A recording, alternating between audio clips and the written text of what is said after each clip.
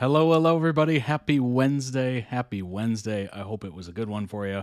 Hope you enjoyed the weekend as well. You might have saw the Saturday post. That was an old one that got blocked by GMMTV. So I re-uploaded it, then it got blocked again, and I removed the stuff that got blocked. So I hope you enjoyed it over the weekend as I wasn't streaming. It's been a week. It's been a week since I've streamed. Feels like a month, weirdly. It's so strange. If you don't do it regularly, it kind of feels awkward, which is very odd because I've been doing it for almost a year. Almost a year at this point. Anyway, if you're new here, my name is Todd. This is a reaction stream. All these videos you're about to see were requested by members of toddreacts.com. You can certainly request some as well. Join up today. For the season tier, you get 2 video requests per month. The series tier, you get 3 video requests per month. So go ahead and check that out. And of course, while you're there, hit up the summer collection, available for a limited time only, obviously for the summer, right? 15% off for members, ships worldwide. Lots of great items here. They're all lightweight, so you stay cool. Stay cool during the summer. Lots of amazing colors as well. Here's the script tee. Super soft fabric. It's the same fabric as this. This is actually the graphic tee, but it's the same company that makes this. It is incredibly soft. Incredibly soft, thin, light for the summer. It's perfect. Lots of great colors there, as you can see. Soft pink. We got a deeper pink. We got a mint. We got a vintage black. We got a purple. All the colors of the rainbow. Well, not all the colors, but a lot of pastels. A lot of pastels. Lots of very inclusive sizing as well. All the way from, let's see, extra small all the way to 4XL on these. So check that out. And of course, with all the items, they're clothing based. There's a size guide included to kind of help you decide which size you should get. You know, it's always different based on who's cutting it, who's making it, that kind of thing. I'm sure you've been in that situation with shoes and that kind of stuff. What's going on, Luke? Welcome in, welcome in. We got inches, we got centimeters, whatever your heart desires. So go ahead and check those out. And of course, the accessories, those are brand new as well. We always add to those. They don't get removed, really.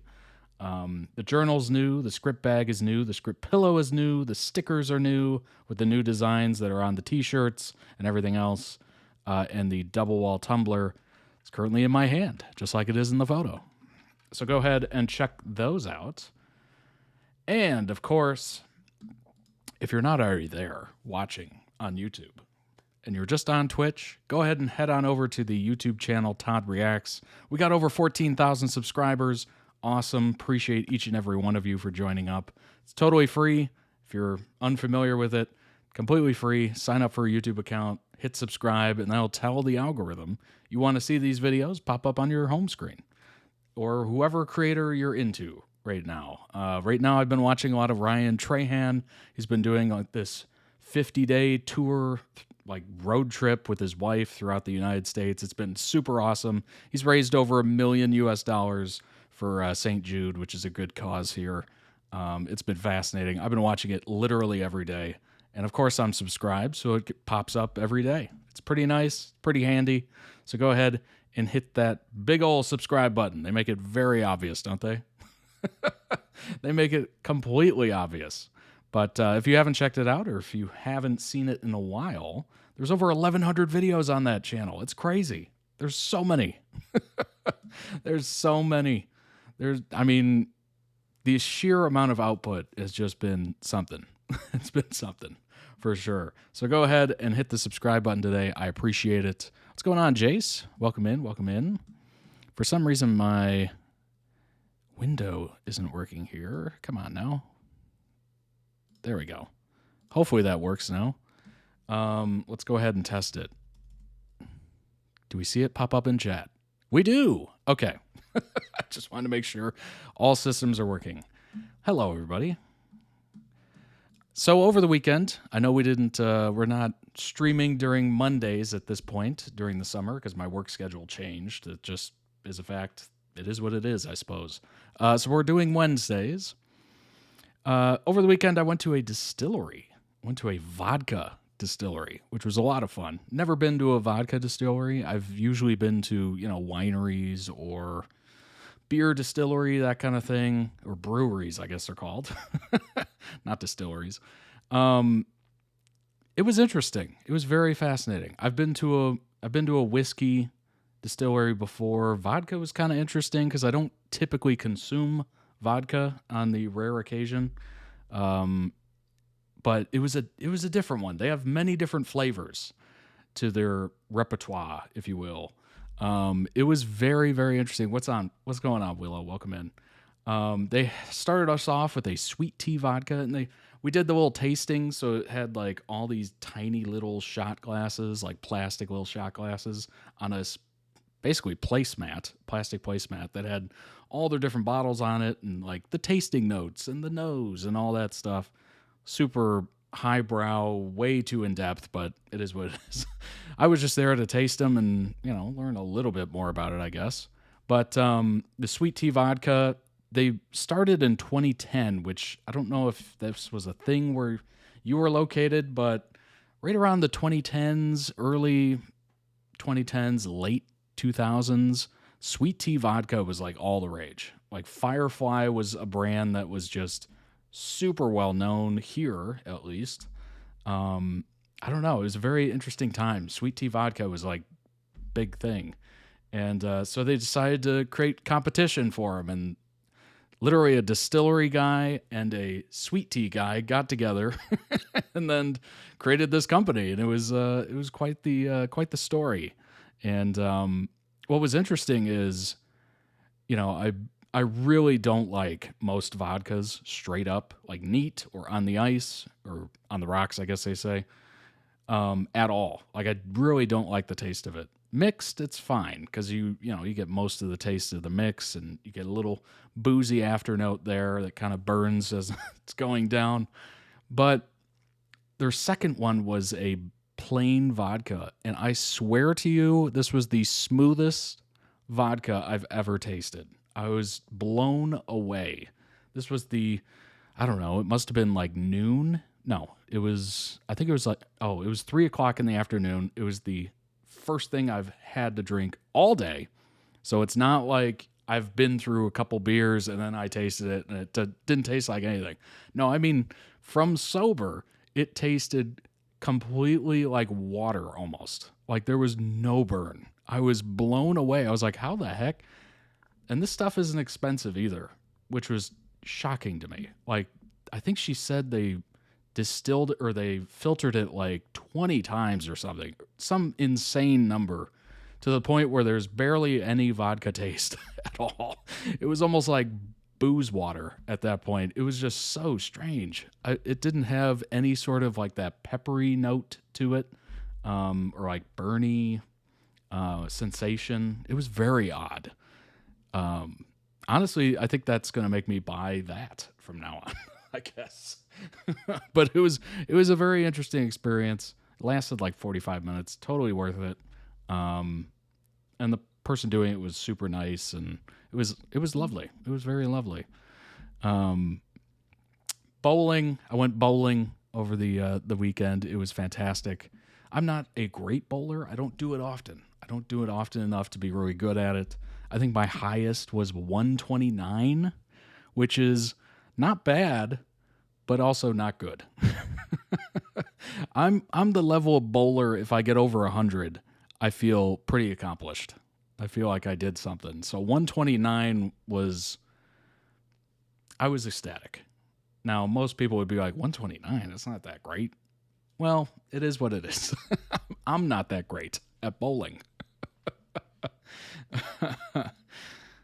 I've had one but only okay.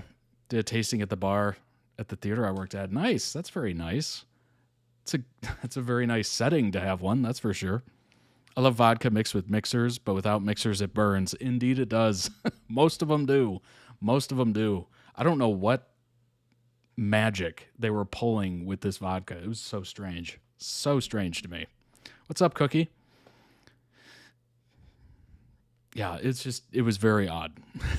It was a good experience, though. It was a good experience. They had like ruby red grapefruit and, all those different flavored vodkas. I'm sure if you partake in that, you've definitely had a few different varieties like cupcake and whipped cream and pineapple and watermelon and all the different flavors of vodka. Basically all trying to mask the original flavor, if you according to me. But I know people actually do like vodka, like straight up. And to those people I say, that's amazing. I could not do it. I cannot do what you do. I could not do it. I think my grandma actually preferred vodka on the rocks, like on ice. And I was just like, what? No. No. I don't even care if it's like, Grey Goose, Belvedere, whatever the higher echelon of vodka is. Just no. No to that. Sister got me this vodka set for my birthday. There's some wild flavors. Yeah, I bet there was. There, for some reason, vodka is just, it's very easy to mix. It's extremely easy to mix. And that's probably why it has that many flavors. Like, I know there's some flavored whiskeys out there, but it's not a ton of them. Obviously, peanut butter whiskey is like this thing. It had its moment. I don't know if it's still having its moment, but it definitely had a moment. But there's not that many flavored whiskeys out there. I mean, obviously, the Fireball with the cinnamon, it's like drinking a Red Hot, if you've ever had that candy. There's a few varieties of it, but it's not a ton. Tequila, flavored tequila. I don't know if I've had too many flavored tequilas. I think it's just tequila and then different ages of it. Peanut butter whiskey just sounds so American to me. It does. It does. Oh gosh, when that came out, I was immediately just, wow.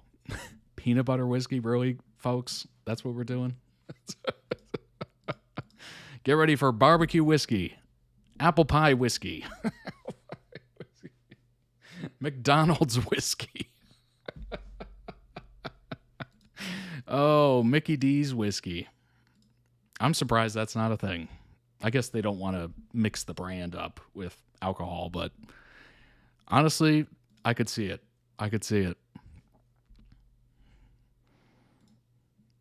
Oh, something I did want to point out. Actually, now that I think about it, I completely forgot about it. Oops.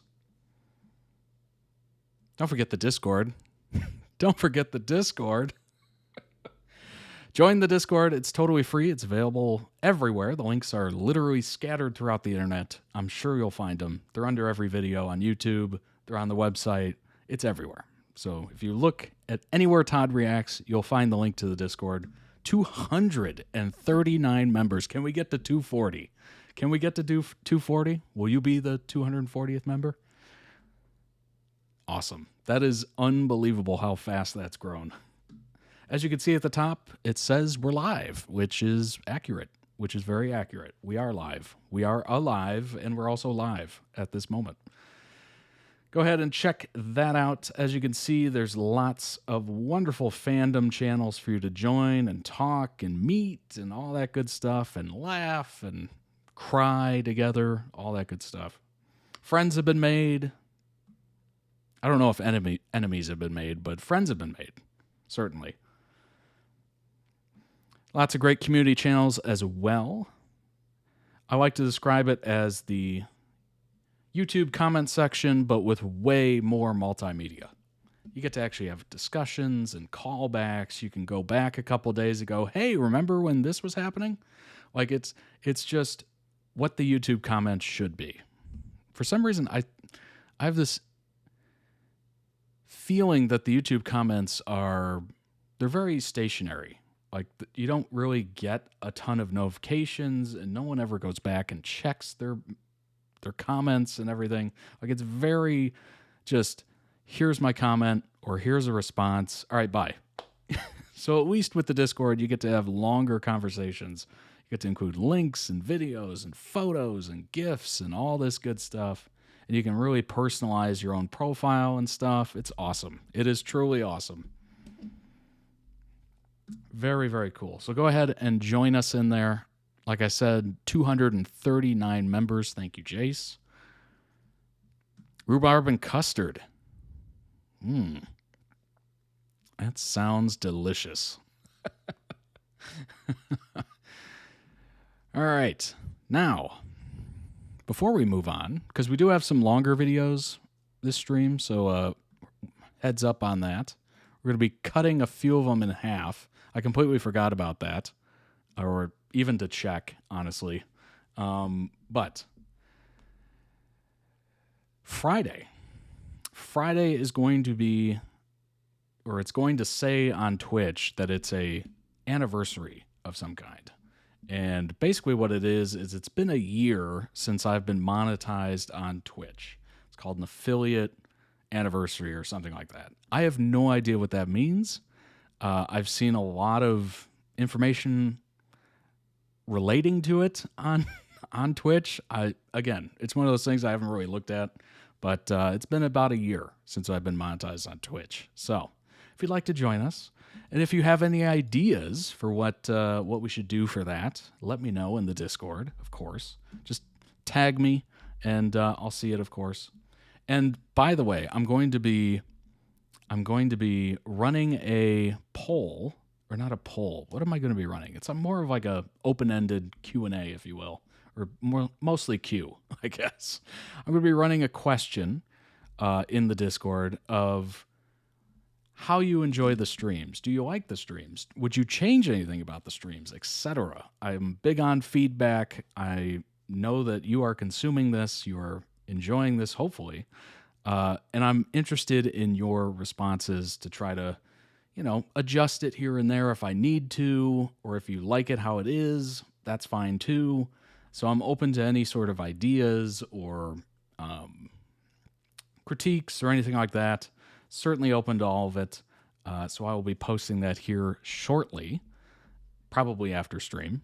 So go ahead and join the Discord so you can give your 2 cents. And maybe I'll post it on a community note page as well on YouTube, just because there's probably more people there than are in the Discord. Actually, there is. So, reason to party is always good. Indeed. I'll be sure to get the confetti going that we saw earlier. But hey, let's go ahead and jump into this, shall we? We have 5 amazing member requested videos. Again, these are all member requested videos. Shout out to those of you in the comments. We're going to start off with a Flash video, and then we have a Critical Role EXU video, and then we have a Baldur's Gate 3 cast playing D&D video. So that should be interesting. So we do have 2 D&D basically game videos at this point. And then we have a Thunderbolts TikTok compilation, and then we're going to round out stream with a JoongDunk compilation as well. So that is the chain of events, and we're going to go there right now. So let's go off the first one.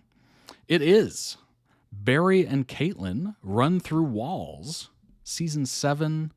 I think it's through Season 7. No. I think it's Season 7, Episode 1. I think that's what they're trying to get across. Cast playing as their video game characters. That's awesome. That is very cool. That should be interesting, actually. Kind of very reminiscent of, obviously, Critical Role and Vox Machina kind of crossover. So it's interesting that I happen to randomly choose a Critical Role and a Baldur's Gate 3 cast playing as their own characters for the same stream. Like, these are all picked at random. I create a list from all the requests, and then I just randomly choose. So it's kind of wild that worked out like that. Let's go ahead and jump in this Run Through Walls, Barry and Caitlin. It's the little things. The way you linger on her when she isn't looking. The smile you fake to play the These part. two get shipped a lot. Not many people liked Iris, huh? Sit in the kitchen talking for hours. You always show up after I need to apologize. What's up, DHD?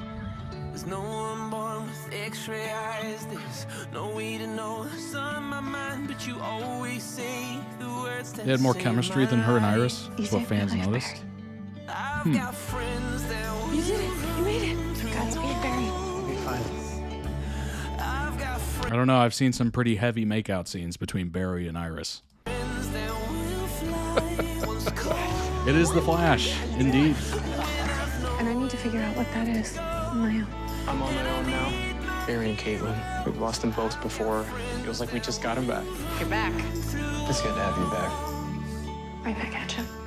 But now that it's gone, But when she was gone, feels like it felt like a piece of me was missing. part of me is gone too. This is my fight. This is my fight. and that day my mother died. When I was 11, my mother was murdered. When you wiped my eyes, it was in that moment when I What realized if I went with you? that I've got friends that will run through walls. I've made some new friends. I've got friends that will fly. Once cold, They're helping me find my way. I didn't freeze you too much, did I? I'm good. I need my heroes. I've got friends So that are you. run through Caitlin. But this is Barry we're talking You're about. always happy for my happiness and sad for my sadness. Because I want you to be happy. Mad for my madness. What? We're young, healthy Don't like Oliver and riders. Felicity. If I fall from the sky, you'll catch me. 'Cause friends don't let you do stupid things. Oh, friends don't let you do stupid things. Oh, friends won't let you do stupid things. Alone, You're not alone anymore. You're never alone, Barry. I've got friends that will Run, Barry. Speed and cold don't mix. Speed and cold are opposites. Ow. Dr. Caitlin Snow. Very honest. Barry's personal physician. Kinky.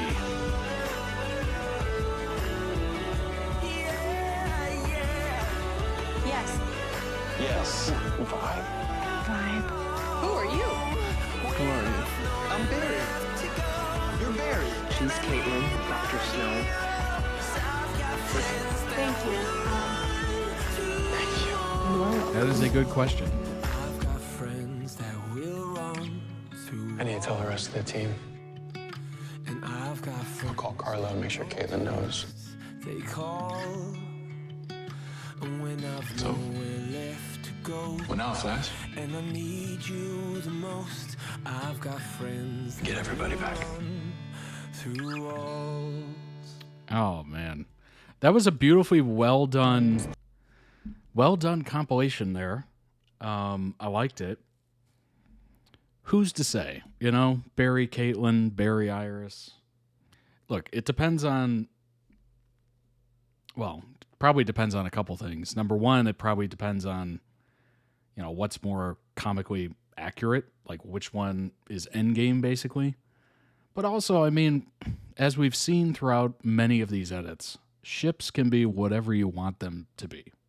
You know, I've seen just about every kind of ship with a bunch of these shows. It is who you want it to be. If you're really into Barry and Caitlin, even though they're potentially not endgame, or I guess not endgame, that's fine. That's totally fine. You can play this up, you know, love it, live in that world. That's the beauty of it. You know, it doesn't have to be based in reality or canon, I guess is the word. This is more fanon. I don't know if I'm using those words right. I think I am.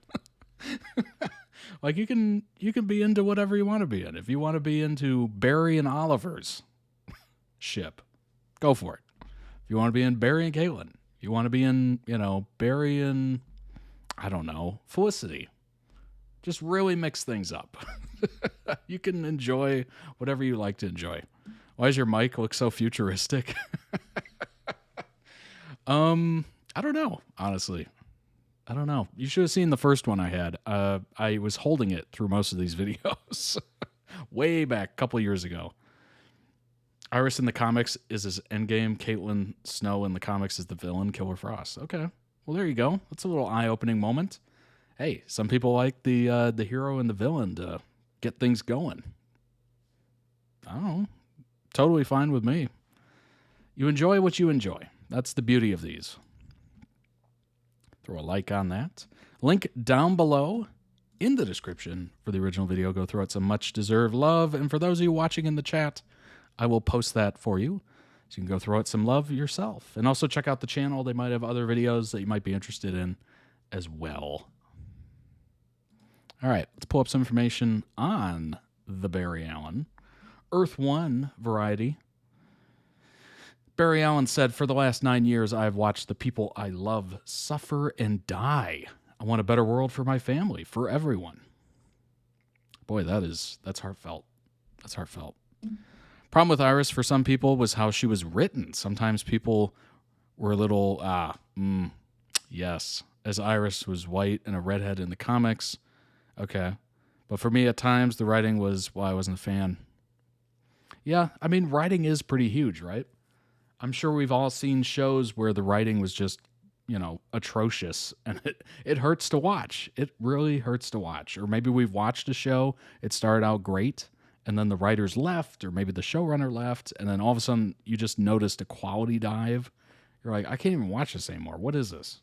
Like, that is so disheartening, and it happens so often. Like, people have that initial success, and then they get a little name for themselves, and then they just launch into a different project and abandon what got them there. Dance with the one who brought you, as they say. Also, in the pilot, Iris and Barry were established to have a brother and sister-like relationship. Barry's parents died. Iris's father took Barry in to live with them. Oh, interesting. Yeah, that's a little ew. That's a little ewy. Like the Five Nights at Freddy movie. Oh my gosh. All right. Barry Bartholomew Henry Allen. Okay. The official name. The government name, as they say. Scientist in the Criminal and Forensic Science Division of Central City Police Department, son of the late Henry and Nora. Barry's mother was murdered when he was 11. The blame was wrongfully placed on his father, taken in by Joe West, a.k.a. Iris' father, and ended up staying with him and his daughter, Iris. So that, yeah, I mean,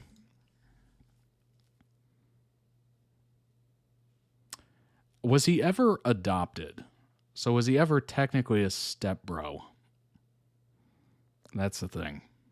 That kind of reminds me of the Fosters that I reacted to with the two kids. They were technically step siblings, and they were, being kids.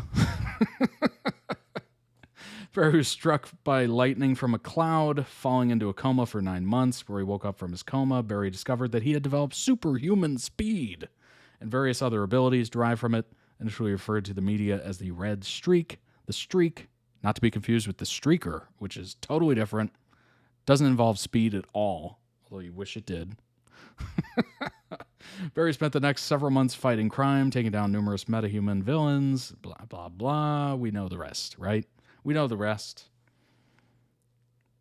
The Fosters, the storyline I hated. My fave scene was when Barry lost his memories and was like, my name is not Barry. Oh my gosh. Read his ID and was like, who names their child Bartholomew? I gotta say, it's got a ring to it. Bartholomew. It feels regal in a way.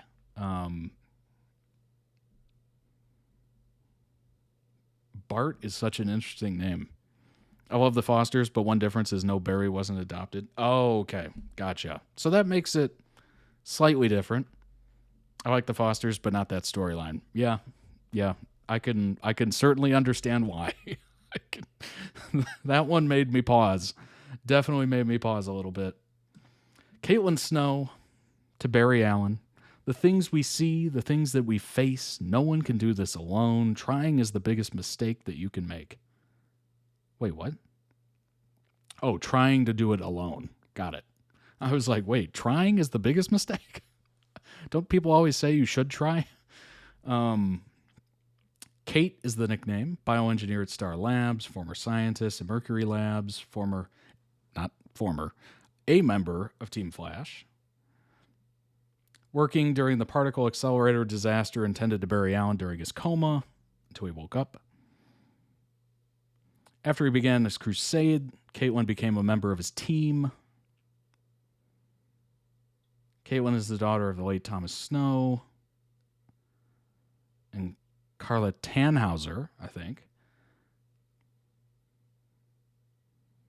Caitlin's not a scientist in the Flashpoint timeline, but a doctor who is unwillingly brought into Ramon Industries by Barry to help him restore the timeline.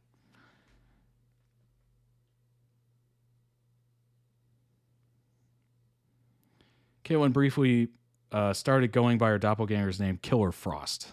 That is what we were talking about there. Got an alter ego, Hell Frost.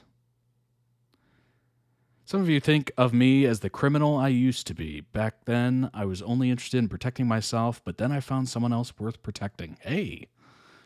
And protecting that person led me to protecting a whole city. And slowly I changed. I learned how. I learned how to be selfless instead of selfish. I learned that I'm my best self when I'm protecting other people. Beautiful. Beautiful. He just saw Joe as a father figure since his father was arrested for his mother's murder. Right. Barry never saw Iris as a sister, just as a best friend who he had a crush on. Okay. It was mainly Iris at the start who mentioned the brother and sister thing. Ah, gotcha. That was, let's be honest, that was probably her going, back off. Back up. Back up, buddy. You're like a brother to me. It's a good way. Honestly, it's a good way to get people away from you. Eventually, Frost became Hellfrost, confronted Deathstorm with her newly upgraded powers. Interesting. Frost absorbed Deathstorm into herself, killing her in the process. Dang. That's brutal. Snowberry, which is such a beautiful name for like an ice cream flavor or gelato even, like some sort of dessert. Snowberry is a very whimsical sounding dessert name. Broke Barry's back, so let's just say he had a questionable taste in men. Interesting. What's crazy is that Caitlin had a fling with someone who was the big bad of the season. Interesting. Okay. It's a little risque. It's a little tea, a little drama. Barry to Caitlin. You know what? I think everybody's been right about you and me. Both of us have been hung up on people for way too long. Ah, he was probably referring to Iris at that point.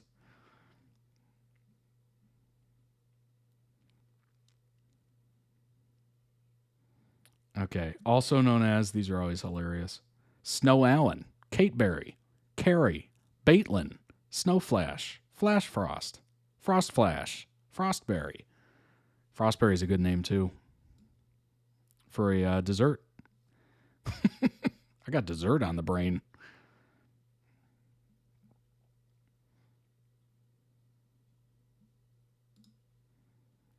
Fans sometimes refer to Harry Wells, the Earth 2 Harrison Wells, as a so-titled Captain of Snowberry, as he allegedly is always cheering on the couple through his actions. Since around mid-season 2, the show started drastically reducing the screen time and interactions between Barry and Caitlin. The fandom for this ship is generally wishing for more scenes, like the ones they had in season 1. The fandom of the ship mainly consists of those who abandoned shipping early on, due to the aforementioned decrease in screen time between the characters after season 2. Well, I'm assuming you had to see that coming, right? Like in the comics, it's obviously going to be Iris, so you had to see it shifting over eventually. Or maybe, they could be normies. They, like me, they don't know the comics, so they just assume this thing would blossom into something, but that's unfortunate. Could you imagine getting this attached and then all of a sudden you just see the screenwriters writing them off and you're just like, what? Oh no. What are you doing? Bring them back here. 2 scoops of Frostberry with sprinkles, please. Yes. Oh, Snowberry sounds so good. I don't even know what berries that would include. Maybe it's like a mixture of berries or something, but it sounds great. Frostberry, snowberry, something like that. I'm surprised that's not a thing. There are also shippers who jump ship in favor of Barry's canon pairing, of course, or drop the show altogether. Ooh. Ooh, could you? Wow. Wow, that's intense. To drop the show altogether because they just said no to the pairing you want. I get it. You know, I can get pretty intense with certain things, but wow.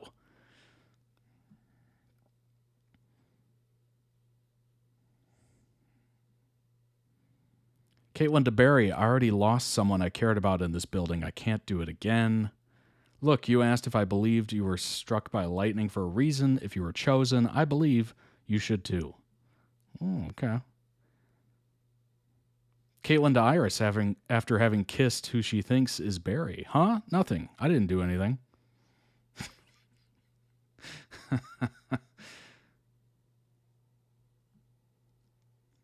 Interesting. Very interesting. What do you think about Caitlin Snow and Barry Allen?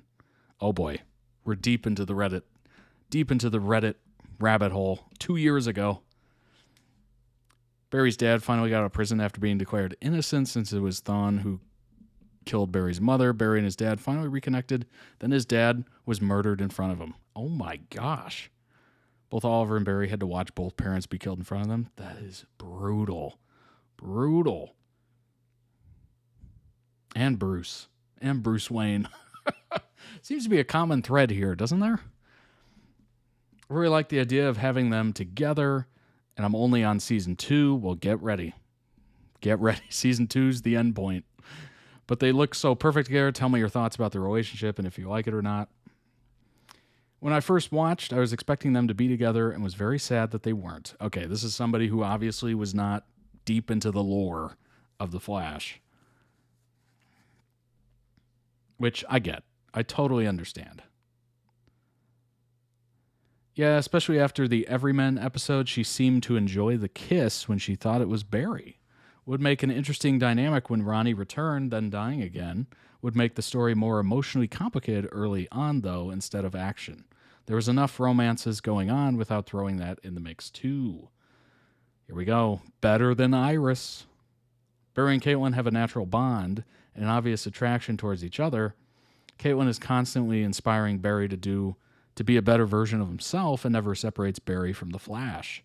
She's always there for him, and Barry actually smiles when she's around. He feels comfortable around her. Iris, on the other hand, here we go, is constantly manipulating Barry and Nora, to be honest. She doesn't love him and is only pressured into the relationship because of Earth 2 and the future where they're both married. She's constantly separating the two most important parts of his life and doesn't see Barry as the Flash. Case in point, quote, we are the Flash. The only reason Barry is with her is because he's blinded by the childhood crush he had on her, which Iris uses to her advantage to always push him and make everything in his life about her.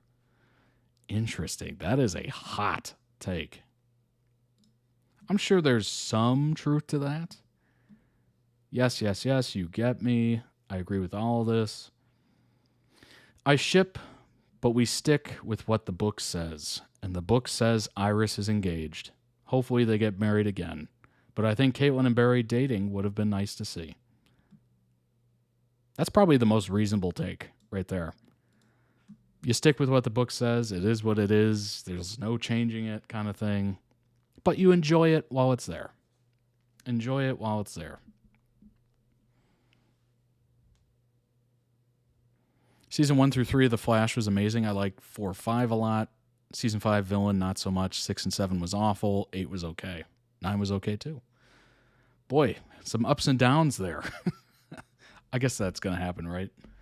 They were planned to date in Season 1, I believe, but Grant Gustin, Barry's actor, wanted them to move to the Barry and Iris storyline quicker instead of dragging it out. I think it was a good decision in the end. Yeah, I suppose. I mean, maybe he was worried about the show getting canceled or anything like that, and not getting to it fast enough. Or maybe he really enjoyed, like, what the potential of it might be. Who knows? Why exactly do you think they look perfect together? Did you not watch the show?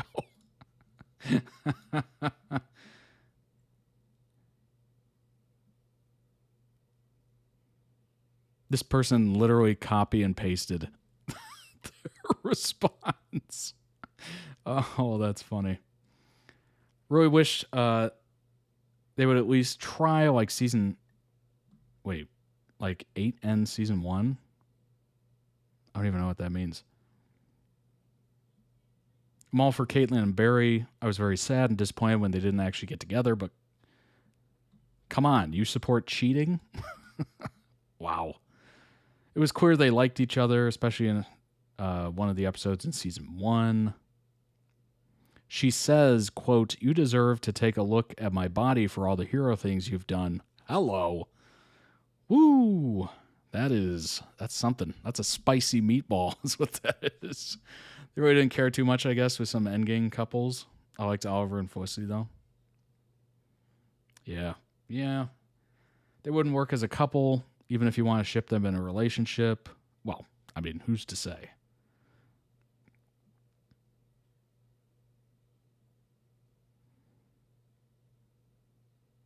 I need Caitlin Allen or else I would die. Okay, let's take it back a little bit. Bring it on back. Slow it down. There's no coincidence when she said you deserve a peak for all the good things you do. Not directly, but a hint. Yeah, I'd say that's fairly direct. When you say together, you're still friends. I want to see...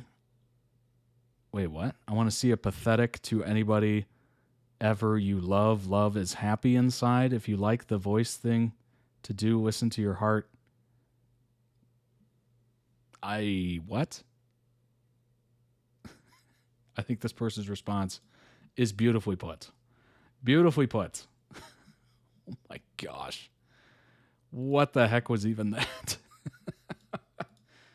Oh my gosh. All right. I thought that was a beautiful edit. If you want to ship them and continue to ship them, certainly do so. Unfortunately, there's not a lot of content involved around them, especially since it only lasted, 2 seasons? Show's ended and the ship didn't happen. Can we get a wellness check? Yeah, exactly. It's true. That's true. I don't want to throw too much shade on it because, you know what? I live in some older shows. I really do. I really do. I really liked Mad Men. I thought it was such a weird, almost like reality show in a weird way. Like it was so interesting and the storylines were slow, but they were important to the story and the arc and Don and everything like that, where I go back to it every once in a while in my mind and I'm just like, oh, that was so good. I remember watching those as they came out and you just get lost in it. If you want to get lost in, Barry and Caitlin forever, I'd say live in that world, enjoy it. People just only love the first 2. Some love the first 3, maybe 4. Show was 9 seasons long. Yeah, that is quite a distance. Quite a distance. Downhill started from season 5. Well, that is not good. That is not very good. But it happens, It happens sometimes. Sometimes the shows outlast their welcome. And obviously you have people that enjoyed all 9 seasons. Good for you. Hope you did. If you didn't, probably a part of all of us. We've all gone through that where we've really enjoyed the show for the first couple seasons, or maybe just the first season. And it was amazing. It was all you thought about and all you talked about and all you wanted to post about.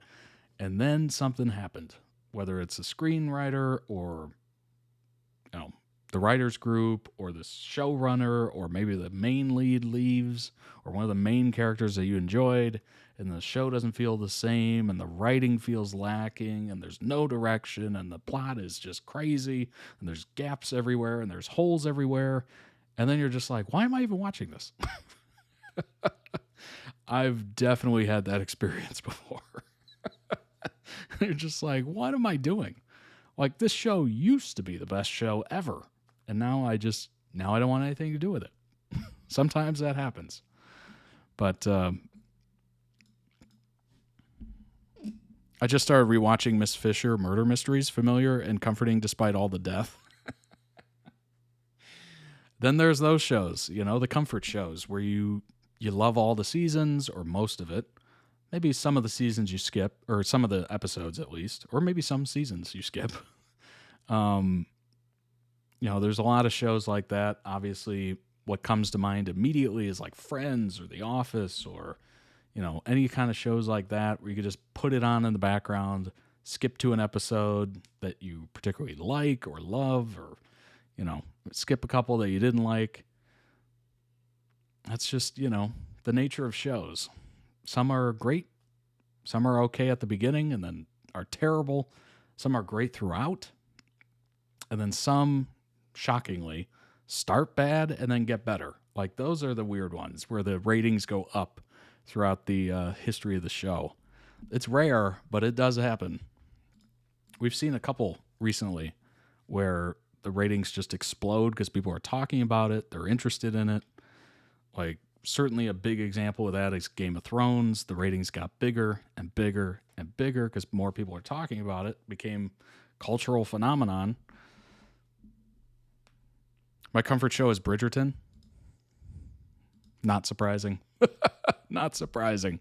Not surprising. That, honestly, those kind of like period piece shows where it's like slower paced and it's got beautiful background music and, you know, string orchestra kind of stuff, and the stories are a little slower and it's more based on politics and personal interactions and stuff like that. Like those shows are just throw that on, take a nap, wake up, continue watching. Like it's so easy to watch.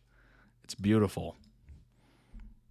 Like Tudors is that kind of show, and like any sort of like Pride and Prejudice, like the movie is that kind of way where it's like old timey and, you know, it's very slow and quiet and nobody's yelling and it's beautiful. It's beautiful. Lots of drama, but you get lost in the beauty of the world, colors and music. Yeah, absolutely. Absolutely. There's a reason why I really like period pieces, and it's mostly for those reasons. It's just aesthetically pleasing to look at, to hear, to, you know, imagine yourself in that situation. Although, let's be honest, I'd be shoveling some fecal matter probably out in the barn while all the people are enjoying their masquerade ball. Everyone likes to imagine themselves as, you know, oh, I'm part of high society, you know, and then the reality is most of us would be shoveling crap. Anyway, let's go ahead and move on to the next one. It is EXU Calamity Clips That Butter My Toast. Hello. Part 3. Critical Role Highlights. I don't even know where to start with that title. Butter My Toast. Good news is that season 4 is all about that masquerade ball. Well, good to know. Good to know. I wonder if they're actually going to show somebody out in the barn. That would be very funny. That would be absolutely hilarious. Anyway, let's go ahead and jump into this. This is a bit of a longer video, by the way, as you could probably see from the time in the bottom left corner of it. So I think we're going to split it up. We're going to do probably about 15 minutes or so, do a little information, and then continue on. You'll be doing 3, 2, and then 1 because you do numbers in your own way.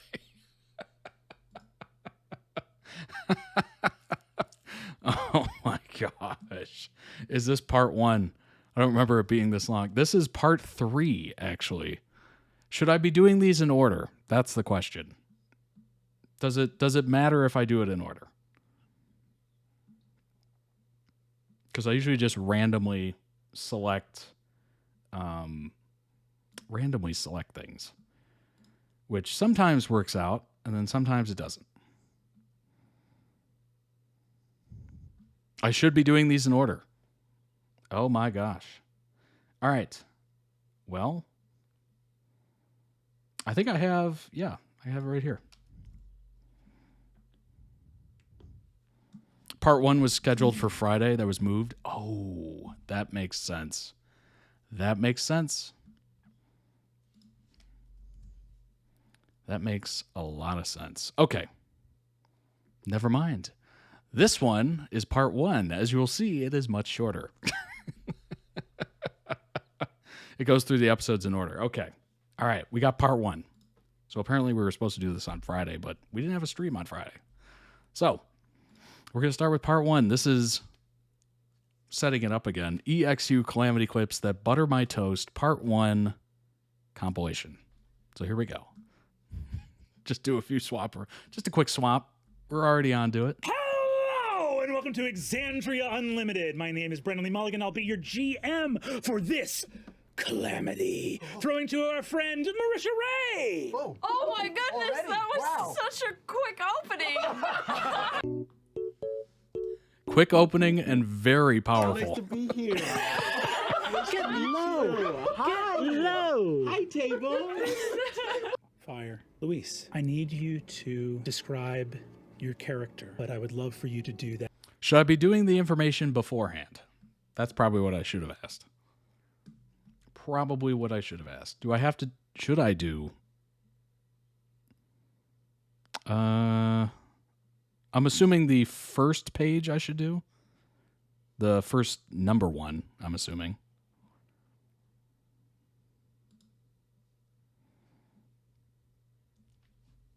The info I sent, probably yes. Okay. All right. We're getting it down. I swear. We're getting it down. All right. Here we go. Boom. We'll come back to it.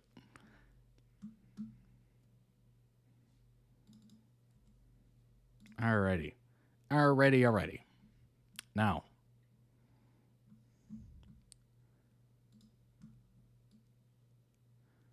Okay. I think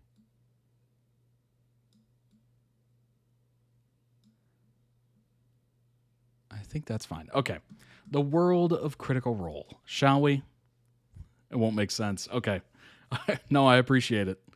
Alrighty. Let's zoom in here so we can actually see it. This will be the history of Exandira, I think. Condensed, so you understand the videos I send. Number 1, the founding. How the gods came to Exandria. Oh, it's Exandria. My bad. Entities of boundless possibility who had dwelt in Tengar fled from an annihilating force, presumably Predathos, and began to take infinite form. Began to take finite form as gods. They crashed upon the chaotic world where they were immediately confronted by monstrous creatures who already resided there. Primordials. They created the elves, then the dwarves, then the humans, then other races. The gods lent power to the mortals to tame the world, the first divine magics. I made a typo. No worries. Trust me, even without the typo, I would still misread. Okay? I guarantee it. The Schism, number 2, separation of the gods. Despite their brief collaboration with the gods, the Primordials continued devastating the divine creation, and 2 factions arose between the deities in an event known as the Schism. The prime deities wished to stay and conquer the Primordials, leaving the land safe for their children.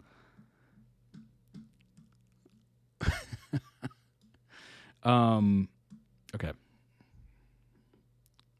There we go. I forgot to change it over. Leaving the land safe for their children, the betrayer gods, frustrated by their losses, gave up, and some gave in to madness, while others began twisting their creations and joining forces with the primordials. The prime deities, with the help of their mortal champions, ultimately destroyed the primordials and banished the betrayer gods from the material plane. Number 3, Age of Arcanum. The Age of Arcanum was the second epoch of Exandria. It began over 1,500 years prior to the events of Critical Role. During this time, mortals tested the limits of arcane power, challenged the gods who had created them, and brought about the escape of once defeated betrayer gods. This era has also been called the Age of Wanton Necromancy, as there was no laws against it at the time. Number 4, the Calamity. The Calamity was a war fought by the prime deities against the betrayer gods at the end of the Age of Arcanum.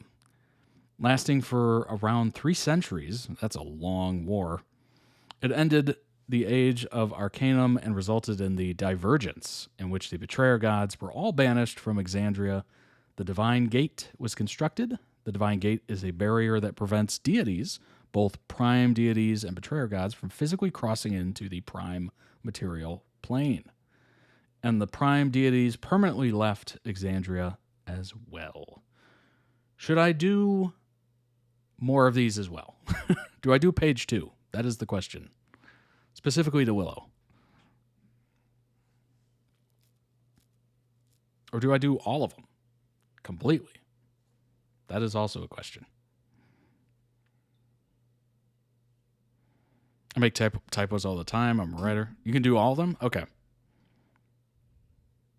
All right. Page 2, number 2. Exandria Unlimited. Calamity is set in the Age of Arcanum and follows 6 dignitaries known as the Ring of Brass. As they uncover hidden corruption beneath the city they've sworn to protect and attempt to prevent the calamity. It is set in the floating city of Avalur. It has 4 episodes. Interesting. That's not very long for Critical Role. 4 episodes. So it must have been one of their shorter side stories. So that's a graphic representation of Avalur. We'll zoom in there. Beautiful. I like that the bottom here has pillars. I'm sure that's something interesting. Very cool.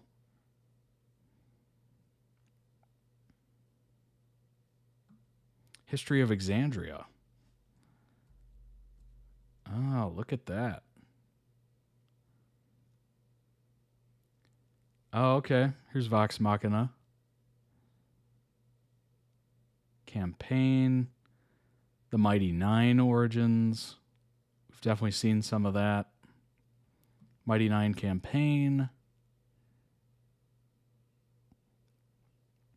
Okay. Exandria Unlimited. Interesting. Very, very cool. I like the fact that it's like very visual. You know, a lot of people don't handle written word well, so to see like a visual timeline of it is very nice. We're at the very beginning for this. Nice. Very, very cool. Cast and characters, of course. Brennan Lee Mulligan as the DM. Each episode's like 4 hours, but yeah, it's a miniseries. Nice. Very nice. I like that they do these because, you know, obviously if it's the main campaign, it lasts quite a few episodes. So it's nice that they do these little quick hitters. Just if you don't have a lot of time, or maybe you just want to dive into something really quick. Abria as Architect Arcane. Race Human, Class Wizard. Cool, cool. We got Luis, Human Paladin. First Knight of Avalur. Xerxes. Laren. Obviously Brennan. Marisha Ray as Patia, maybe? The Keeper of Scrolls, Elf, Wizard. And of course we got Sam Laquitus, News Reporter, Bard. Changeling, Bard, of course. Oh, and Warlock. And then we have Travis, of course. Saret, Guardian of the 7th. Esphira, humanoid bird folk. Interesting race. And then a rogue class. I like that it's still expanding the world. True. Very true. You'll see Abria as DM in some clips of the BG3 vid. Cool. Nice. Good crossover there. There's a few more one-shot games the clips came from. Nice. Very cool. I like that. We got Lou as well. I like the crossovers here. It's very cool. Human sorcerer / bard. Guildmaster Nidus. Relationship between the characters. Nidus is best friends with Xerxes. Laquatus and Lorraine, or Laren, used to be married, divorced during this, but get back together at the end. I need to zoom out. What's going on here? Come on. Let's make it easier to read instead of going back and forth. Nidus' family takes care of Xerxes' child, who doesn't live on Avalir. Xerxes' partner, Evandrin, died, disappeared mysteriously. Sarah has 2 children. Patia, maybe, is the granddaughter of Immer Porco, who is responsible for separating Taramunda into the cities of Cathmoira. Oh my God, these names are going to be the death of me. Which remains on land in Avalir, which is a flying city. I like the idea of a flying city. I mean, technically, Earth is a flying Earth, right? Flying planet. I like the idea of a flying city. It's very cool.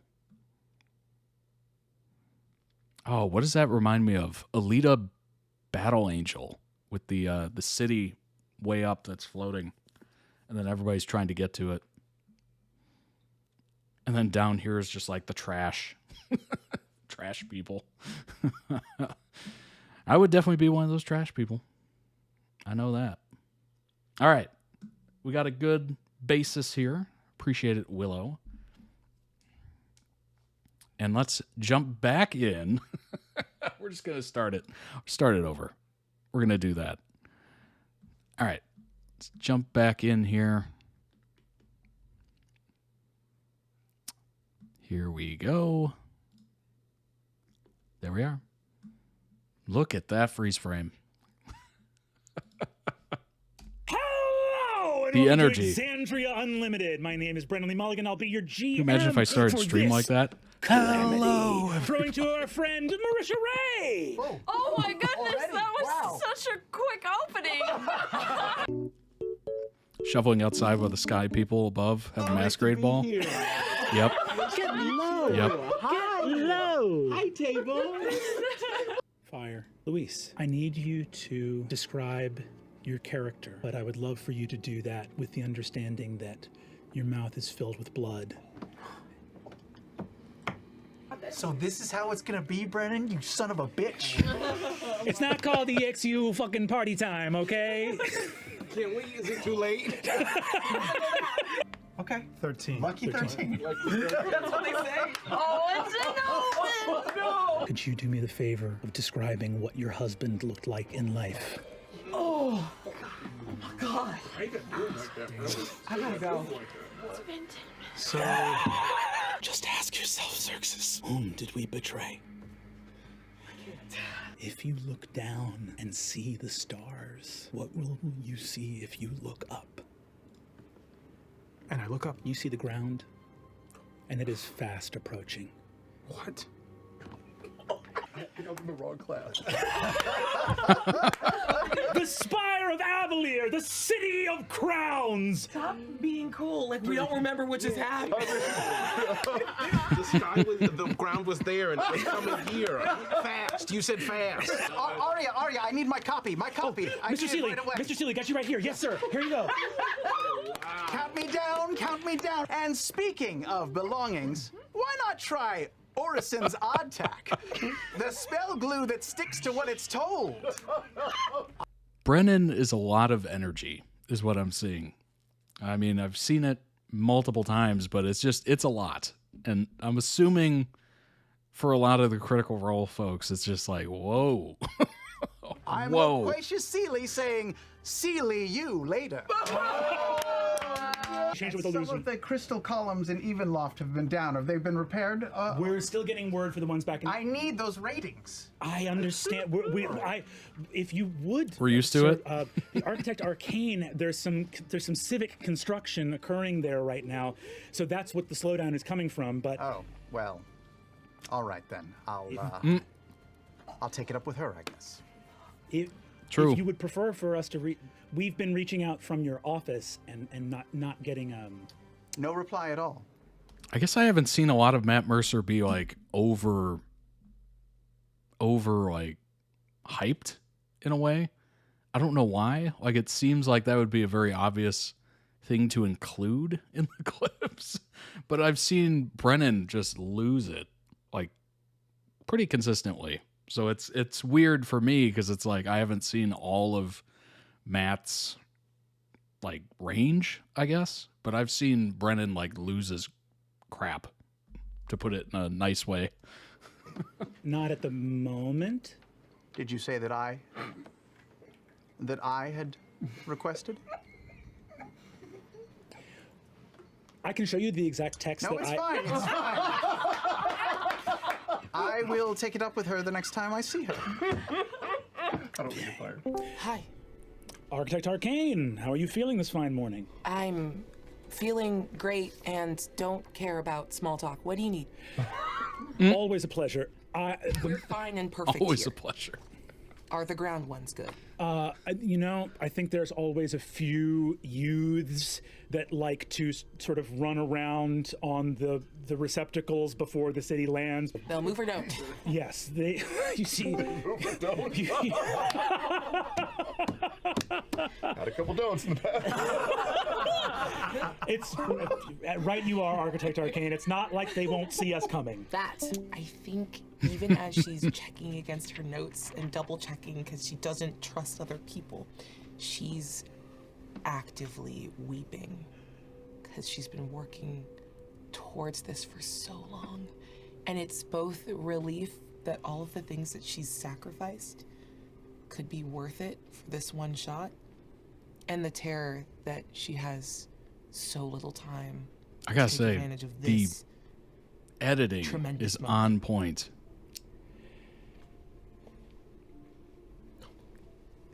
Madam, your ex-husband is at the door.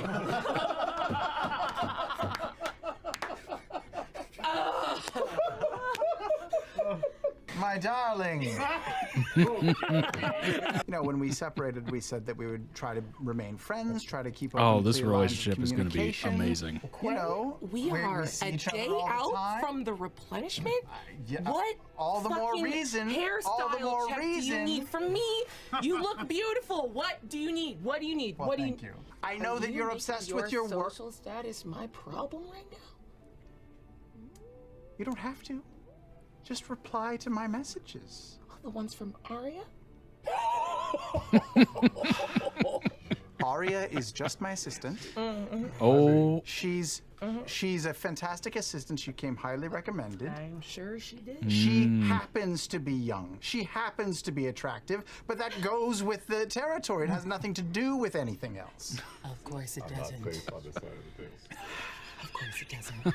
You have my unadulterated attention. Well, right that now. would make the first time that's ever happened.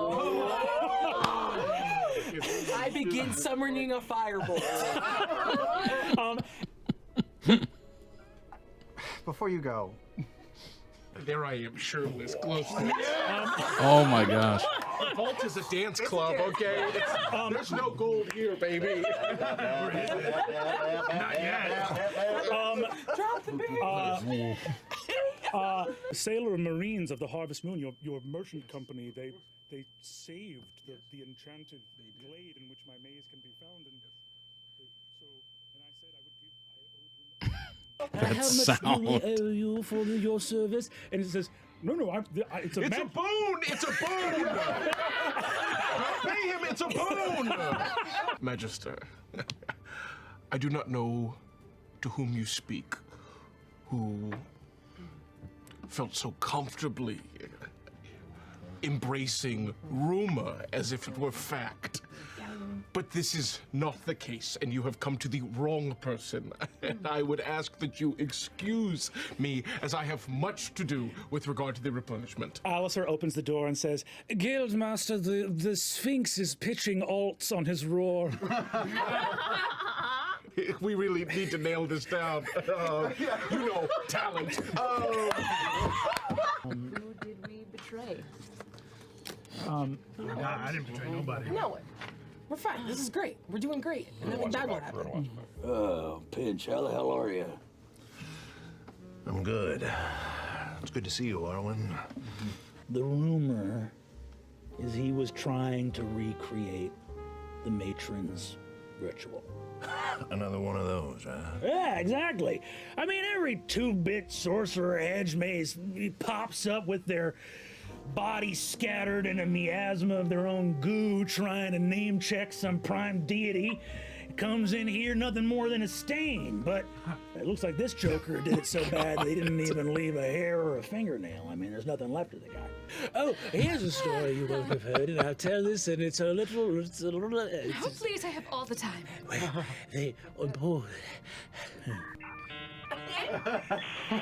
Are you all right? Do you need to sit down? Yeah. Are you all right? My God. Hey. There it is. Oh, well. All I wish to say was, oh, your grandfather Emir the Bull. They made this statue, and the original.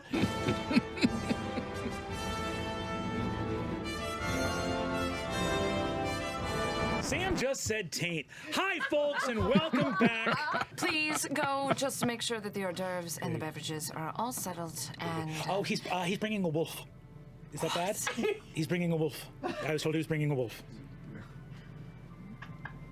There's just gonna be a wolf. Fantastic. You come with the +1.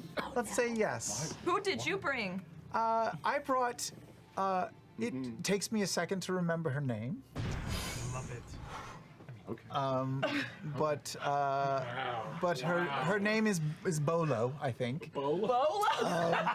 She's nice to meet you, Ambola. No, come on, man. How many Bolo. she has? Start practicing. Maybe take some mental notes and get us some drinks. All right? In AOR, sometimes it is illegal to ask these questions. I think her name is Bolo. I think her name is Bolo. As you enter this place, Architect Arcane of the Court of Workings, Hierophant Abjura of the... I cast haste on myself, so I'm down at the bottom of the stairs as he's... Yeah. You actually guys, you hear that the like pre-recorded announcement is like, Hierophant, and like speeds up. I have to follow up on one other lead real quick. I'll see you at our table. I'm actually chasing down the rando that Loquacious came with. Yes. Okay. You go over. You go over, and you see. Good evening. I know all the faces in this gin joint, but I don't seem to know yours. This bag is giving me a hard time. Can I escort you? I need the drinks. You need the drinks. This bag keep arguing with me. Can you destroy? I go over to Loquacious. Who the fuck did you come with? A blur of gold comes by. Who the fuck did you come with? Oh. And I take back off to go find that. You don't need to, Laren. She's just some arm candy that was offered to me by Arm a friend. candy? She threatened to expire the help. That's gonna be a fun night for me then. Oh. As she's sort of looking at it, I'm just gonna do something that I've done to her hundreds of times, but not in a while, and just sort of. Just gently rub her shoulder and inspire her. When you make contact, I think a little bit of her perfume kicks up, and it smells like Isilrin, violet, and petrichor, which were the flowers at our wedding. Oh, stop it. Stop it. I think you guys watch Nidus hit this thing, and just for the next minute, it's just banging it. Incredulous. Nidus. Nidus! She can't help but smile. Nidus! But she has the last thing that she needs. Announcing the champion of the matron of ravens, Pervan Sul. Shut your fucking mouth, Brennan Lee Mulligan! And you see walking. What? You see? Very important figure. The reaction to the table. He should have like parts the ivy a little bit so we get a good look. Thank you. Listening through detect thoughts. Godrenis. And you see the tray clatters to the ground, and the Had Madad disanimates and is a pile of clothing on the floor, soaking up the champagne. What is happening? Rick on Imagine the I floor. would make eye contact with Yes. Sarah and be like, go. Sir Sul! Pervon! Champion. He turns to look at you when you say champion. Not running. I'm not trying to make it seem like, you know. But I'm stepping towards him with a sense of authority. Yeah, Galdrick, you see the wolf. The wolf steps around and goes, But you arrived at the site where he attempted this rite? Nani? Here you see Pervon looks surprised. You just said something Pervon did not know. Oops. I will cast Gift of Gab.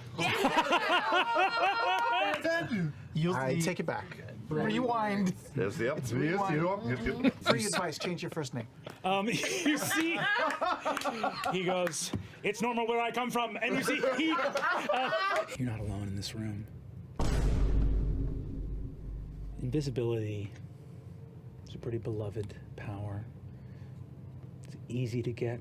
Even very junior mages can master it. You need just enough of your eyes to stay visible, that light can hit them and you can still see. But you've been trained to look for them because they always move in two. As fast as I can, I'll spin and not only draw both of the hawks, but my wings come out. You whip around.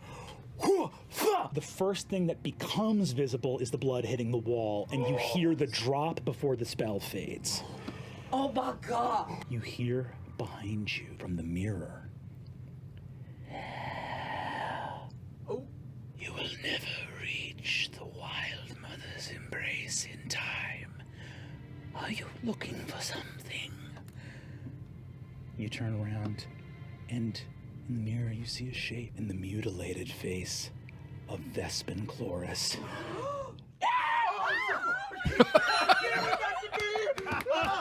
And that's all for this episode.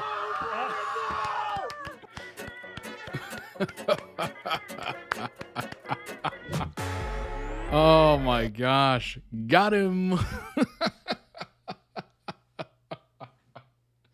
That is brilliantly done. Brilliant. You whisper, you get that breathy tone, and then you scare the crap out of them. Beautiful. Very nicely done.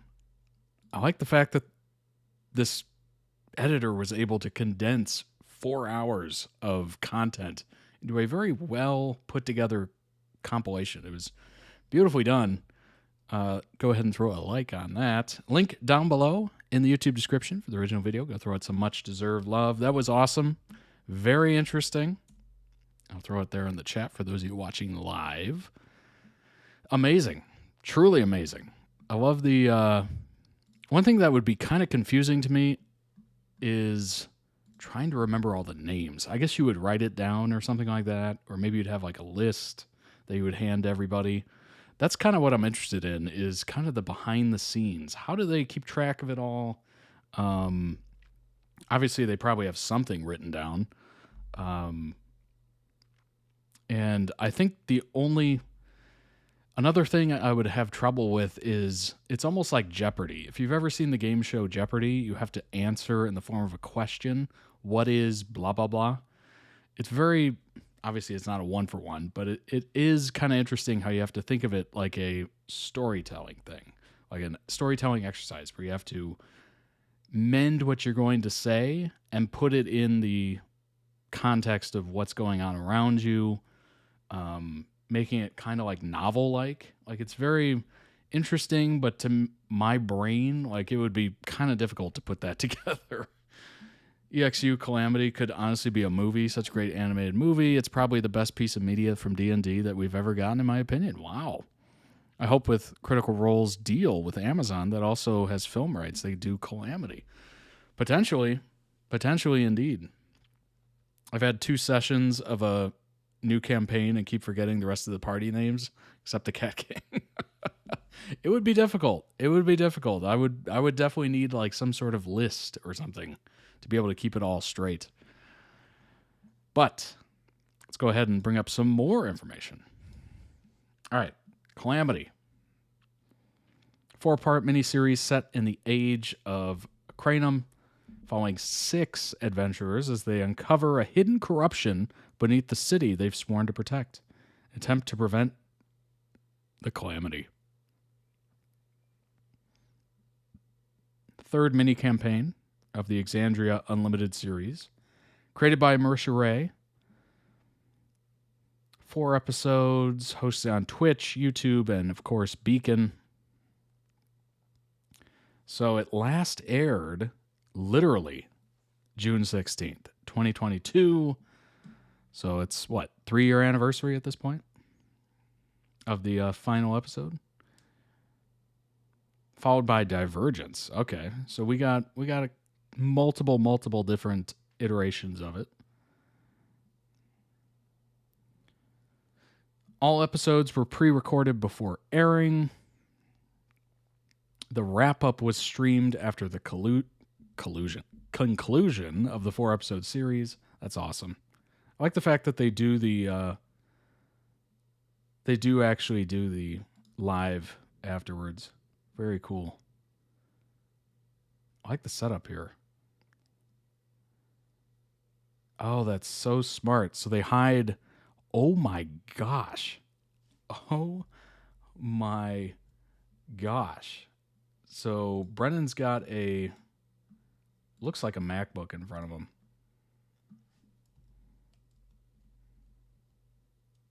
But look at the amount of Stream Decks over here. Oh my gosh. That's crazy. I get it though. You have a lot to go over. Oh my gosh. I know I'm kind of looking at the background here, but it's crazy. It's absolutely crazy. Okay, so they got a lot of pieces of paper and notes and everything in front of them. Obviously, you have the dice here, or the die. That is wild. Wild. Oh my gosh. You see? What is down there? He's got like, I don't even know what these are. It's fascinating. I'm so lost in this photo. It's pretty cool. Good God, that's a lot of Steam Decks. Anyway.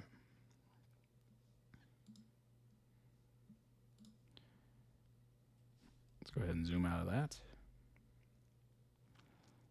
They do an episode after the miniseries to answer questions. Nice. I like that. Brendan Lee Mulligan said he was inspired to set Exandria Unlimited Calamity in the Age of Acranum following a dinner conversation he had with Matt Mercer in 2021. Mulligan stated that Mercer was a generous resource during the conception and prep work for the series, and that Mercer was also excited for Mulligan to flesh out and expand on a period of Exandrian history that Mercer had only imagined in broader terms. On setting the series in the Age of Acranum, Mulligan compared it to the Arthur C. Clarke quote on magic and technology being indistinguishable past a certain point. Mulligan said, "People will see some similarities that exist between our world and the Age of Acranum in terms of an accessibility of magic that is so promulgated that it just seeps into the workings of everyday life in a way that is not present in current-day Exandria.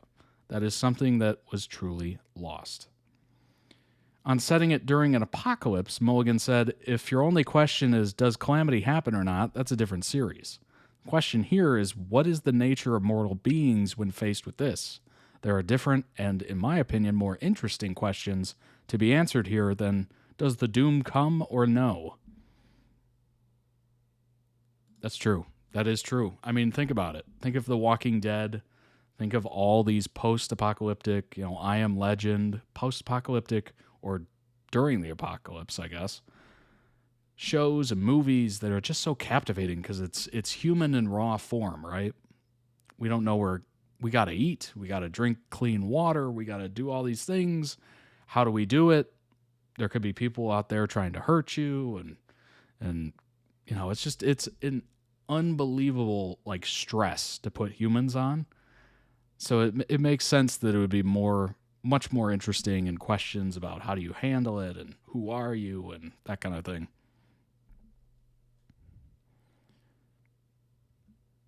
Those are conditions like frightened, etc. that you get in D&D. So whenever a player has a condition, they just put it in the figurine. Oh, gotcha. Gotcha. Character creation. Unlike typical Critical Role campaigns where characters are developed separately by the players, the cast develop their characters together as a group. I like that. That's cool. We entered this knowing that we are playing the Age of Acranum, so we knew we were playing high-level characters in very high positions of power. Brennan wanted us to be very powerful out of the gate, with characters who are in control and are movers and shakers, so that required a lot of history and lore and understanding our positions before we even got started. One of the first things that we did when making our characters was just sit around a table together and talk about our relationships and how each of us as individuals fit into the power structure of the city we live in. That's very cool. I like that. I like the... of course, there's always a cool situation where you're expanding upon and building your powers as you go through and stuff like that. I think starting out super powerful and basically gods, if you will, or at least, you know, very powerful, lends itself to the story in that Brennan doesn't have to play around as much. It can literally be just life and death all the time, or it could be, you know, stronger enemies you're fighting against and, you know, more difficult situations and everything like that. Like it immediately could be like just apocalyptic, literally, situations from the jump. So I think that's actually very interesting. Cranum is pronounced Arcanum. Oh, Arcanum. I appreciate it. Arcanum. On creating characters in the Age of Arcanum, Sam said, what was the government? Why was magic so popular? So to develop a character for that, not really knowing the world that you're in, is hard. It was a more fruitful process making the characters together, but since Exandria Unlimited Calamity is such a contained story in such a strange place and time, it made a lot of sense to build the characters together. We got some cool relationships out of it. I think that's really interesting. And it kind of changes things up a little bit, you know? Obviously doing this for a long time, lots of years, etc., it can be very, I don't want to say repetitive, but it can be very, you know, plug in, plug out. So it kind of shakes things up a little bit to change even a little aspect of making the characters together instead of doing it by yourself. All right, so the first episode's 4 hours, 10 minutes, then 4 hours, 4.5 hours, then 5.5 hours. And then the last episode is a 6-hour marathon. Dang. Story of the Ring of Brass, a version of which Sarret told his grandchild, and which was altered as it was passed down through the centuries, is the basis of Himmelschloss, Castle in the Sky. One of the stories. Okay. Interesting. The campaign has the earliest in-universe chronological setting to date. During the 4-episode run, the border of the overlays of the show progressively displayed more and more damage. Interesting. Brennan Lee Mulligan created a pamphlet titled A Player's Guide to Calamity that he provided to the players to aid with character creation. I like that. Which was a precursor to the 20-page lore document referenced by Sam in the first episode. Many of the reference images used in the Player's Guide are taken from movies such as Jurassic Park, Rogue One, Star Wars Story, Independence Day, reflecting Calamity's structure being akin to a disaster movie. Interesting. Calamity has previously been compared to Rogue One by Marisha Ray, in that the audience still roots for its characters despite knowing how the story ends. Like that. Definitely like that. By the way, we have thunderstorms right now, so if I go offline, you'll know why. Probably lost power. All right. Very interesting. The new Vox Machina episode pulls in a crucial character from a different campaign. Ooh. The show is a chance for the Critical Role crew to weave their newer stories into older ones. For the cast of Critical Role, one of the most exciting things about the Legend of Vox Machina animated series is a chance to infuse the story with lore they didn't have the first time around. Since the original campaign started almost 10 years ago, good grief, the world of Exandria has only grown with 2 more campaigns and the unlimited spin-offs. Quote, one of the real positives of going back for the adaptation is the hindsight and how much more of Exandria's history we've explored through our other campaigns and other characters is now we have the opportunity to go back and weave some of those in where it makes sense, both as Easter eggs and as really impactful moments, said Matt Mercer. One of the impactful moments came in one of this week's episodes where Cleric Pike went head-to-head with Xerxes from Exandria Limited Calamity in a devilish card game while deep in the Hells. Played by Louis, Xerxes is one of the main characters in the 22 spin-off miniseries, which in canon takes place centuries before the events of Legend of Vox Machina. He didn't even exist till 5 years after the original Vox Machina campaign ended, so the entire interaction with Pike is new to the show, but now that he's part of the lore, it makes sense to fold him into the Legend of Vox Machina. Quote, we got to really kind of kick off Pike's story arc to a degree in a really impactful way, as well as weave even kind of the larger cosmology and history of Exandria as a whole, explains Mercer. And that was a really, really, really cool moment. It works the other way too. The current story can now more directly seed in bigger world building and overarching plots that will come into play down the line. After all, there's a Mighty Nine series already on the way. Critical Role campaigns set in Exandria have all built upon each other, but since the very nature of D&D, actual play means a ton of unscripted moments, it's hard to predict what little moments in an early campaign will get called back much later. Animated series gives the cast a chance to do more deliberate foreshadowing. In this season, more than any other, Exandria really starts to stretch its legs and show you what it's capable of. It also starts to tee up some larger questions about the world on a global scale instead of just these characters, said Travis. Those small personal relationships are so important and tantamount to what we do, but as the continents start to shift, you also start to wonder if they're even playing with secure footing in the first place, and that's something really exciting to us. I believe some of the cast had secret sessions together because they wanted to keep secrets from everyone else. That's cool. I like that. I do like that because you got to have something up your sleeve that, makes people go, ooh, ah, I know Travis wasn't in any of them because he was so out of the loop, and it was so fun watching him feel betrayed by everyone's secrets. We definitely got a good starting point to that. I mean, his facial expressions were pretty exaggerated. That's awesome. That is very cool. Very, very cool. I loved it. Loved it. Looking forward to part 2 and part 3, and I'll make sure they're in order because otherwise it's just going to be a mess. Otherwise, it's going to be an absolute mess. So that was part 1. More to come, of course. And let's go ahead and jump into the next one. I think we're going to do this one because it kind of relates, or at least one of the people is shared, of course. All right, here we go. Cast of Baldur Gate 3 chaotically play D&D. I have not played Baldur's Gate 3. I've heard about it. I don't know a lot about it, unfortunately. So hopefully we can kind of figure out a little bit more about it afterwards. So let's go ahead and dive in, shall we? Hello everybody, my name is Theo and I'll be playing Will Ravengard, the Blade of Frontier. Hi, I'm Samantha Bale. I play Karlak. She is a tiefling barbarian, formerly of Baldur's Gate, recently of Hell. And I'm Jennifer, and I'm playing Shadowheart, God's favourite princess and the most interesting girl in the world. It's Deborah, playing Lae'zel of Crashkalir.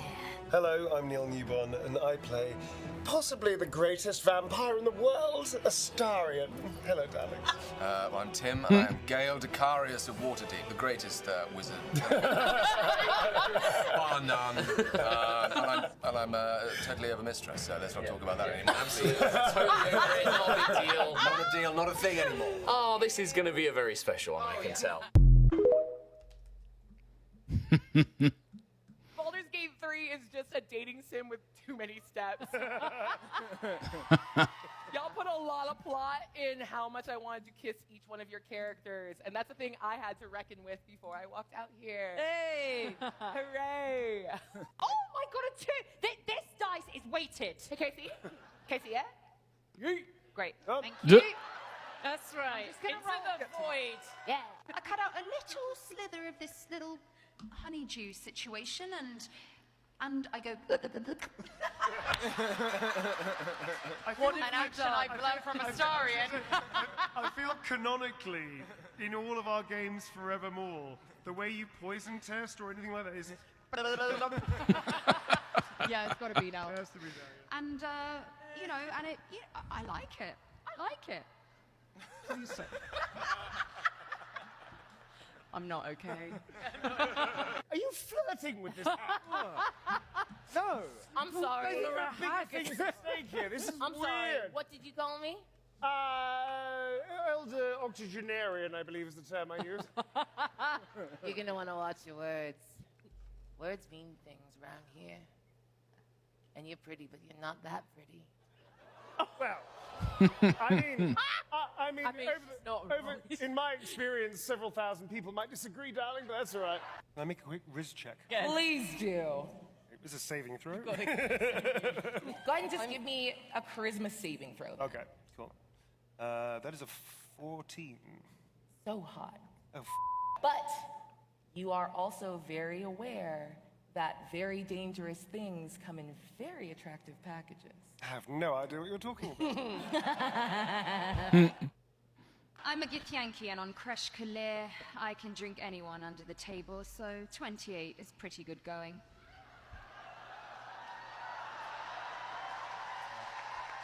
Really? 20 drinks? Why don't you go home and think about that? 20 drinks. I've had 9 drinks. I was feeling a bit drunk at 4, but Lae'zel was hammering them, so I thought I've got to keep up. But I'm stumbling a little bit. As Lae'zel eggs him on, go, Wishti, go. Astarion, I'm sorry to bother you. I'm searching for some armor I buried here earlier. So I'm holding the badger by its broken neck, dripping it into my mouth and staring at it. I want this. Karlak's gonna appear just behind. That was a Brennan jump scare. Not again. Where did he come from? Armor? My God, did that talking badger spray you with tomato paste? Yes, he did. Naughty badger. I'll just throw him out. That'll teach you. There's a bunch of druids running around here, awakening mustelids and arming them with different condiments, and I'm not for it.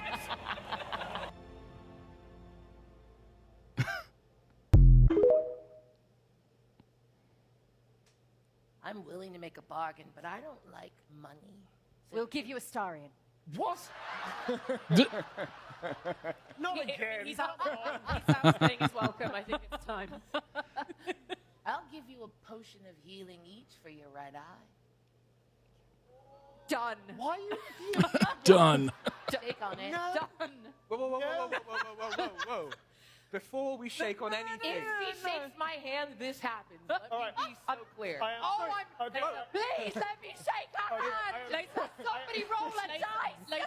At that point, Karlak starts to smell beer for the first time in 10 years. And if you were to look bet about this close to Carl, you might see a little tear forming down there, which then evaporates because she's still on fire.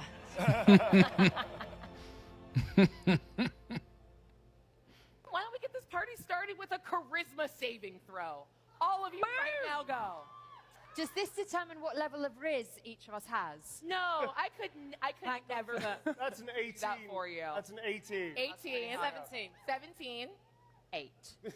I think it's gonna be you, baby girl.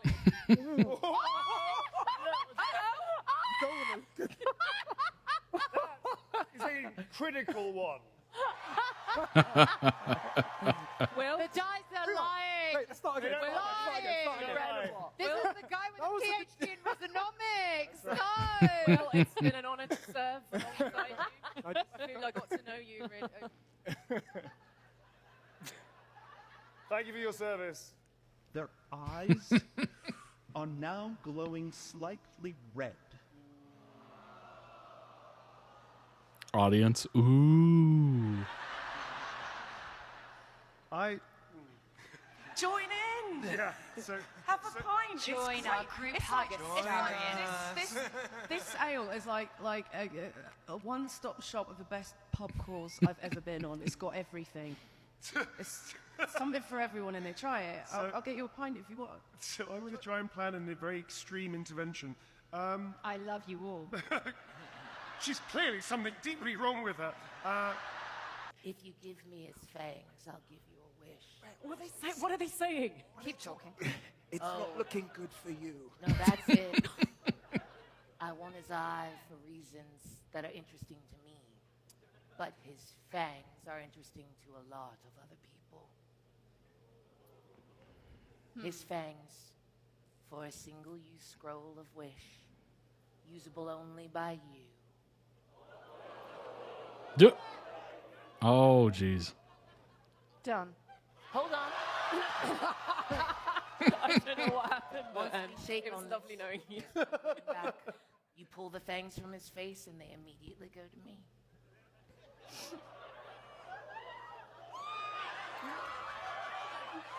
There's spit on my hand, watch out.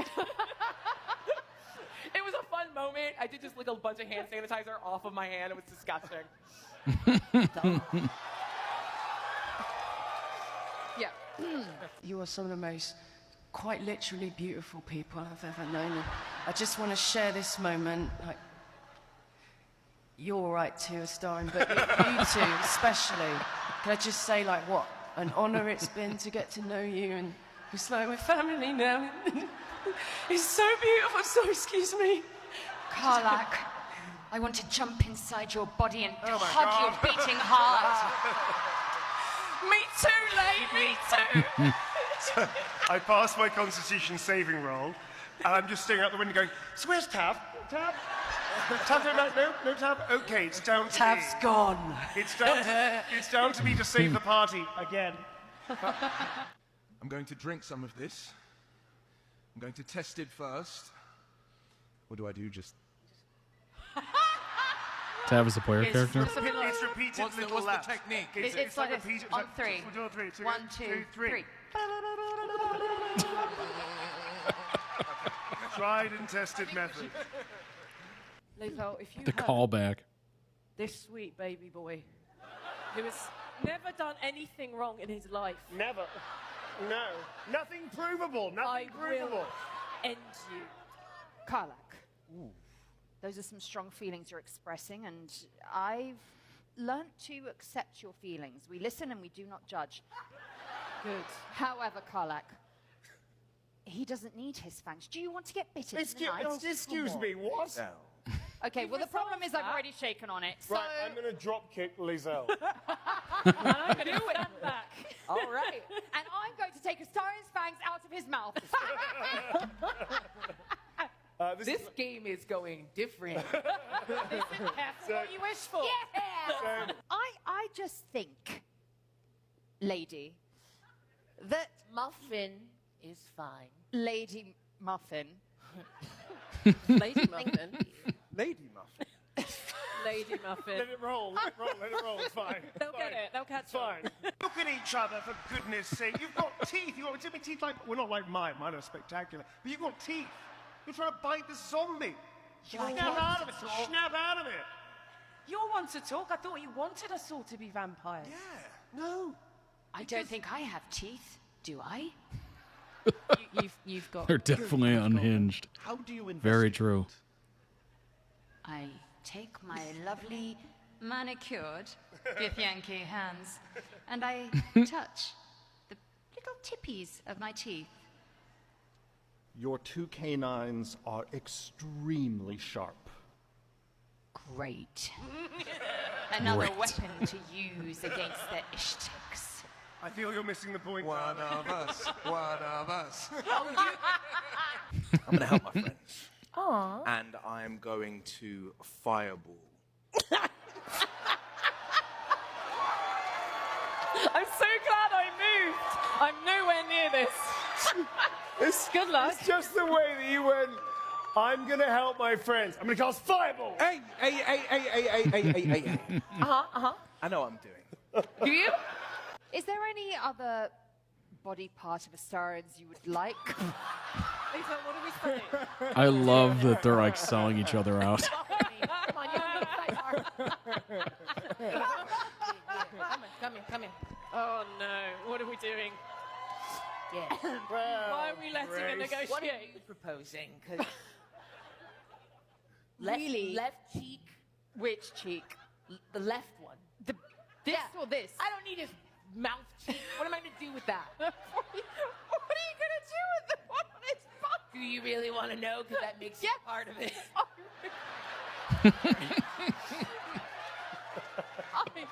I really want to know. Just a nice little fry up. Karlak and Ooh. Lae'zel will dance together As they towards the skip along. stairs. Humming Madonna. Like a Githyanki. Da-da-da-da. Drunk for the very first time. Like a Githyanki. Okay. The heartbeat is from a zombie boy. Yes. As that gets edited out because of licensing issues. Right.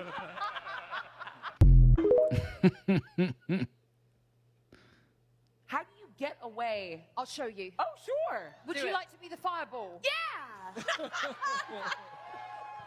Okay. Well, okay. Well, you're over there. Okay. I'm here. Uh-huh. And you're coming towards me. Oh, sure. Okay.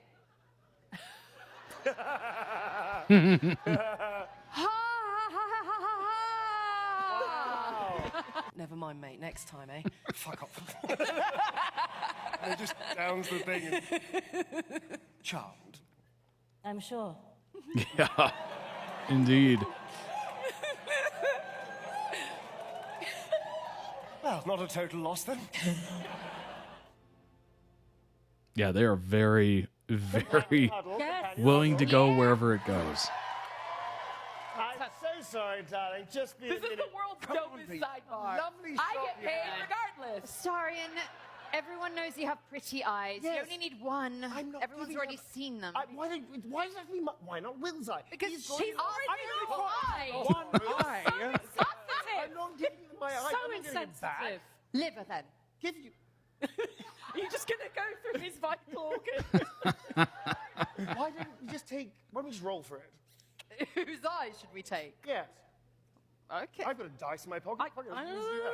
Come on, you two can roll. Yeah, no. One, two, I'm not three, in four, this. No, 5, you 6. two. No. Ooh, Doesn't no. work like that. Yes. I've lost a heart. I don't care. I do. My question is, how long did that eye situation I'm go so on? tempted to see what they taste like. I know it's bad for me. Moment on the lips, lifetime on the hips, darling. But I'm so tempted. But more than that, there's something very strange going on here. I'm not entirely sure this Right. area is maybe not safe, but it's definitely weird. We're I all going do to- believe it's probably Vlaakith in disguise. I think it's a pretty safe bet. Very strong cocktails. Very strong. I think, yeah. Okay, you know that I'm of the undead persuasion. He's a zombie. Is he like a cousin of yours?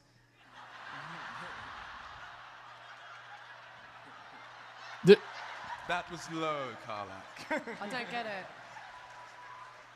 Is he family? What? He's not a zombie. speaking. Okay. Yes. Get back to you in a second. He's Okay. a zombie. What the are you doing, Starry? I don't know. What's got into are you you? You're playing not at a drinking. Stargate? You're not drinking. You're not interested in this. Well, I mean, we're all interested in this, darling. But you're Now's not. not the time or the place. But you're not. What's going on? Here's the thing. You okay, right? You know what? I wasn't going to say anything because I'm a good friend, but I feel I need to intervene. You three are acting weird. This group is full of weirdos.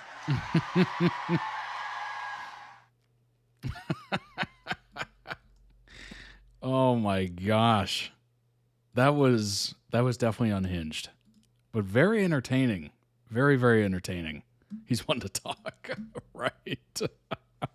That was beautifully done. Beautifully, beautifully done.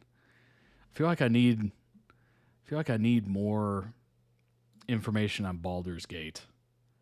But the good news is I think we have it. So let's go ahead and throw a like on that. Link down below in the video description on YouTube. Go ahead and throw it some much deserved love. So hard to pick which clips to pick. I bet. I absolutely bet. There's the link for those of you watching live. Let's go ahead and bring up some information on this lovely little game. Dungeons & Dragons Live was a triumph in diversity, and the cast knows it. I had the pleasure of attending the live show at Gen Con. Oh, that was live at a con. Nice. It was one of the most surreal moments of my life. The incredible cast was the answer to any D&D player's dream company. Some of the biggest names in the tabletop D&D space in attendance. Abria helmed the adventure as DM and was joined by Dimension 20 alumni Brennan Lee Mulligan and actors Anjali, Samantha, and Neil, with Newborn and Barrett playing their BG3 characters and Bomani and Mulligan making brand new ones. The crowd looked to Iyengar as she set the scene for this group of misfits to meet in a tavern and start a D&D live adventure to celebrate 50 years of the most popular tabletop role-playing game. Dang, 50 years? Good grief. Hardest thing about making edit compilations, a lot of swapping clips around. Indeed. Throughout the weekend, I'd been hearing a lot about what makes D&D diverse and how strides have been made to create a more inclusive community. And while I kept hearing it, it wasn't necessarily what I saw. However, once this cast was revealed, it was an instant recognition that this is the future of what D&D is meant to look like. Table of players actually reflected the artwork in the player's handbook of several diverse characters at a single table playing the game. Well, that's the thing, right? I mean, maybe it started with just a certain group of people really enjoying it, and then it's grown and gotten more popular and expanded into different communities. I joined a roundtable interview with the cast after the performance, minus Mulligan, and I wanted to know their thoughts on being one of the most diverse tables at an official D&D event. I asked if being at a diverse table like theirs came with any conscious decisions of how they might dress, react, or present themselves when coming to the table. And these delightful people gave me more than I could have imagined. Barrett, who came with all the ethereal beauty, confidence, and swag of Karlak, notes that although they are fully embracing Karlak with their outfit, they're wearing their non-binary pride pin. While this might seem like a small decision at first, to me, it still comes with the understanding and acceptance of being part of a marginalized community, being on a huge stage, playing a game in front of hundreds, and being brave enough to represent a part of who they are. As for Neil, he mentions that it's not about what you look like, it's about connection. Something that thrilled him about Asterion was that it would have been easy to make Asterion a gay femme man, but instead Larian Studios took the opportunity to make him pansexual. In particular, this is something that Newborn gets to play at the table. Dynamic between Newborn and Bomani's characters is a treat to see play out and only applicable due to the choices being made by those who understand the importance of inclusivity when it comes to D&D. But having a connection with whomever you are, he goes on to say, mentioning the importance of the Tav, not the player character, being anybody. Barrett even mentions the term Tav sexual, which the community has adopted, noting how Baldur's Gate 3 truly took inclusion to the next level, with Larian understanding the importance of identity, belonging, and inclusivity to what D&D should be. Quote, this is an interesting experience because we started filming for about a year, and then Larian hit us up with a whole chunk of stuff to go back over, stuff we were doing, which was simple to add, they them pronouns. Newman mentioned he tried to work out the cost of this, but notes it was a huge amount of money, but they felt compelled to do it because they wanted to do it. Quote, they understood that representation in D&D now is really diverse and actually has the possibility of you can play whoever you want, however you feel, whether you want to represent yourself or play something wildly different. It's really important. What the aim is for all of us is to normalize it.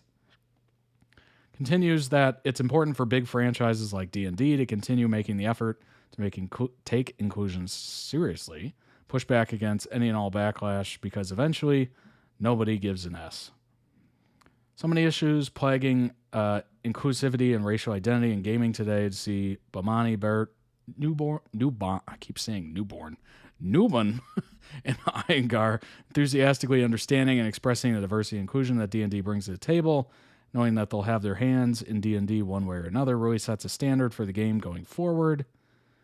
If your home game table is anything like mine, with more women, LGBTQA+ members, and BIPOC than your average party, a live session like this truly feels like the future is headed in the right direction, with people who truly understand their importance. Bomani further emphasized this statement, having played D&D since she was 8. She says that's what's really cool about D&D is that it showcases all different characters you can be, and that in the last few years, how this sentiment of being whatever you want at the table is reflected at live tables and on screen. Baldur's Gate 3 voice actors playing D&D as their characters is as fun to watch as you'd hope. And yes, everyone wants Shadowheart to cast Shadowheart's favorite cantrip. Voice actors behind Baldur's Gate 3 origin characters Astarion, Gale, Karlik, Shadowheart, Will, and Lae'zel. I don't know if I did that right. Cantrip. That's what it was. Okay.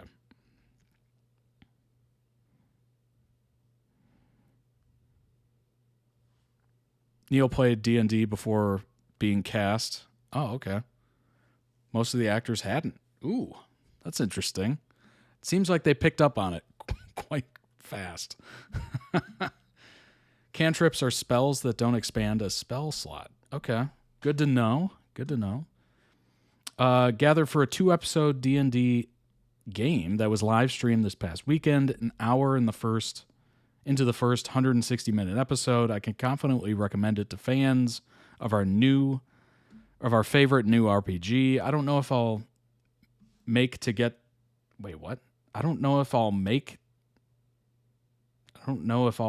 get to the end of the whole, I don't even know what the whole session anytime soon, but it's a charming bit of fan service. After calling on Baldur's Gate 3 narrators Amelia Tyler to set up the scenario with an uncannily good script read, DM Mark Holmes smoothly introduces the actors to the game, keeping things snappy by prompting them with ideas for actions without over-directing, and succinctly explaining rules to avoid the head in the handbook pose common to new D&D players.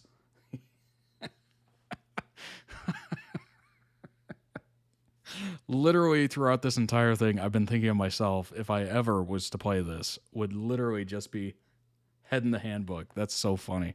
Scenario sees Tav, the default player character name in Baldur's Gate 3, taken out of commission by a mysterious paralyzing spell, and watching our new sentient companions decide amongst themselves what to do imparts the Toy Story-like sense that we're spying on a secret world of NPCs come to life that only exists when we aren't looking. The actors play along enthusiastically, particularly Shadowheart's Jennifer English, who describes her character as God's favorite princess, and whose very first action is to cast guidance and Asterian's Neil, who attempts to serendipitously loot Tav's pack, but upon failing a roll to find it, improvises, becoming distracted by the fine stitching on Gale's boots. It's hard to ask for more from a promotional D&D session. A less skilled DM might have struggled to keep the inexperienced players on track, and there was no guarantee Baldur's Gate 3 actors would have tabletop gaming chemistry and an eagerness to improvise scenes as the characters they spent so long recording. Then again, maybe it shouldn't be any surprise that a group of voice actors make for entertaining D&D players. Right? Shout out to Critical Role. Given the precedent set by the ultra-popular Critical Role D&D group, which is made up entirely of voice actors as well. Matt Mercer voices a character in Baldur's Gate 3. Cool. Very, very cool. Obvious popularity of these characters has me wondering if Baldur's Gate 3 spin-offs are inevitable. Larian had said it doesn't have plans for a big expansion right now, but that's hardly the only way we can see the Tadpole pals again, and it sure looks like this cast is down to keep the good times rolling. Thinking further out, if Baldur's Gate 4 happens, and can it really not with this kind of success? I would assume it would, right?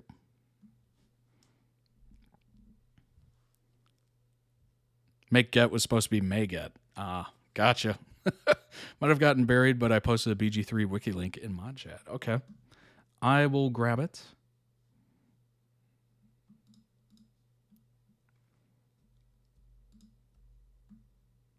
All right. Here we go.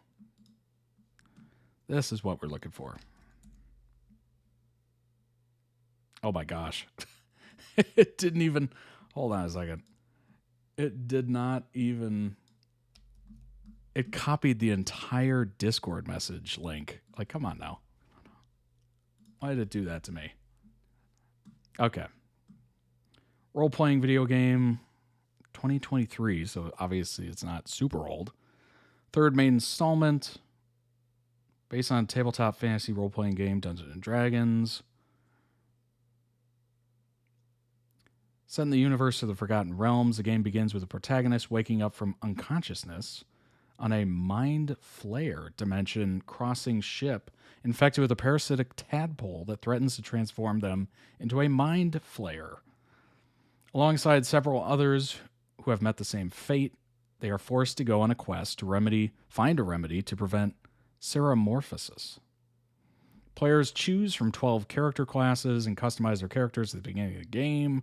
They also select an origin from several options. They're interacting with others, engaging in round-based combat against enemies, making plot decisions.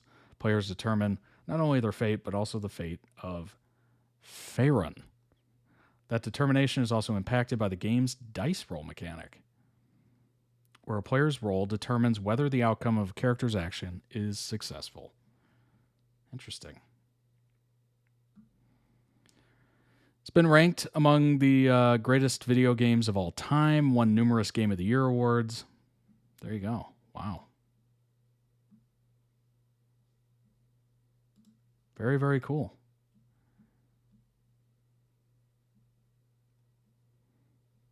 Single player and cooperative multiplayer elements. That's cool. Team up online. Nice. I like that. Wonder, let's see. Sales. Baldur's Gate 3 became the best-selling game on both Steam and GOG.com on the day of its early access launch. On Steam, the game had about 537,000 concurrent players on release day. That's a lot. And peaked at 875,000 2 weeks after release. That's good. That's word of mouth right there. It sold more than 2.5 million copies during early access phase. Surpassed expectations. Said the game had sold way over 10 million in a very short space of time. Cool. Very, very nice. That's awesome. That's very cool. Hence Tadpole Gang reference in previous article. Yeah, that makes sense. That's a lot. Oh, yeah. There's all the awards. Good grief. Yeah, I won a ton of awards. I remember hearing about it winning a bunch of awards at the Game Awards. Game of the Year. Lots of different...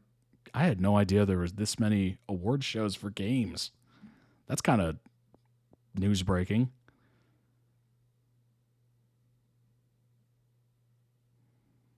Jeez, that is a lot.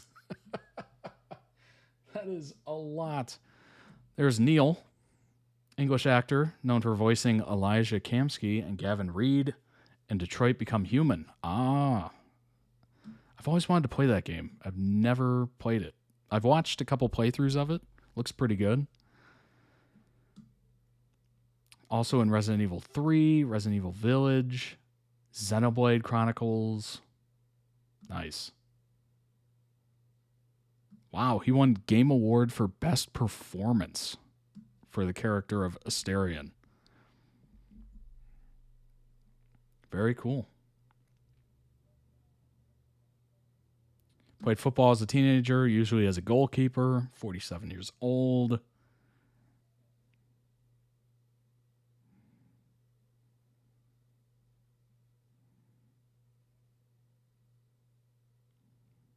Let's see. He's been in a bunch of different stuff. Wow. Very cool. Co-founder of the training facility Performance Captured Academy, which offers courses on motion capture for aspiring actors. Very nice.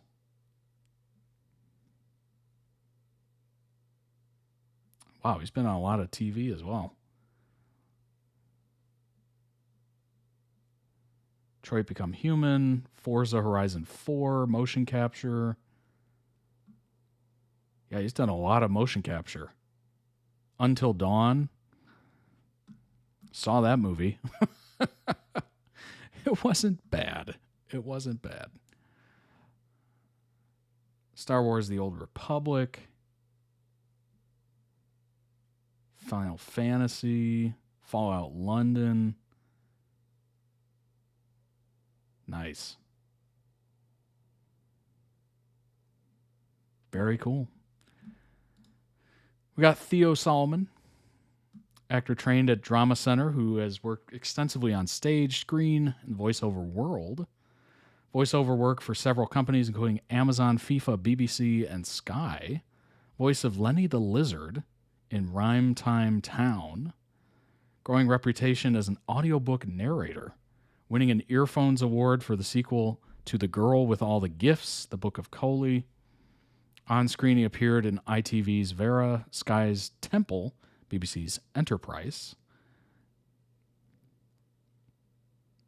Very interesting. Going to a bunch of conventions.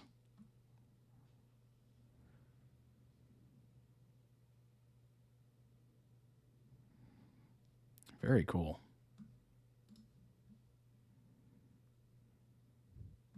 Familiar face for sure.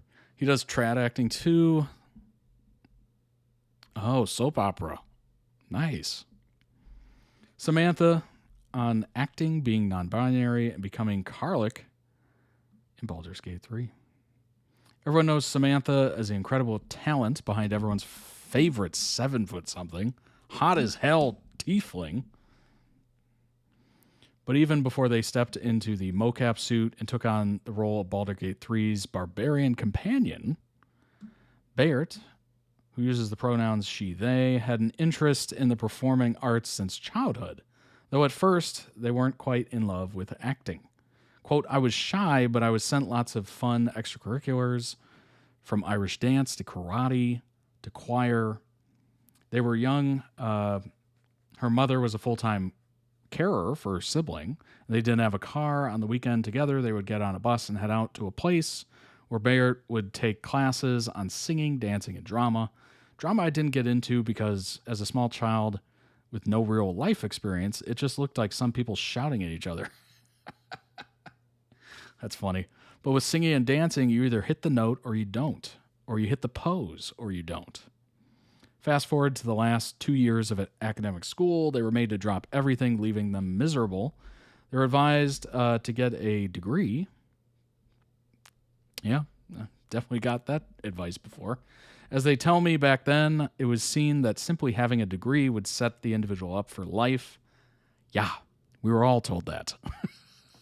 We were all told that. Oh, don't get me on that tangent. Who enjoyed reading and writing about fiction chose English Lit. Through their chosen degree, Barrett got to see a lot of Shakespeare live. Seeing it in action rather than just an A-level text allowed them to... A-level is high school, isn't it? I think it is. Allowed them to feel what makes these adaptations so unique and see what acting was all about. About to graduate in like 3 weeks. Nice. On paper, the idea of adaptation or context doesn't come into it, and it just leaves people feeling a bit dry about it and put off, whereas you see a good one on stage and it feels like someone's speaking to you now in the modern time. Spurred on, threw herself into auditioning, where they earned the role of Random Dent in BBC Radio 4's The Hitchhiker Guide to the Galaxy adaptation. Barrett tells us that they quickly felt out of place due to the big names in the room and that they never wanted to feel that again. So I trained.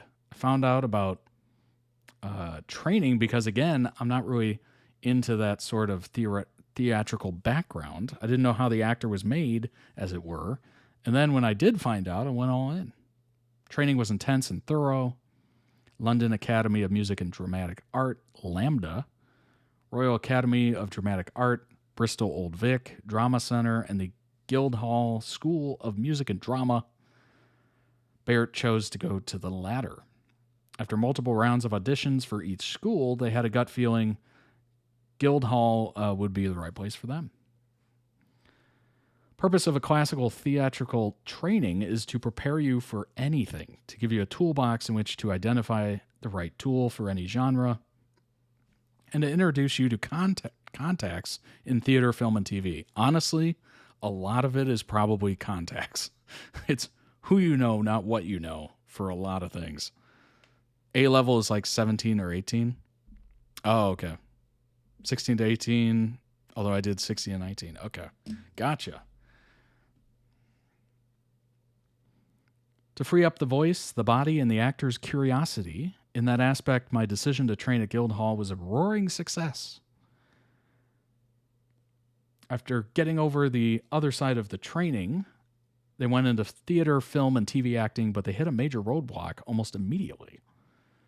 Pretty much every agent and casting director I met said they couldn't tell where I was from.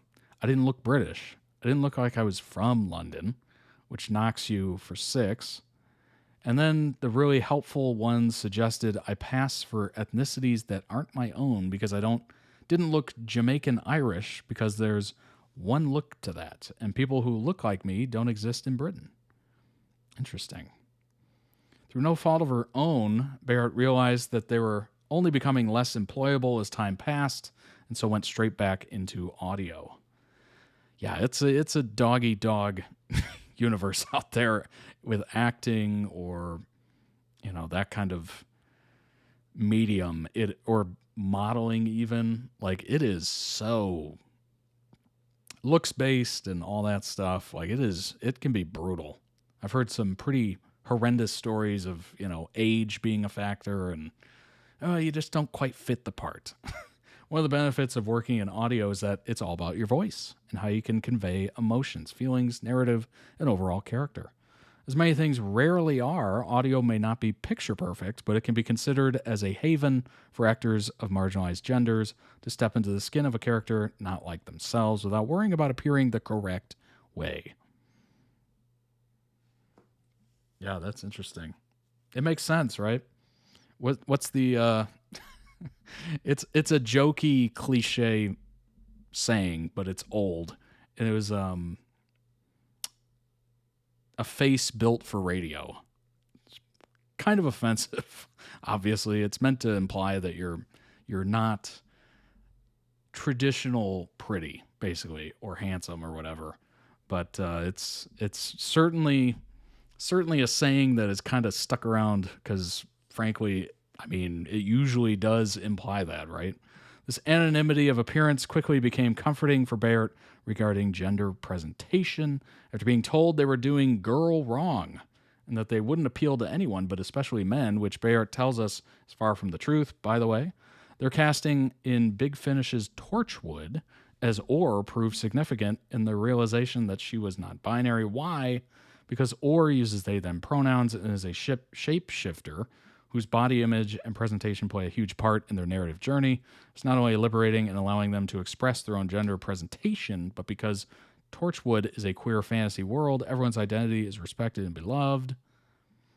With this conversation topic, we ask about Baldur's Gate 3 and the role of Karlach. Barrett recounts how she got the role. Persistence. Director and casting director Christie of Sounds Wild asked Barrett to do a general audition for different races in a fantasy game under a code name. Gilmore then asked her to audition for a fighter who escaped hell, which certainly rings a familiar, but ultimately the role was passed on to actor Shayla Nix. Those who played Baldur's Gate 3 in early access will remember that Nix embodied the role of Karlach back then. Interesting. 2 years later, the head of publishing at Larian was vocal in his appreciation of her performance. Barrett slid into his DMs. Hey, don't knock it. If you're looking for something, it doesn't hurt. It doesn't hurt. If you're looking for an opportunity or a chance or whatever, create a connection of some kind, that is the way to do it these days. And the fact that people actually open those messages too is pretty impressive. Like you can DM pretty much anybody you could think of, famous, whatever, and you have a chance. You have an actual chance of getting a response from them, unless they have some like assistant doing it for them. Torchwood is a spinoff from Doctor Who. Big Finish is basically canon stories in the Doctor Who universe in audio form. Nice. Old companions and doctors have done more off-screen adventures, even after their time through audio form. Cool. I like that. I like it indeed. Obviously, audio form is really blown up in the last decade. Podcasts and everything.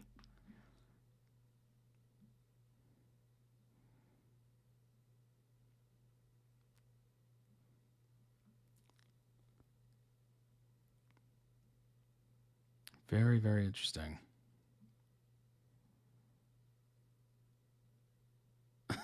I'd use the phrase blown up. Yeah, obviously.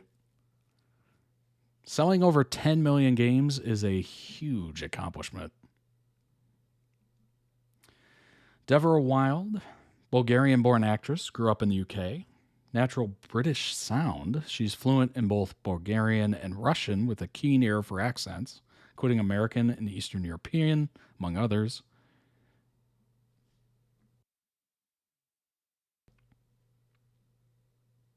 Roles in Phantom, Covert Ops, Sniper Ghost Warrior contracts, Phoenix Point, a number of other confidential video games. Also voiced a commercial for Trivago. That's a travel company. Travel agent company.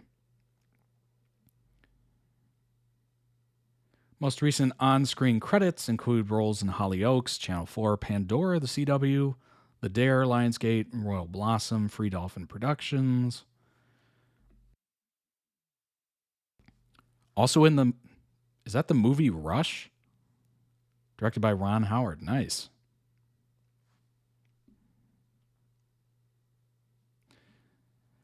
Continues to work across all areas of voiceover, including animation, corporate, e-learning, and commercial. Oh, man. I would love to do some corporate videos. That's where it's at. That's where it's at. Oh, my God. I don't know if you've ever been in a role where you had to watch, like, corporate videos. Or, like, you know, they hire actors to do, like, news of internal stuff. Like, we're launching this and doing that. And very interesting.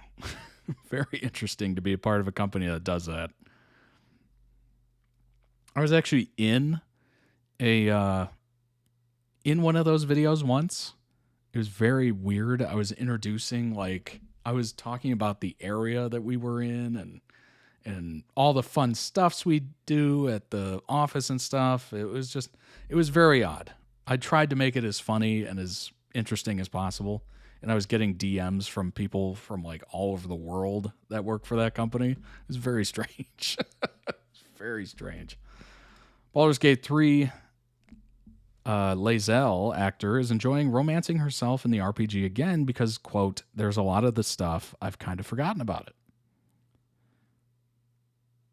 Nice. When you the voice behind Lae'zel in Baldur's Gate 3, Deborah Wild, is once again romancing her own character in the RPG, but this time it's because enough time has passed that she's forgotten chunks of her storyline. Notice how I said again there. Yeah, this isn't her first time doing it. A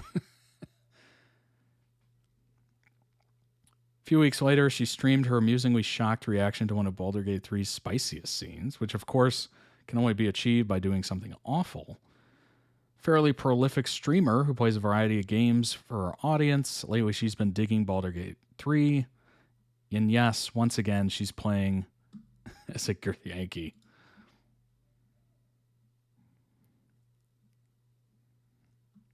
When you romance another Gith like Lae'zel, you do get really interesting options that you wouldn't get if you were doing it with any other Tav. The experience has been really interesting because we recorded so many lines over a large number of years.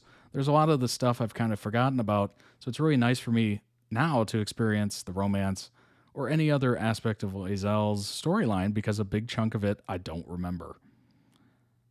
That's true. I mean, especially if you've done other work, like how are you supposed to remember all that stuff?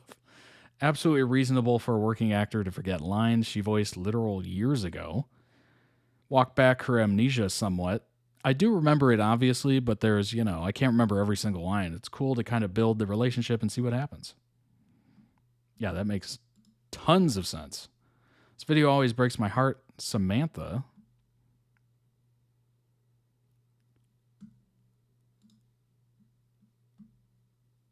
Any franchises or projects that you would love to be a part of? Any of them, please employ me. I don't care. Just want to play good characters that move you. That's really it. That's the career goal. Any franchises or projects that you... I mean, yeah. Literally. Literally, that's the career goal. I totally get that. Breaks my heart to see them shine, even though they're extremely talented. Industry is extremely biased. Seeing Kevin Hart in Borderlands doesn't help either. Yeah, I'm sure a lot of people felt that way with Jack Black in Minecraft. Sam and Neil are really shining. I love how they're front and center for the new D&D stuff. Highly recommend watching the recent tabletop adventure. It's great. The entire cast, honestly, all of them were brilliant. Every single voice was awesomely done, from animals to main characters. So thankful they didn't pour a huge chunk of the budget into a celebrity to generate hype, like CDPR did, and hired voice and motion capture professionals. Keanu wasn't worth it. I'll die on that hill. CD Projekt Red talking about cyberpunk and Keanu Reeves. Instead, Larian turned their actors into celebrities. The concentration of talent is so insane that good performances on the level that would elevate any other game ended up being outshined by outstanding performances. Neil deserves a spotlight because he took video game acting further than anyone ever did. He continues to advance the technique, not just for himself, but for the other aspiring actors out there. Sam is stellar too, and she will never be out of work after this game. Although in my opinion, she's more of a traditional voice actor, while Neil manages to convey tiny nuances with his voice, eyes, body, hands, etc. I want to say the closest to a celebrity voice in Baldur's Gate 3 was J.K. Simmons. But even then, he wasn't used for marketing, and his presence would likely have been a surprise for players rather than a selling point. Kind of reminds me how how Grand Theft Auto San Andreas just snuck in like Samuel L. Jackson to voice a character, and they didn't use him in any of the promotional, and you're just like, is that Samuel L. Jackson? It's just one of those things, you hear the voice and you're like, wait a minute. Jack Black made a slight bit more sense in casting as he previously voiced Minecraft audiobooks. I had no idea about that. That definitely helps.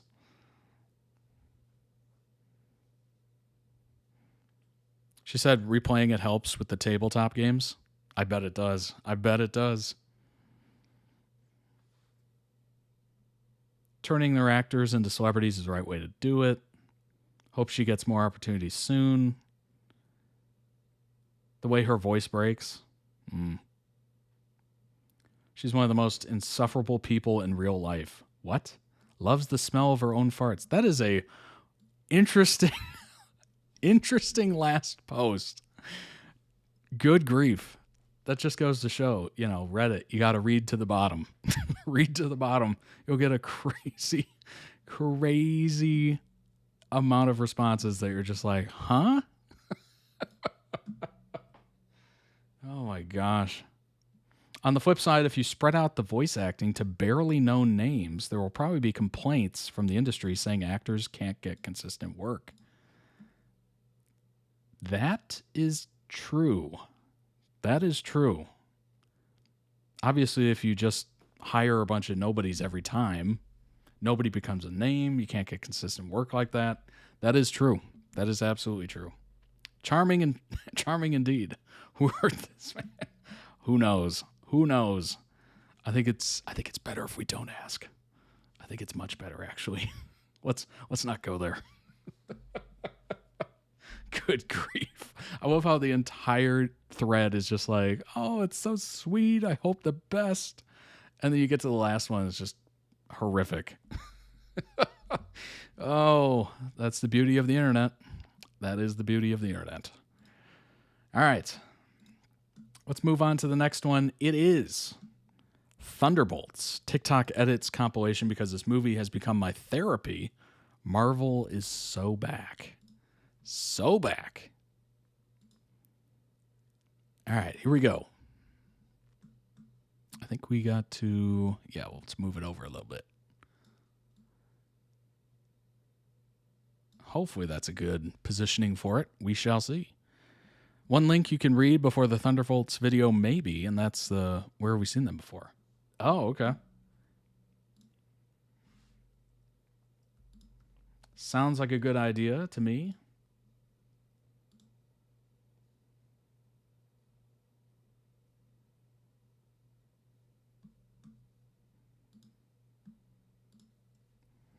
All right, here we go.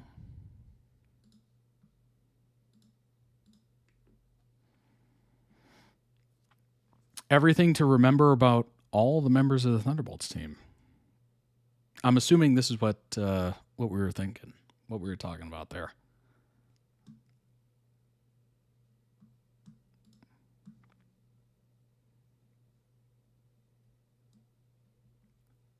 This link? All right, let's do it. Pre-context.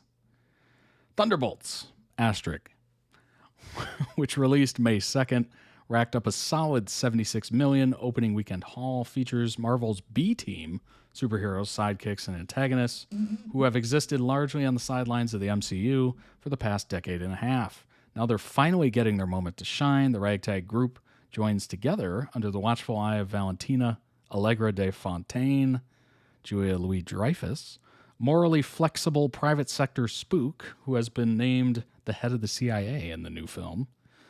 Valentina, who was first introduced in the Disney Plus series Falcon and the Winter Soldier and appeared in Black Panther Wakanda Forever as the ex-wife of Everett Ross, Martin Freeman, has quietly been gathering together a group of assassins to work on covert operations and now dreams of her very own public superhuman or super team that she can control. But if you missed movies like Black Widow and Ant-Man and the Wasp, or TV shows like Falcon and the Winter Soldier, you may be confused as to who these anti-heroes who Valentina has collected are. I haven't seen any of those, actually. No, wait. I've seen Ant-Man and the Wasp, I think. Pretty sure I've seen that. What they've been up to for the last several years and whether they're good guys or bad. Yelena Belova, played by Florence Pugh, introduced in Black Widow as the little sister of Natasha Romanoff, raised from childhood to be an assassin of the Russian Red Room, just like Black Widow before her. Yelena and Natasha are not sisters by blood, but by circumstance. When they were children, they were sent as spies to America and lived with a fake family. David Harbour's Alexei Shostakov, easy for me to say, or Red Guardian, and Rachel Weisz's Melina Vostokov acted as their parents until all four had to escape back to Russia.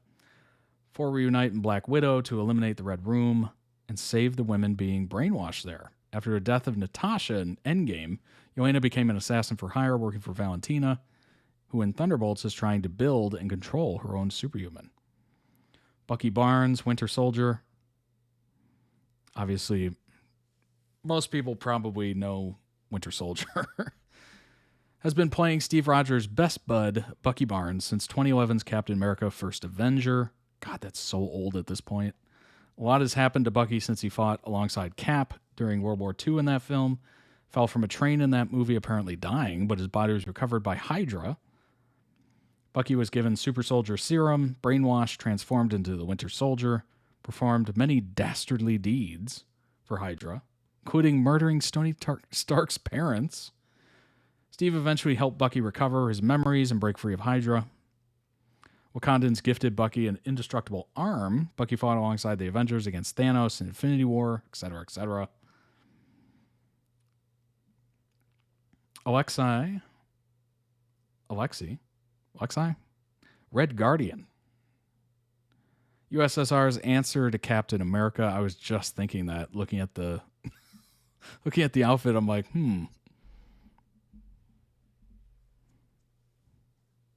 Falcon and the Winter Soldier is the only one I saw before Thunderbolts.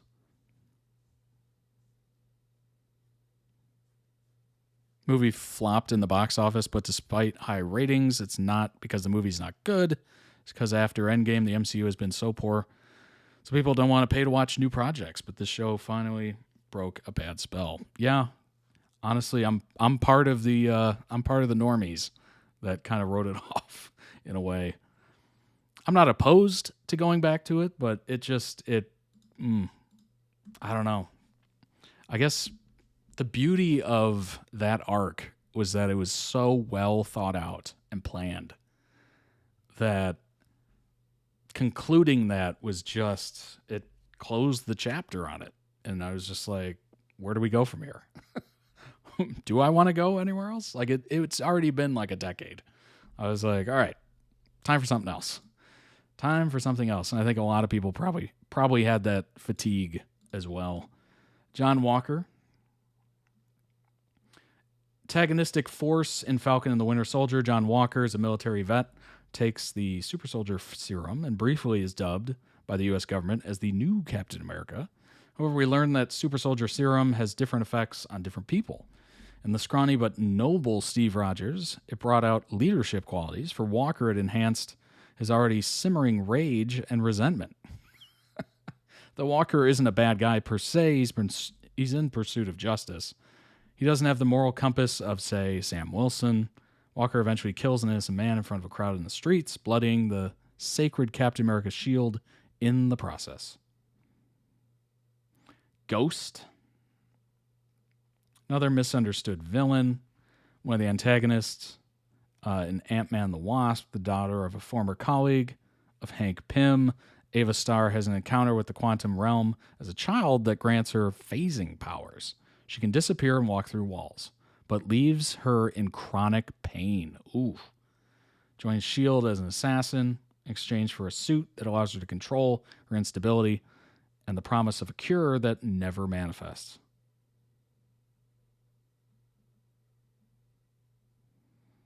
Taskmaster.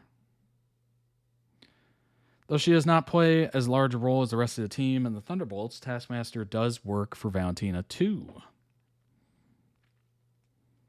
Antonia still carries the scars from the explosion. General Dreykov then trained Antonia to become Taskmaster and use a substance to control her mind. Black Widow, Natasha, and Yelena redeem Natasha's near murder of Antonia by freeing her from Red Room to restart her life. We got Bob.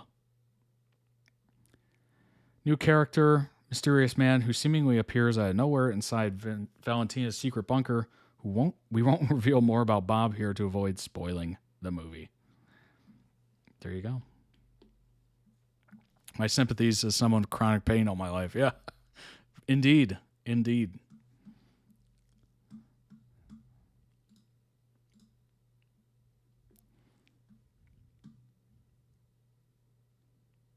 This movie brought that sort of planning back, well thought out story with old characters throughout MCU history, all returning in Avengers Doomsday minus Taskmaster.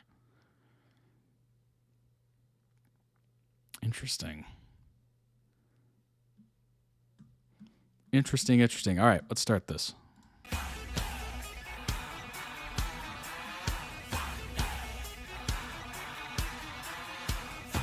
I had no idea TikToks were horizontal as well. Is that just me?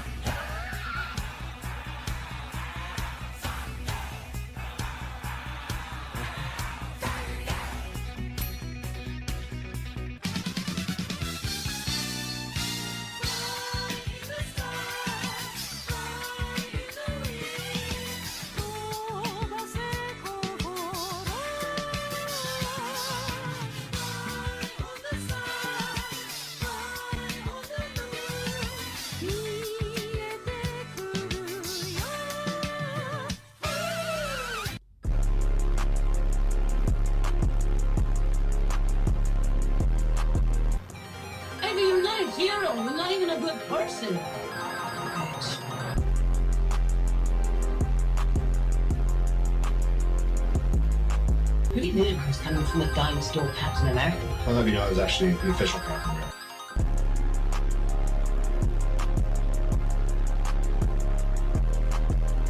I know it's been hard since the legend left you and took your kid, but still, this is on you.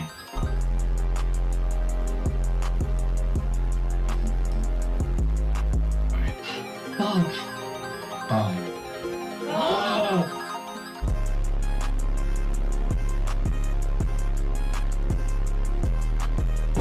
You need to sign one more time.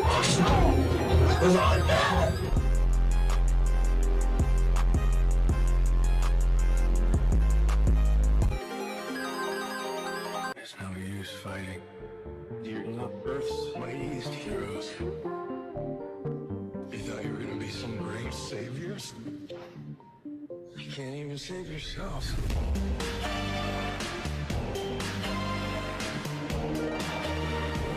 Who's this Santa? The Red Guardian.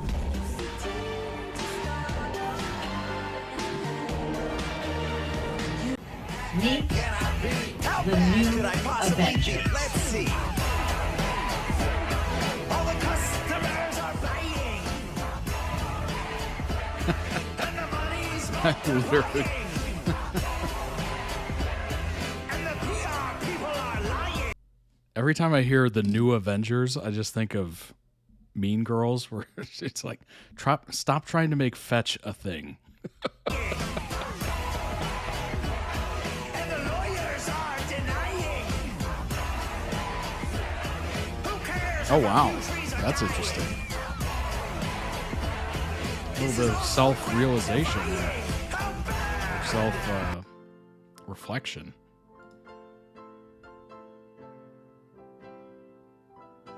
Bob.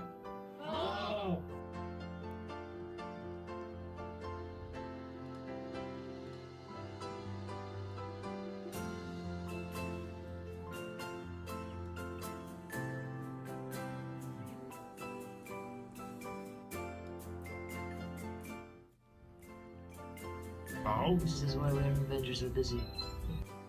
Always the savior, never the saved. Always the coward, never the brave.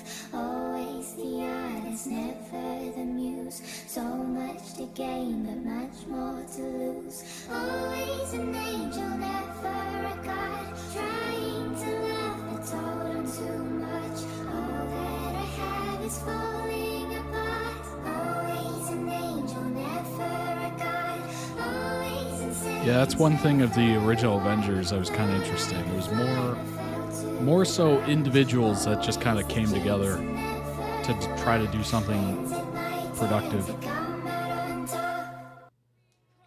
Like, yeah, they got close. Like, they got closer over the movies, but it wasn't as noticeable, I guess.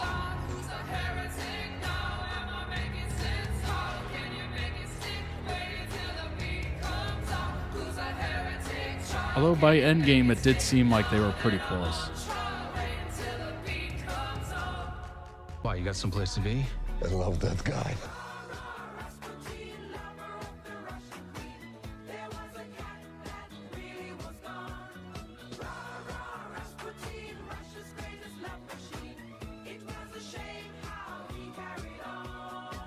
Can't call ourselves that. Thank God. The Thunderbolts. It's a cool name.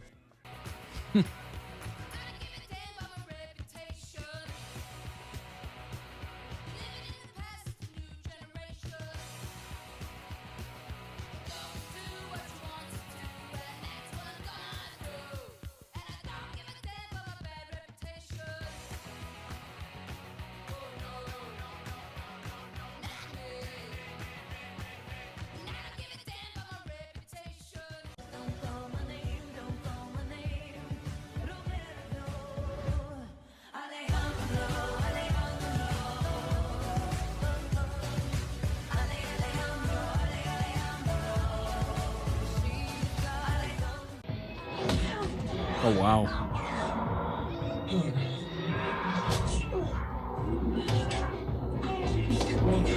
You need to sign one more time.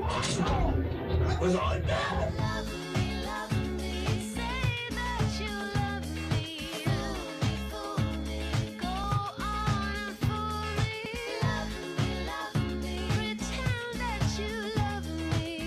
Classic song.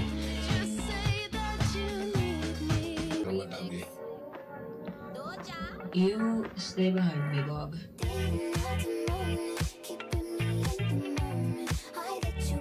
You too? Yep. We stick together from now on.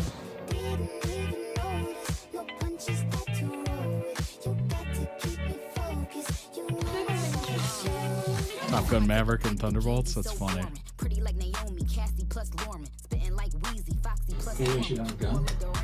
And he's gonna be in Spaceballs coming out. One more tiny pitch. It was a lot of fun. You go up there. Oh, the movie.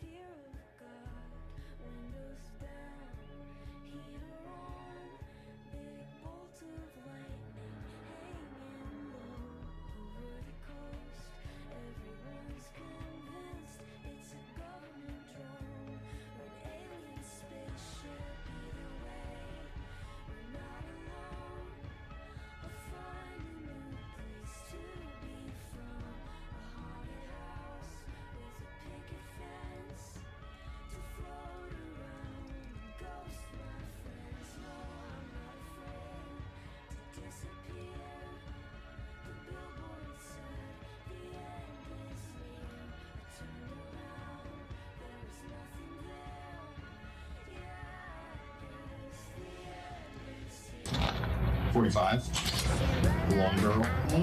Yeah. One's big, long. Yeah, but it's like it's a little long.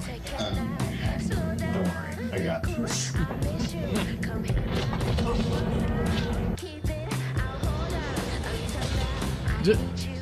And what about your hat? The helmet? Yep. Cool. You like it? Do you like the hat?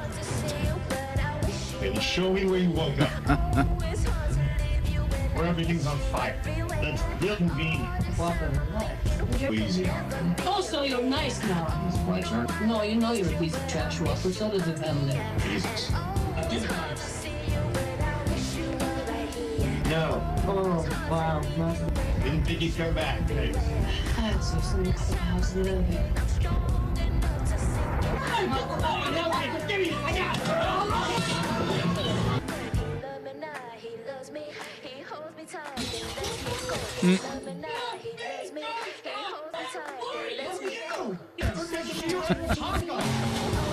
Turn my shield into a taco.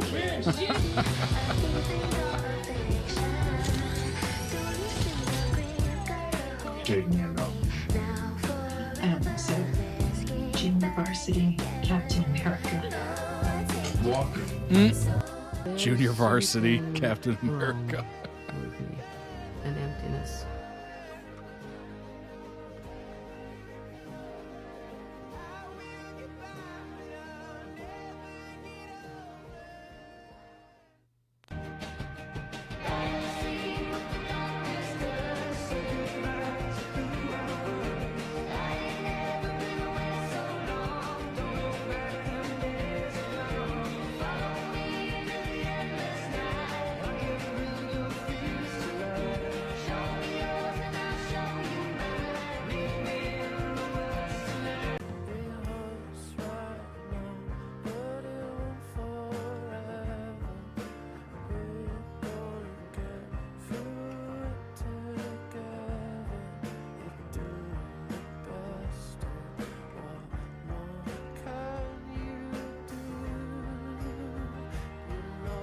I'm not sure what's happening here, but you're all exhausting. Pretty ludicrous coming from the dime store Captain America. Dime store. Do I have that right? John Walker's development was great. He can still be a douche, but let's be real, they all are. Do you feel that? The temperature rising dramatically as if heat was involved? Hey, didn't think you'd come back, thanks. I had to. Someone cut the power to the elevator. Case in point. Good timing on that. You should try that again. Walk up through the walls or whatever, and then just throw us a rope down. Yeah. That's Well, first of all, someone other than you would have to ask me. And pardon me is an inconvenience. I mean, I spent my entire life in labs, hooked up to machines so I could create this physical cage to keep my material body from disintegrating at all times. So yes, sorry for that. Quit it! Oh, these bloody boobs! I don't. Selfish prick. Still can't stand him. oh yeah, that's right. What else? Golden Guardian of Good. That's a mouthful. Alright, well, we get it. You're in I'm getting seriously strong Umbrella Academy vibes. Maybe because it's like the same trope. You're coming with. Why? For the glory. Well, you know, They're inspired by Toy Story, the elevator scene, if you recall. Oh yeah, that's right. It's how Pee-wee's soccer team thing is exactly. Is that Toy Story 3, I want to say? Or 2? Hey, but you're not a hero. You're not even a good person.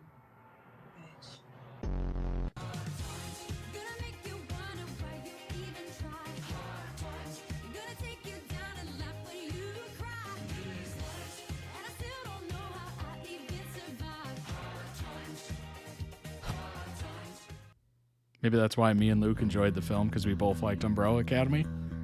I think so. Obviously it's not a one-for-one, but I'm getting very strong Umbrella Academy vibes. Think of all the terrible things that I've done, and then I go to work, and then I drink, and then I come home to no one, and I sit and I think about all the terrible things I've done again. Stop. We all have things that we regret. No, but I have so many. You say you know who I am, so you know my story, and you know I have a choice where it works for you. But you do. I need to keep Valentina on schedule. Oh, what is this? Is your trash? It's on a business card. Oh. In case you need to know, or you want to share some secret in it. Oh, that was that actor who was in Blockers, I think.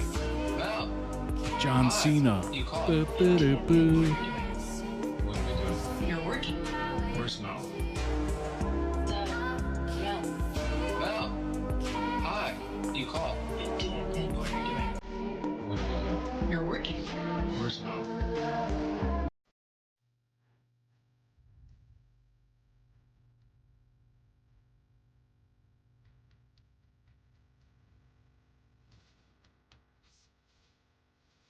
Queen always hits.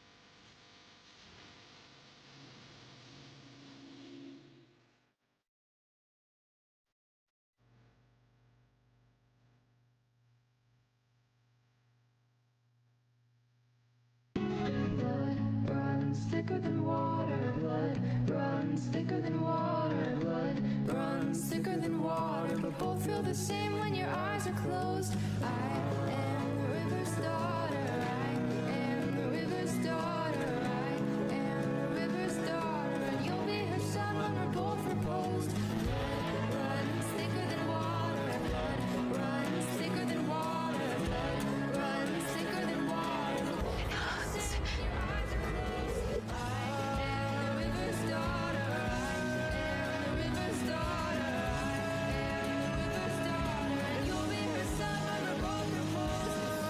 Sorry, not sorry, guys. Can't feed the century without the other side. I did the dishes though. Harness your hopes on just one person, because you know a harness was only made for one. Don't telegraph your passes, you'll end up with Bob is giving me serious Peter Parker vibes. Didn't think he'd come back, thanks. I had to. Someone cut the power to the elevator.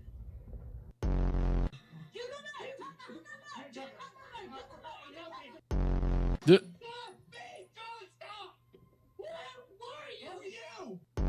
Alright, well, we get it. You're in the military. I have a 10 first.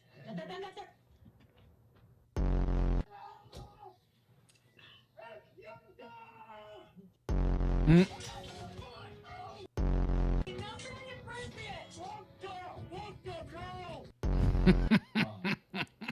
That was me on the weekend.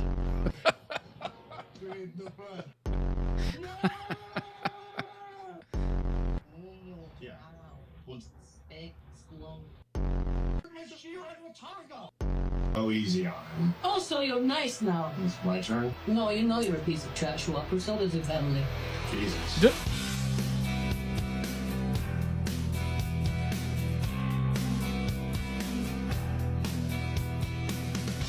I drive down different roads, but they all lead back to you. 'Cause they don't know about the night in the hotel. I'm at the different side of the world, chicken. Didn't read the note on the Polaroid picture. They don't know how much I miss you. I wish I could lie. I'd pick you up and we'd go back inside. I'd write this in the sky. I'd feel like it was the very first night. Yeah, that probably helped. Former bedroom assassin. God knows what on your Pretty ludicrous coming from the guy who stole Captain America. Don't get enough, yeah. And then what? That's so brutal. She did that. She did it for a reason. Well, what if she's dead? Huh? What if there's no coming back? What is she then? Here, go steady. Ava.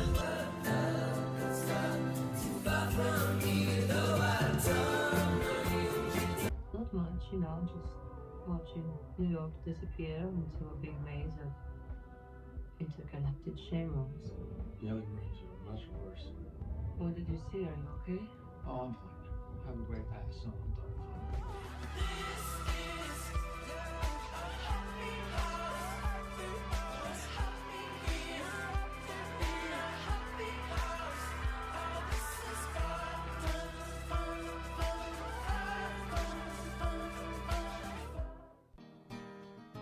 So show me family, all the blood that I will bleed. I don't know where I belong. I don't know where I went wrong. I can write a song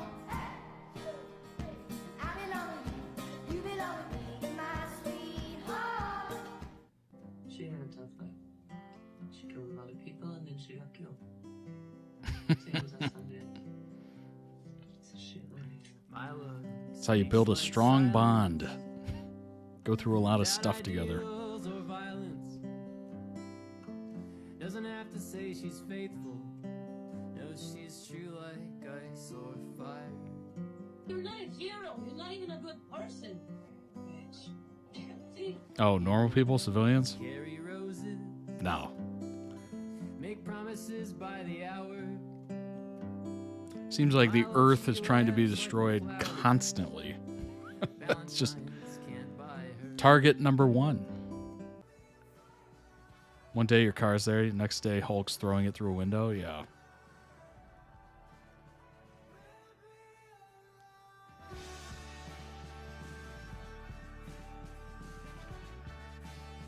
You'd feel so torn. You're like, yay, they saved the day, but all my personal property is gone.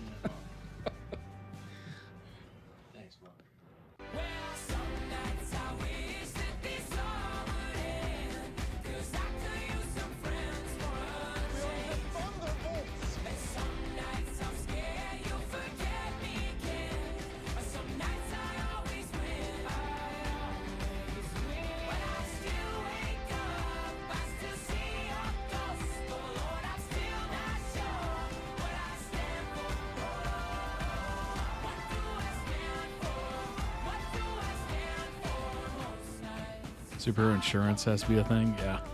Hopefully. Oh, no. Hi. Maybe it's treated like, you know, hurricane, typhoon insurance. There's like, well, if you choose to live there, good luck.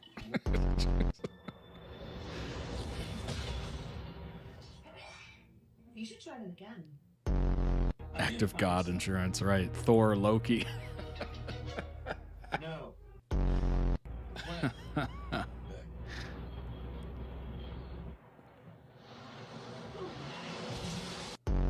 You're safe, little one.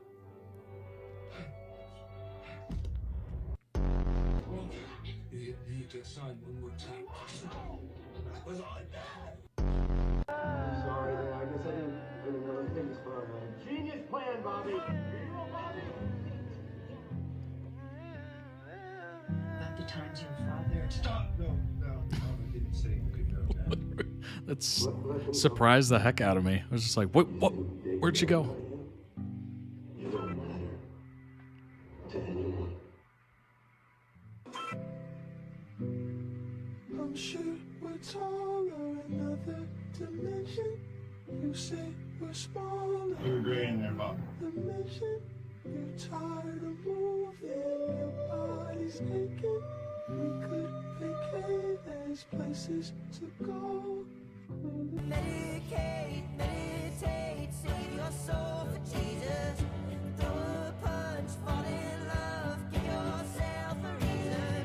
Don't wanna drive another mile without knowing you're breathing. So won't you I'm assuming when you're 6 years old, it's like the little things become the big things.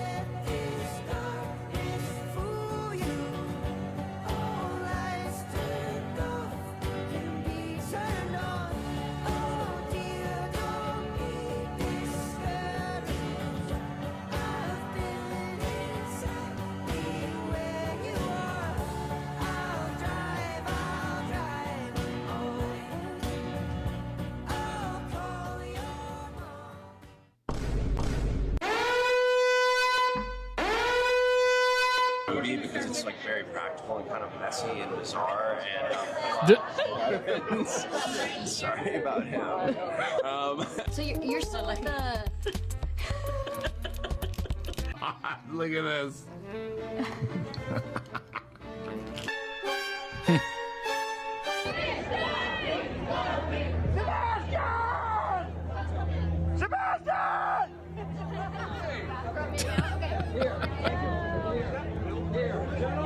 All right, Hannah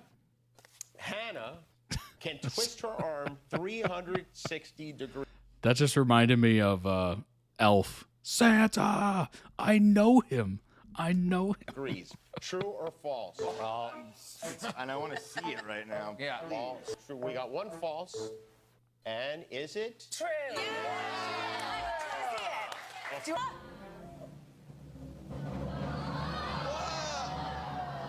God, it's like That was unbelievable.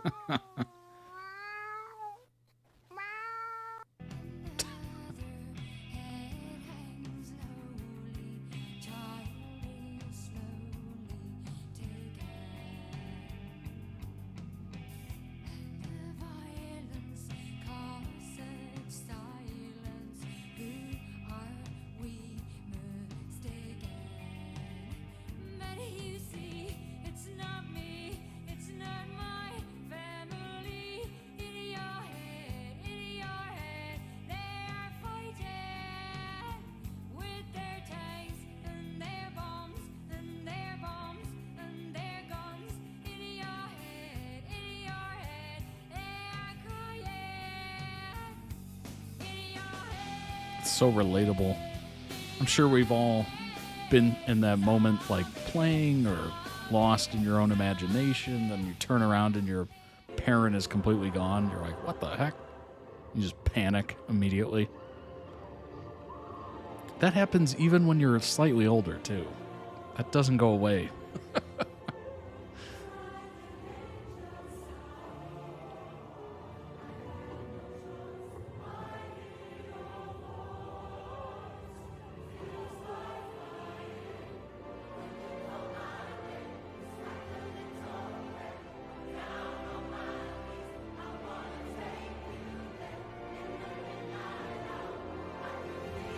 This song hits always. And it just makes whatever whatever video it's on just much more epic. Choirs typically do that.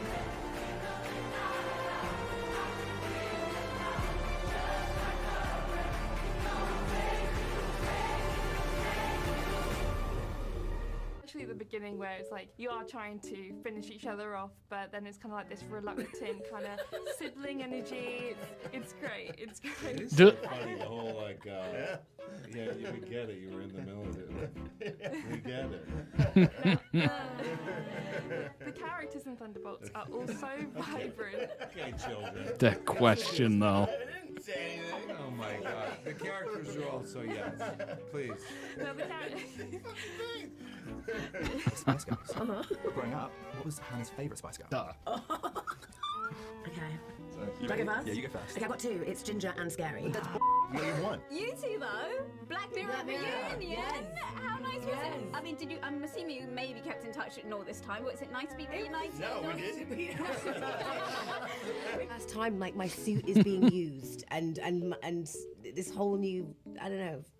How do you feel? I enjoy it. When Wyatt played professional ice hockey, what position did he play? Yeah, I put like wing attack.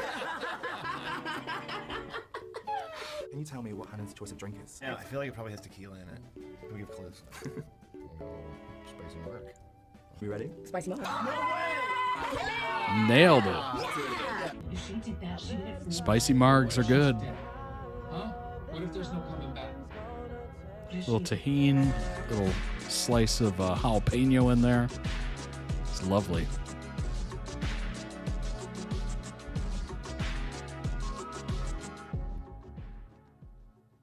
Hello, Marvel fans. Hi, Marvel fans. A shout out of love to Marvel fans. Thank you guys. Thank you so much for giving me this space. Thank you so much for embracing me. Thank you so much for embracing what I did with Yelena. We can't do this without you.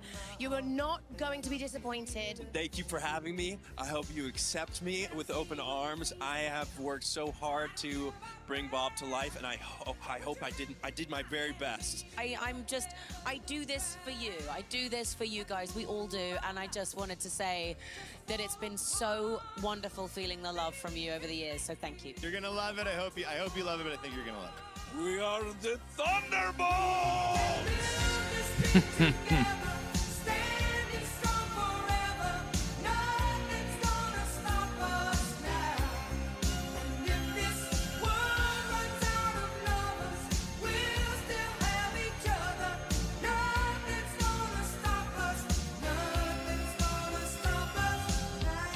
I'm not spinning us around. Okay, somebody's gotta go. Cucumber. What the hell is that? Growing up, somebody told me that you could stop and sneeze if you confuse your brain. I always just yell cucumber. Okay. I have to sneeze, but if I sneeze, you know that I'm gonna lose control. This is insane. Okay, I can get us all out of here. I just need to go first. No. I'm going the other way.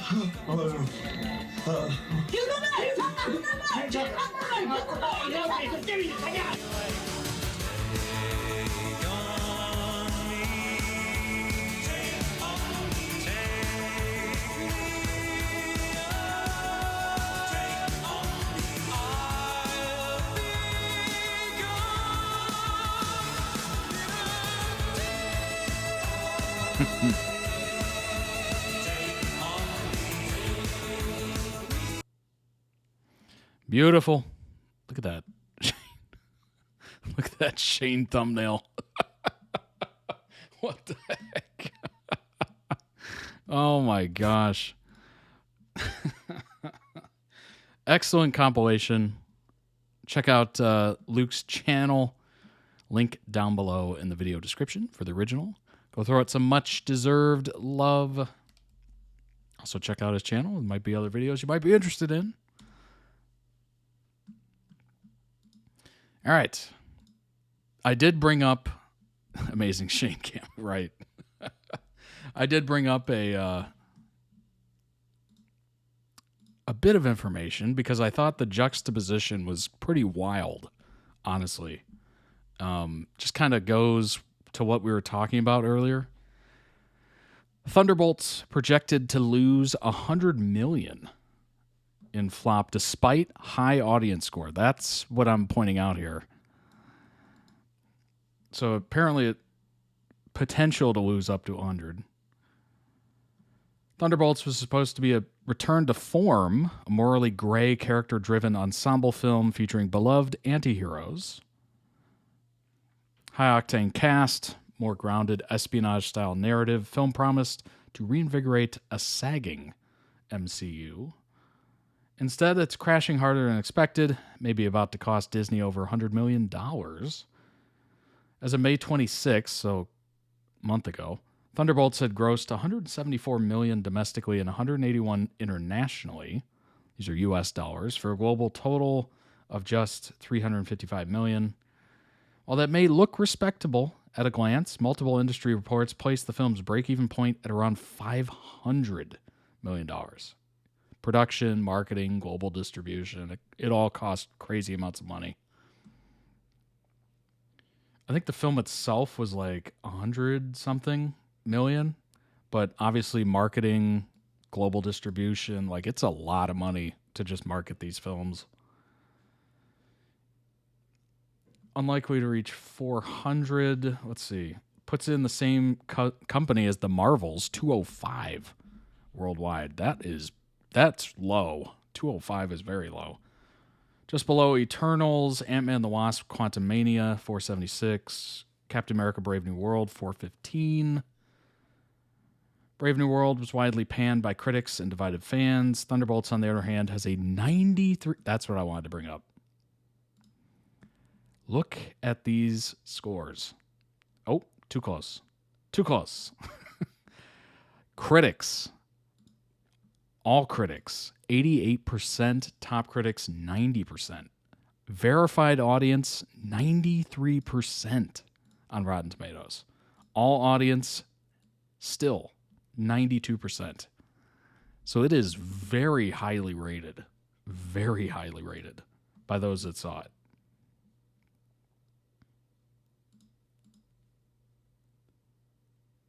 Let's see if we can get a consensus here. With a team that can raise glory, Thunderbolts is massively entertaining, delivers everything we love out of a Marvel outing. Critics assembling a ragtag band of underdogs. Thunderbolts refreshingly returns to the tried and true blueprint, MCU's best adventures. And then you look at this and you're like, what? Marvel's word of mouth engine is broken. Marvel's biggest weapon hasn't been just brand recognition, it's been momentum. Even mid-tier entries like Doctor Strange or Ant-Man saw extended legs thanks to buzz. Social media hype and interconnected nature of the MCU. That's no longer the case. Thunderbolts shows that even a film audiences loved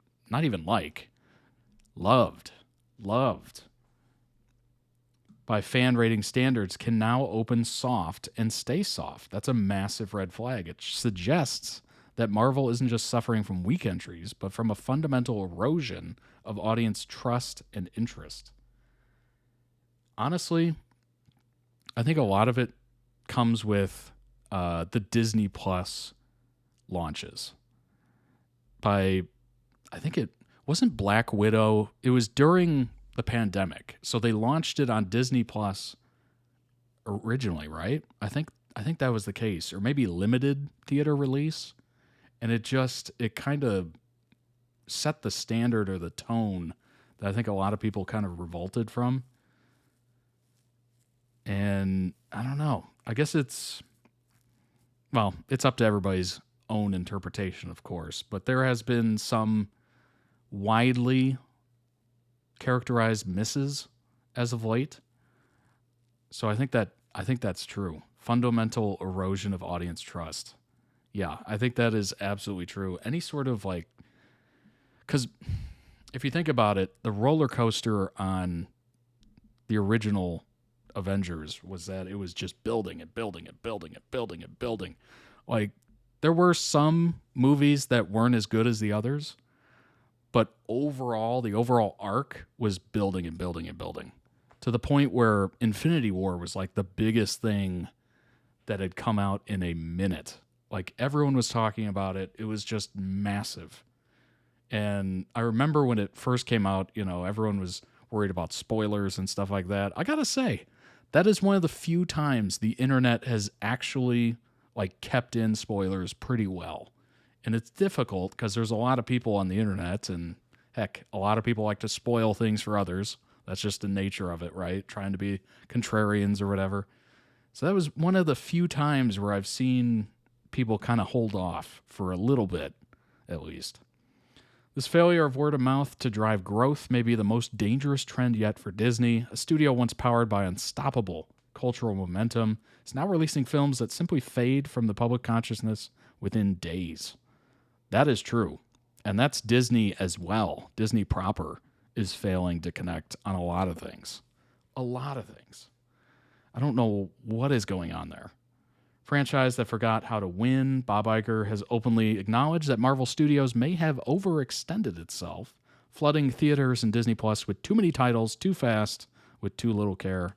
Thunderbolts was meant to be part of The Fix, a stripped-down team-up film that leaned more into action and grounded storytelling. Instead, it's become a cautionary tale.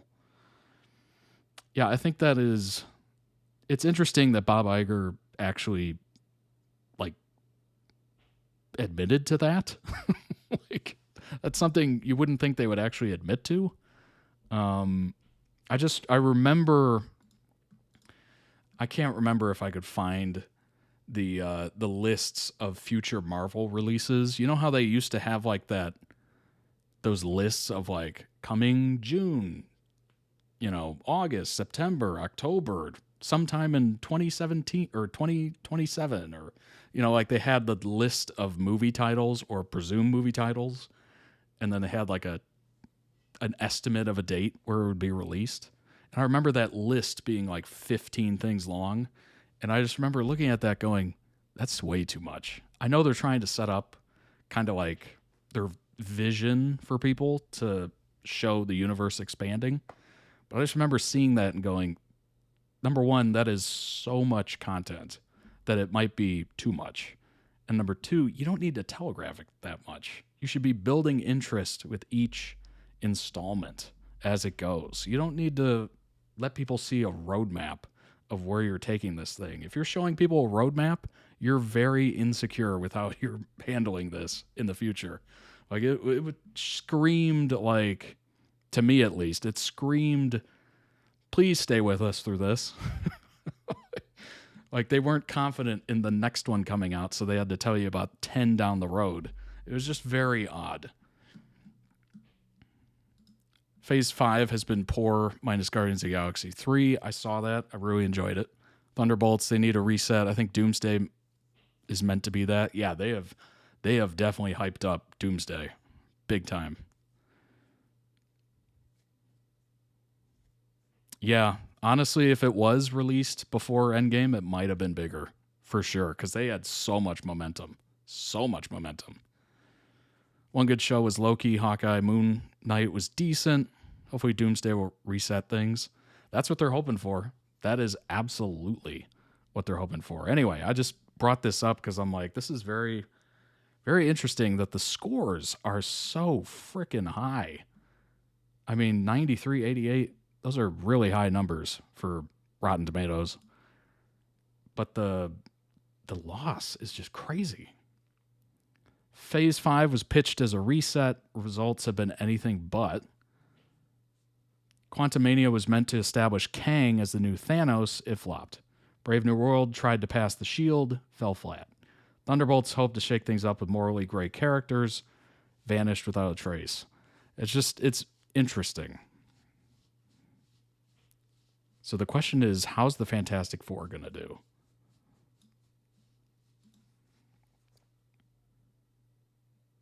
Branding crisis, not just a movie.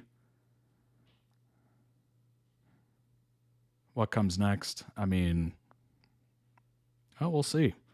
We shall see. Certainly. Valentina, quoted as saying, "For years, I've been working secretly to develop a new age of protection. Today, the citizens of the United States needed that protection, and thanks to my hard work, they got it. Ladies and gentlemen, meet the New Avengers." New Avengers, previously named the Thunderbolts, are a team of extraordinary individuals, superpowers, other special characteristics, assembled in 2027. As a result of being targeted by Valentina and working together to stop the Void from taking over New York City. Following their victory, DeFontaine manipulated the situation to declare the team as the newly formed iteration of the Avengers, which was met with a mixed reception from the public. What's funny, what's ironic about that is the ratings for this is so high, so the public was pretty into it. Or at least the real public.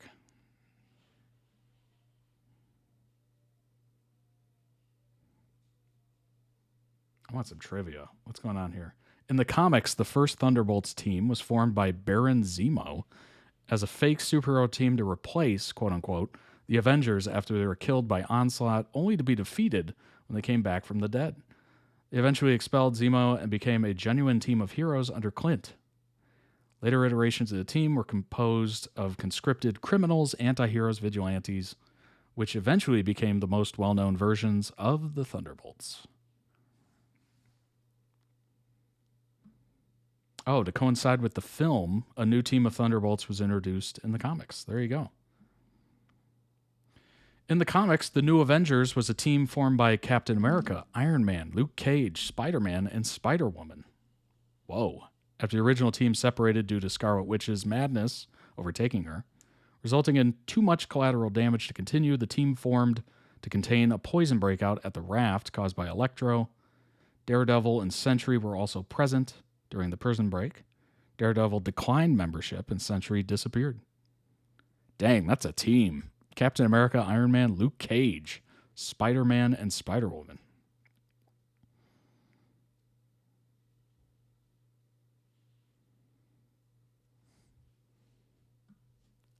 Freddie sent you a K. I appreciate it, Freddie. I appreciate it. Nothing wrong with a good K.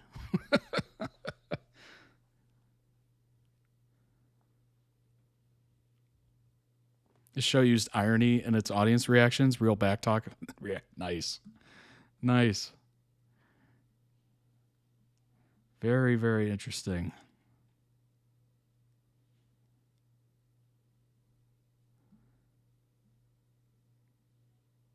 Red Guardian. How about this? You're a team of scrappy anti-heroes. Go Thunderbolts. All right, this is 8 Big Ways. Let's scroll up and get to the title here. 8 Big Ways Thunderbolts returned the MCU to its roots. Finally in theaters, by all accounts, already considered one of the best Marvel Cinematic Universe films since Endgame. Big deal for the MCU, which has notably struggled to maintain consistent quality. it was once known for during the Infinity Saga. As the finale of Phase 5, the success of Thunderbolts is a major step in the right direction for the franchise as the multiverse saga nears its conclusion. Widespread acclaim, Thunderbolts doesn't come out of nowhere. The film succeeds because it brings the MCU back to its roots in several key ways that reminds fans of old school Marvel. From a good old-fashioned team-up in a familiar location to a deeper dive into the psyche of its characters, reminiscent of the early days of the MCU. I mean, there's no doubt it certainly got unbelievable ratings, as we just saw.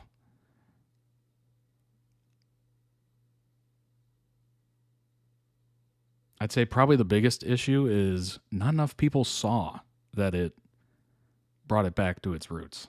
That's the issue. How do you get those people back? Thunderbolts features broken heroes with heart. Marvel has always found success with deeply flawed characters. Centers around a team of unlikely heroes who each have a void to fill in their lives. Chief among these is Yelena, who struggles with finding a purpose after the death of her sister. Comes to find similar empty spaces in her new teammates, Ghost, Bucky Barnes, Red Guardian, and a U.S. agent. Though neither can fill her inner void alone, they find it's a little easier to bear when they have each other. MCU has always thrived when it dealt with broken heroes. Unlike DC, which focuses on paragons, Marvel prefers to present more flawed characters. Number 7, Thunderbolts references recent events in the MCU. New MCU film directly references the events of Brave New World. Ooh. Oy.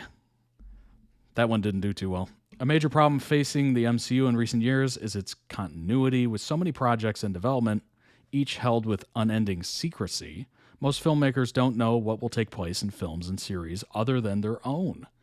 As such, the multiverse saga feels disjointed at times, with major events going unmentioned for years at a time. Thankfully, Thunderbolts doesn't continue this trend, but rather directly references the events of MCU's most recent film. The first act of Thunderbolts, Valentina, directly references the ending of Brave New World, drawing attention to the Red Hulk's recent rampage through the streets of Washington, D.C. Small reference that ultimately doesn't affect the plot, but it makes a major difference in the continuity. One of the reasons that Phase 1 works so well is that it took time to create the interlocking stories that were all connected, even in small ways. Throwaway lines of dialogue like these may seem trite, but are essential in building a cohesive universe. True. What was interesting about Phase 1 is that as it went, and as you saw how intertwined everything was, it was like an aha moment every single time, where it's just like, oh, that was happening there because of that, and that's who that is. Like, it was just constant, like, aha moments. It was very beautifully done. Really beautifully done. Familiar setting returns for another Avengers level crossover. Avengers Tower returns in Thunderbolts. 8 years after Spider-Man Homecoming set up its new owner, Thunderbolts finally returns to Avengers Tower. Film reveals that Valentina bought the tower from Tony Stark, rebranding it as the Watchtower.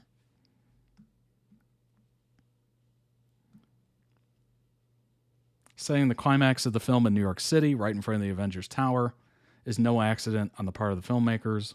Yeah, that is definitely something we all remember. 13 years ago. Oh my gosh. How fast is time going? It's crazy. Number 5, the Thunderbolts are another found family. MCU's best teams are like family to one another. Though they fight more often than they would care to admit, the Thunderbolts love each other like a family. Together they stand in for the families that few of their members ever had. The best MCU teams followed a similar emotional journey as they grow to become more like family. The Avengers certainly could be described as a found family, though they would also undoubtedly be labeled dysfunctional. Thunderbolts fall more in line with Guardians of the Galaxy, who bicker constantly, but would never deny their love for one another. Yeah. Won over fans for Guardians of the Galaxy. Now fans get to fall in love with a newfound family of superheroes.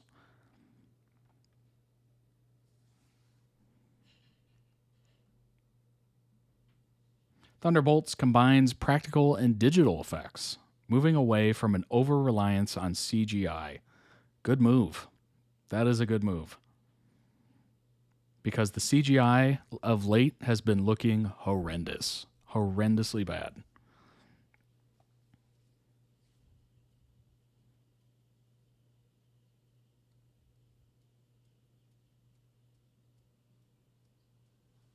Show used irony in its audience reactions. We go back talking reactions. After all that negative box office talk, we can finally talk about all the positive stuff that came from this movie. Well, you gotta talk about both, right? Gotta talk about the fact that it lost $100 million, but it also was like beloved by the people that saw it. It's a weird occurrence where it's super positive and people loved it, but it's also not what they wanted. Well, the people paying the money for it. That's why this movie worked, especially since Bucky was in phase 1. Other characters were 2 and 4. They even talked about the Battle of New York in the movie. That's awesome. Bucky and Mel talked about it. Mel said she was in high school. Bucky joked back, wow, high school, I was like 90. Oh my gosh. Yeah, the CGI, I'm glad they're going practical. I am very glad they're going practical. You can't beat it. I mean, even watching the original Jurassic Park, which came out in 93, is still good. Like that massive Tyrannosaurus Rex running down Ian Malcolm and whatnot just still looks good. It is crazy how they did that. Thunderbolts is one of several recent MCU projects to go back to a bygone era where superhero movies were told using both digital and practical effects. Film uses CGI, but only where necessary, which is so frickin' smart. Beautiful. Number 3, Thunderbolts ends Phase 5 with a crossover event. Phase 4 ended abruptly. MCU is famed for its crossover events, normally delivering a new team up at the end of every phase. Typically, an Avengers movie would close out the narrative for each phase of the franchise. However, with the Avengers disbanded following the events of the Infinity Saga, Phase 4 ended abruptly with no conclusive finale. Thunderbolts fixes this problem for Phase 5. Though Phase 5 itself has had its ups and downs, it manages to deliver a satisfying finale. With its biggest team-up, Thunderbolts, film brings together various characters from the last 2 phases, puts them together as a team. Nice. Invoking memories of the end of the Phase 1. Yeah. Precisely the kind of storytelling that helped MCU find its success in the 2000s and 2010s. Number 2, MCU is making better use of its post-credit scene. Thunderbolts uses its post-credit scene to set up 2 upcoming movies. Since the beginning of the multiverse saga, MCU fans have been quick to criticize the franchise's post-credit scenes. Once used to directly set up the next film or an upcoming crossover, Marvel's post-credit scenes rapidly devolved into a quick tag, introducing a new character who wouldn't be seen for years. If they ever show up again at all, MCU fans long for the days when post-credit scenes had direct payoffs. Thunderbolts has 2 credit scenes, the first of which acts as a funny tag featuring David Harbour's Red Guardian. Second, however, is one of the most impactful post-credit scenes in the multiverse saga. The long tag sets up numerous plot points for Avengers Doomsday, including a potential falling out between Bucky and Sam Wilson. Hello. It even hints at comic disturbances disrupting the atmosphere. At the end of the scene, Fantastic Four even make a cameo, thus setting up 2 major upcoming films in a single post-credits stinger. That's smart. That is really smart. They kind of got away from that, which is wild.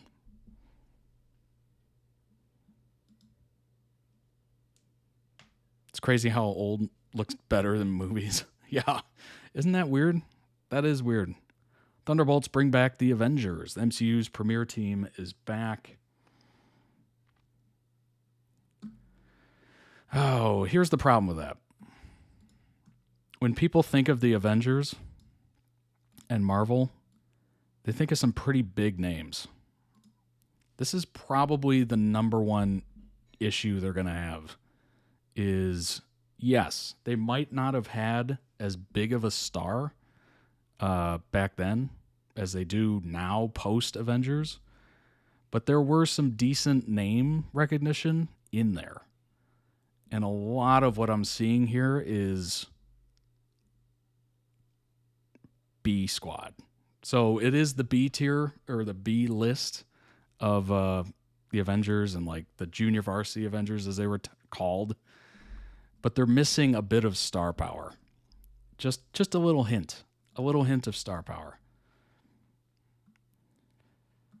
MCU has always revolved around Earth's mightiest heroes who come together as the Avengers. However, the team disbanded shortly after Infinity Saga, leaving the franchise feeling directionless. For years, fans have wondered what happened to the Avengers, who haven't been seen in over 5 years. Thunderbolts finally gives the MCU back its primary team. The ending of Thunderbolts sees the titular team rebranded as the New Avengers, taking over for their predecessors in their absence. The New Avengers take up residence in the old tower, now known as Watchtower. With a new version of its primary superhero team, the MCU finally feels like it's back on track, just in time for the next 2 Avengers films. It's tough. It's tough coming out of the shadows. It really is. They cast such a big shadow in that phase 1 that it's going to be so difficult to really do it.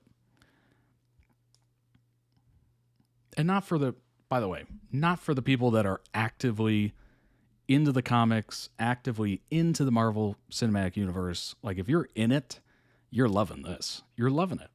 And there's no denying that. But to capture the really big audience, which brings the big box office numbers, you got to get the normies that, go to it because everybody's talking about it, or go to it because, it's a big character, or go to it because there's star power. Anything like that. You got to get those folks in to get the really big numbers. And I think that's why they're struggling. Like, they're getting the diehard fans, which obviously they're going to show up, but you're missing that huge chunk of just normies that after Endgame, they kind of checked out, basically. Obviously, Spider-Man was huge. Guardians of the Galaxy was huge. But those are movies that have huge cultural impact, and people love it, and etc. Like, it's just, those are things that are going to attract a lot of people. So it's going to be difficult, but maybe they can do it. I don't know. They even talked about how it would be a problem in the movie. Yeah, it's unfortunate. I mean, Bucky is obviously the main get here. He's been in it, but even in, and this is going to sound crazy, if you're big into the Avengers, this is going to sound nuts, but hear me out. Even in the grand scheme of things, Bucky is a minor get. An incredibly minor get. Like, Bucky is not going to sell tickets on its own at this point in 2025. So it's tough. It is really tough. As saying this as a total normie, completely, it's tough. It's going to be really tough for them to get there. Like, do I see $1 billion movie in their future? I don't. I really don't. It's just tough. And the critics, there was a paper calling them B-Vengers. Oh my gosh. Sam Wilson, as the new Cap, is making a new team too, and filed for copyright. So the team had to become Avengers with a Z, and he even jokes after dumbness for Alexi Walker. That's why we are the Avengers with a Z. That's funny. That is funny. I like that. That is so funny. Filed for copyright. That's lovely. I love that. This movie is big on mental health and was released on Mental Health Awareness Month. Interesting. That's nice. Thunderbolts is a throwback to great Marvel movies. MCU seems to have finally remembered what actually works. Let's not beat around the bush. It's been a pretty tough couple of years to follow the MCU on the big screen. Earlier this year, Brave New World tried to recapture the political thriller magic of the same sub-franchise's 2014 film, The Winter Soldier, but instead was a big mess. Last year, Deadpool and Wolverine was more of a 128-minute series of references, violence, and running gags than an actual movie. Whoa. Whoa. That's what Deadpool is. It was a great movie. Deadpool and Wolverine was a great movie. Even 2023's Guardian of the Galaxy Volume 3, a very good movie, indeed it was a hard one for the Marvel faithful to ultimately rally around too much because it represented the end of the story rather than anything for fans to look forward to. Well, how do you not rally around the ending? Like, what? And by the way, that movie, Volume 3, ended on such a cliffhanger. Like, it left the door open wide for Volume 4. So it's not completely closed, but it's definitely closed enough. But how do you not rally around that? I thought it was a great movie. It was definitely sad. Like, it was wildly sad. I was not expecting the amount of emotion that I had for Volume 3.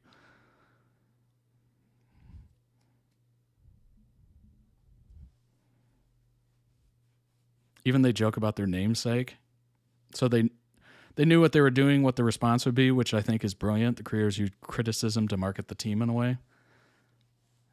I get it, but it's also like accepting the reality in a way. Thankfully, for anyone who's ever enjoyed this now long-running comic book movie franchise, Thunderbolts more or less rights all the wrongs in the hands of director Jake Schreier, who did great with Netflix's 2023's Beef, and screenwriters Eric Pearson, Joanna Callow, the latter of whom is a co-showrunner of The Bear. It's a pretty good show. It's won quite a few awards. Thunderbolts feels as real a movie as the MCU has produced in a long time. Movie also benefits from uncredited rewrites by Beef creator Lee Sung-jin. The film has entirely game cast full of characters who all feel distinctly different and real, bouncing off the screen in ways that's fun and engaging. Settings of the scenes feel just like that, actual places in the real world. Marvel has grown so reliant on green screen effects and the volume in recent years that seeing these characters actually in real settings goes a long way. Oh yeah. The green screen effect is just crazy with what's been going on. I am so glad they went practical. So glad. When I've been explaining the idea of Thunderbolts to people in the time since the movie's been publicly in production, there's a pretty common response. So it's like Suicide Squad? And my answer is generally, well, yes. Thunderbolts largely centers on the unintended union of a number of MCU's pre-existing characters who weren't necessarily heroes, but weren't necessarily villains either. That group is led by Florence Pugh, as charming as ever, along with her father figure, the Red Guardian, disgraced former Captain America, the wall-phasing Ghost, and combat expert Taskmaster. Joining the group at certain points are a mysterious and seemingly random dude named Bob, and a certain World War II soldier, brainwashed murderer, deprogrammed hero, U.S. congressman named Bucky. This ragtag group, brought together by the very evil Valentina, who is essentially like if Samuel L. Jackson's Nick Fury had absolutely zero moral compass. Val brings these characters together with the purpose of having them take each other out, but as you might expect, they figure out a couple things and wind up teaming up. Built-in comparisons to both Suicide Squad movies and the existence of misfit team-up movies like Guardians of the Galaxy make Thunderbolts not a particularly surprising movie, but that's okay. Film isn't built on being a groundbreaking piece of superhero movie innovation. Instead, it focuses on getting these pieces right. And thanks to Schreier's strong camera movement and the complete buy-in of the cast, it pays off. Pugh is the biggest star in the cast. Her emotional and nuanced performance as a Yelena seeking purpose helps ground the movie. She's the one who fits best with each other character surrounding her. Pullman as Bob is the closest thing to her foil as we learn more and more about who he is, who his character really is, what he's capable of. Movie takes time to dive into what are serious mental health issues with a metaphor that is a bit on the nose, sure, but handles things with respect and care in a movie that's not the A24 indie it was marketed to be compared to, but rather an actual big, broad blockbuster.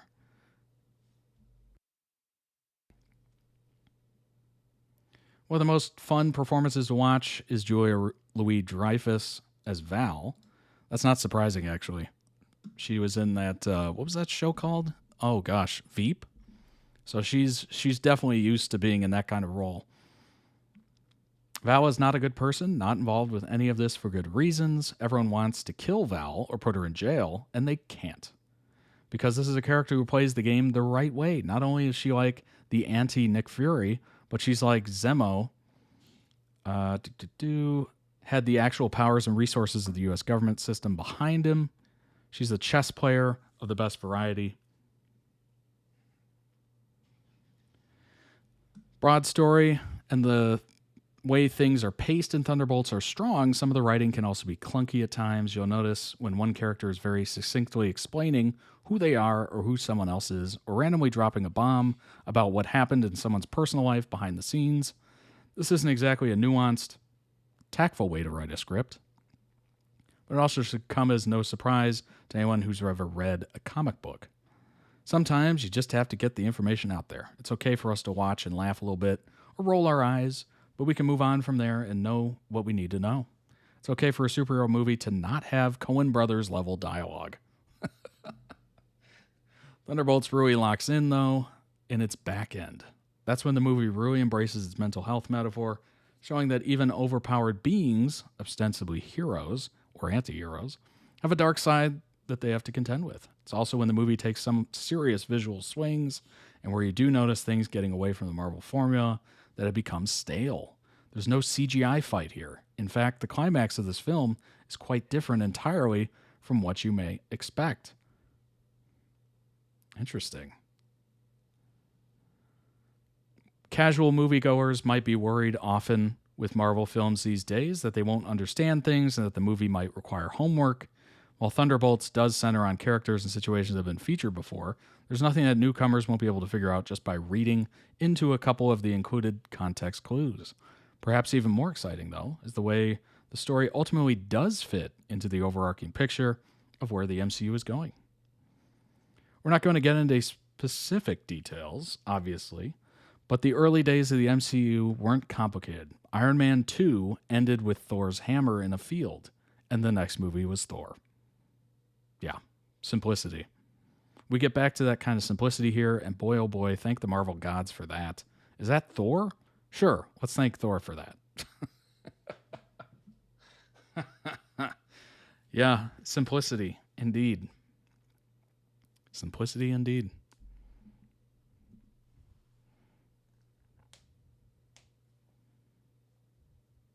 Star-Lord is rumored to come out of retirement. Nice.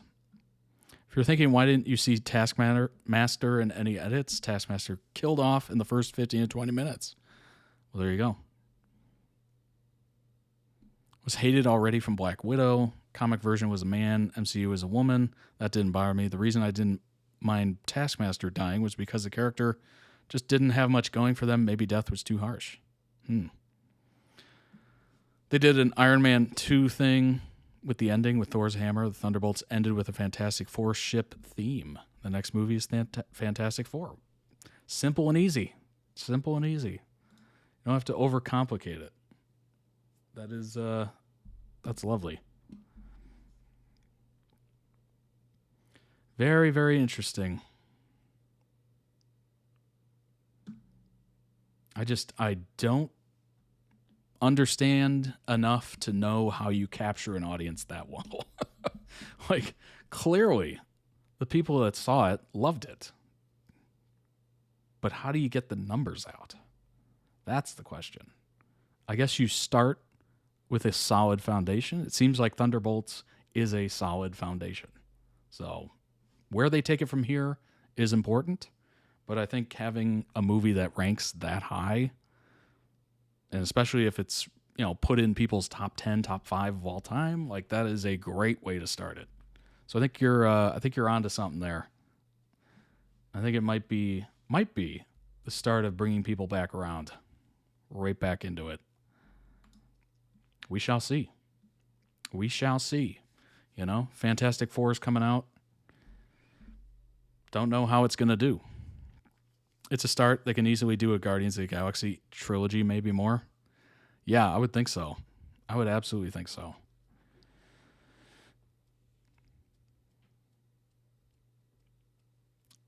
I would consider myself cautiously optimistic.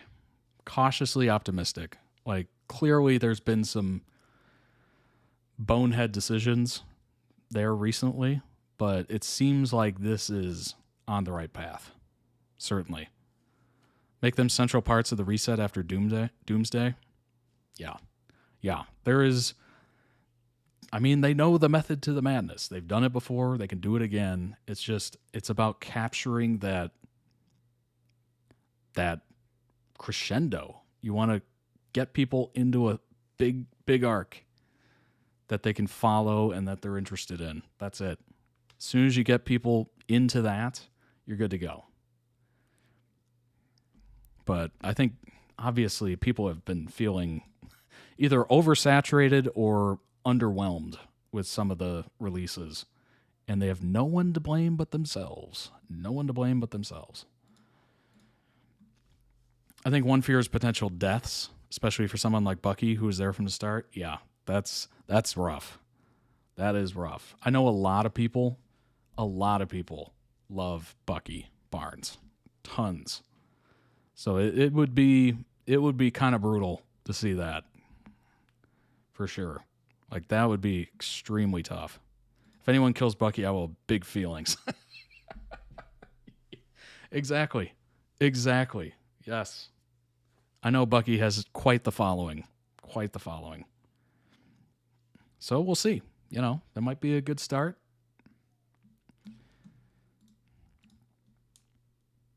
I don't have many strong feelings about MCU anymore, but don't touch Bucky. I get that. Sebastian did say he can't play him forever as he's getting older. He's been Bucky for almost 15 years. Yeah. There are limits to these things, obviously.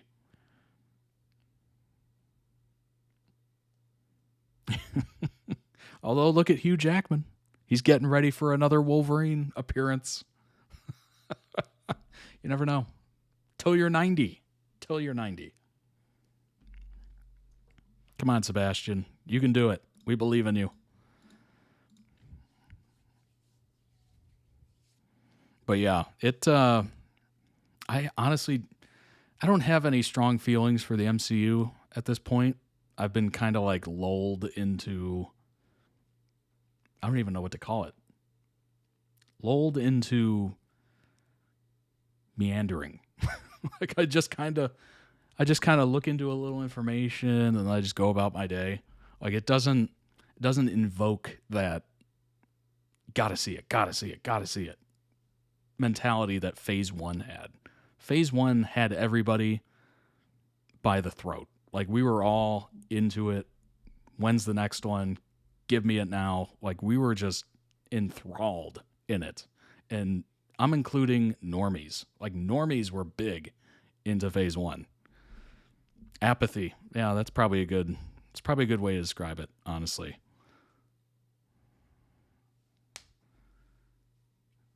Make him go into a retirement home and hang out with Steve. That's funny. That is funny. All right. Let's move on from the MCU to the JoongDunk MCU. JoongDunk CU. The JD CU. JoongDunk being a chaotic mess is what we're going to watch and react to.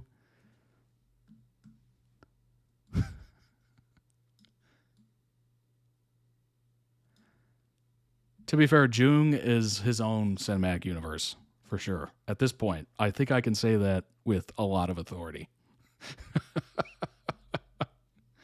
Oh my gosh. Get ready for the chaos. More chaos, and we know they bring the unhinged. Indeed. Indeed. I don't have boyfriend, I have bro. Do you know my bro? Natasha is my bro. Put CU at the end of everything? Absolutely. Natasha, my bro. You know Natasha? Recently, I heard someone say the James Bond universe, and I just wanted to throw my desk up in the air. Like, what? Does everything have to be a universe? Do we need a universe for everything? Natasha, my bro. He's been writing so much fanfic of him and Dunk lately. Oh my gosh. It's gonna put people out of work.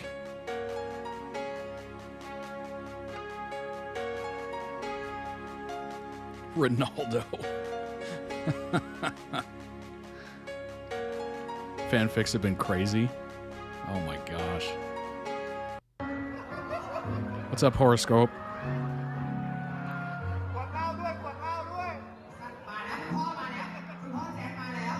Just wait for James Bond to go in the multiverse. We are James Bond. Oh my gosh. I've totally given up on it. Totally. I don't want any part of Amazon doing it.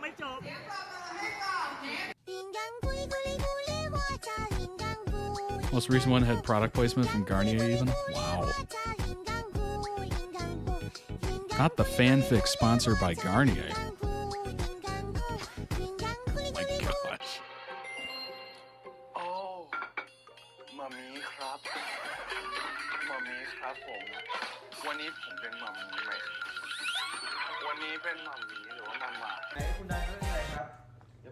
What was that?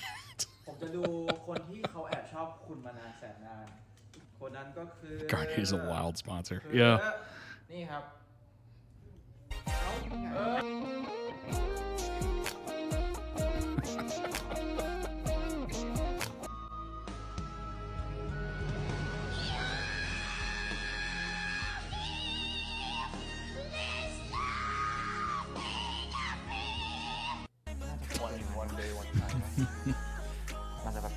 It's a potato. One of the Garnier admins is definitely a stan. Gotta be. That's crazy.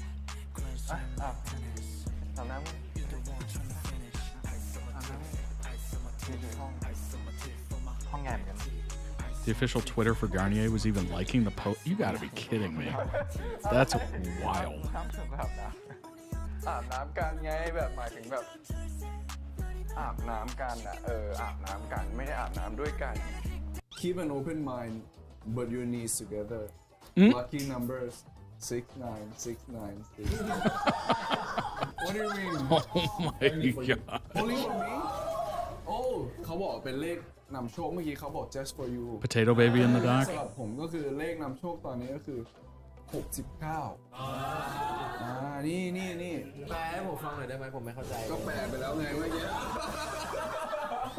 ก็เขาบอกเป็นเลขนำโชคก็คือเลขนำโชคของผมอะเลข69 It's a heck of a lucky number right there.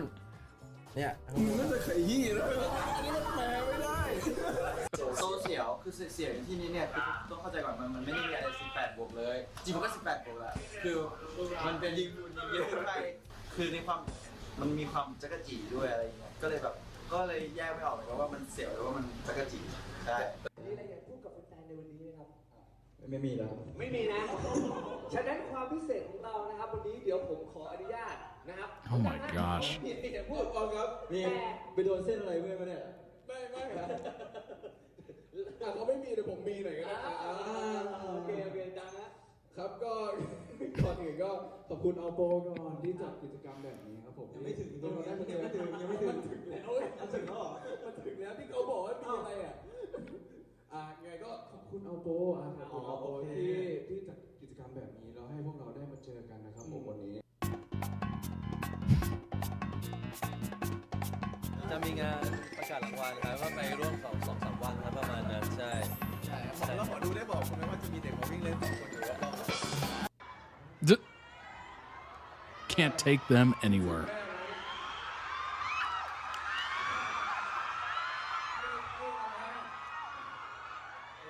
น้องบอกว่าพี่จูส่งค่าสินสอดมาให้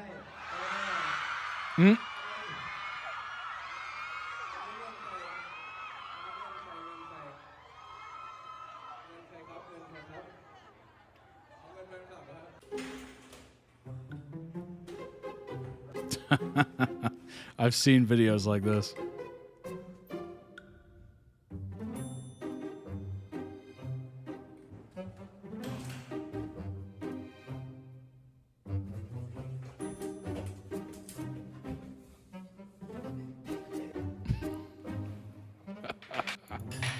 Samoyed. Love those dogs. Adorable. Also, the world's most expensive dog breed.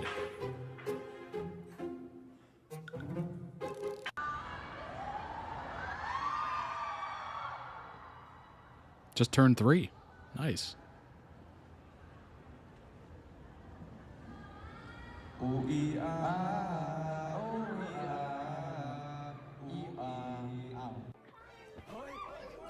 Dunk has 2. They're show dogs. Yeah, they are the most expensive dog breed.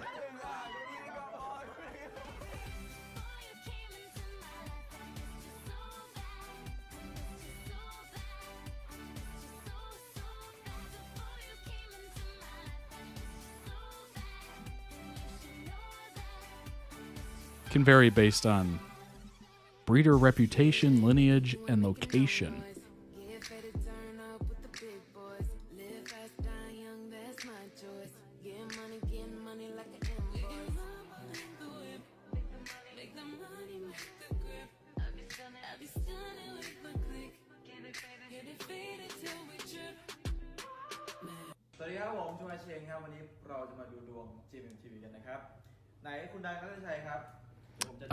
I think so. I think so. ที่เขาแอบชอบคุณมานานแสนนาน แต่เขาก็ไม่กล้าบอกคุณสักทีนะครับผม คนนั้นก็คือนี่ครับ เอ้าไงนี่ล็อกมงปะเนี่ย ไม่ล็อกเมื่อกี้ถ่ายไว้ไหมว่าผมสับให้อยู่ Samoyeds can cost between $4,000 US and $11,000 US. Oh my gosh. That's crazy.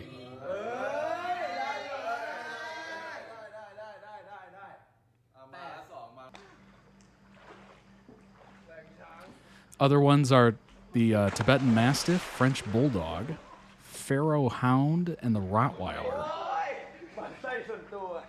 I woke up in a new Bugatti. I woke up in a new Bugatti. Oh my gosh, the screaming rubber chickens.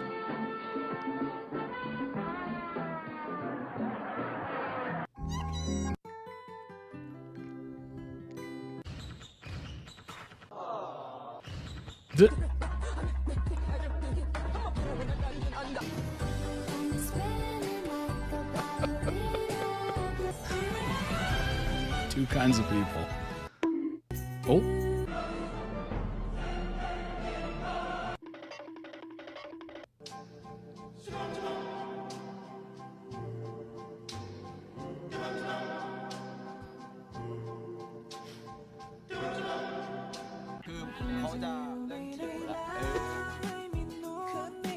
Jung only has little dogs.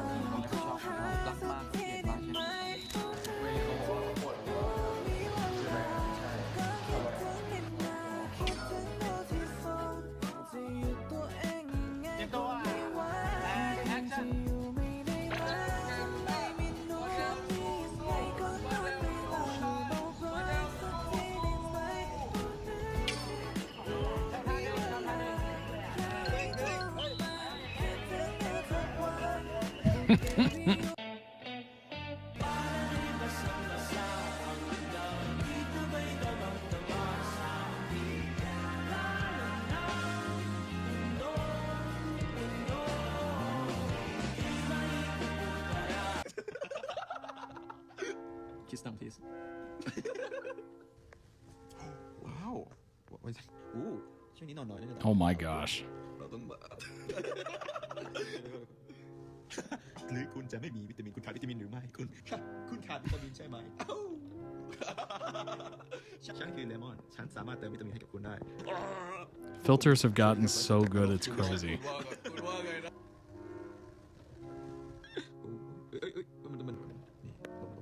ใจเย็นก่อนอย่ามาตรงไหนไม่เข้าใจเลยสักครั้งไอ้ที่เขาทำลืม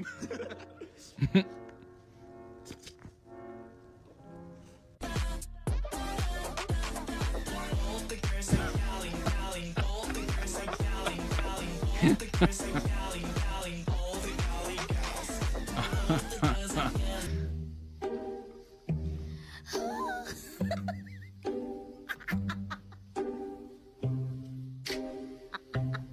my ถาม gosh. ก่อนปกติบ้านนี้นี่นอกจาก Can you imagine if that was part of เพื่อนๆใน pregnancy? ทีวีเคยมาหรือเปล่า The nurse just holds up the baby. เฮ้ย ชื่อแรกเลยนะ สวยยอดดี นอนเลยเหรอ ใช่ตอนนั้นอ่ะคือเรารู้จักกันแค่อาทิตย์เดียวแต่เขาก็ อาทิตย์เดียวพามานอนบ้านเลย พามานอนแล้วคือว่า เธอมันใจง่าย คือว่าเขาอ่ะอยากมานอน เขาอยากมานอนด้วย ใช่ แล้วเราก็ปล่อยให้เขามานอนเล เรา ย ก็แบบก็ได้เราจะได้สนิทกันมากขึ้น เตียงนอน ใช่แล้ว ที่เคยมีเพื่อนมานอนด้วย อันนี้คุณจุงนอนนี่เลยฮะแล้วก็ไม่อยากเมานะผมนอนไม่หลับเลยตอนนอนกับจุง หรอทำไมอ่ะ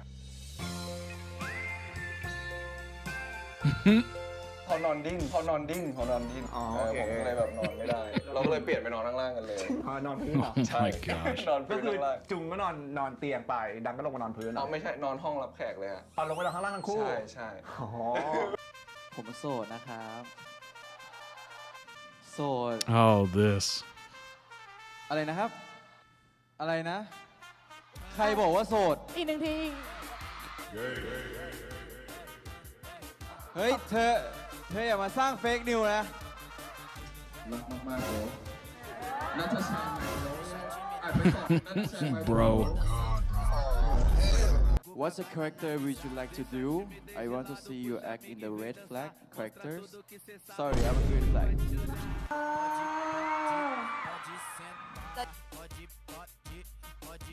โอเคพูดเธอหนึ่งทีโอเค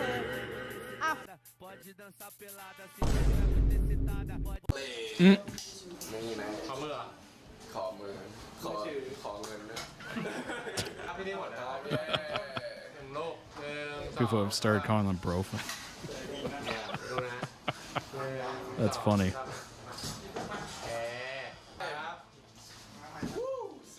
ที่นี่หมดนะครับให้เด็กชาย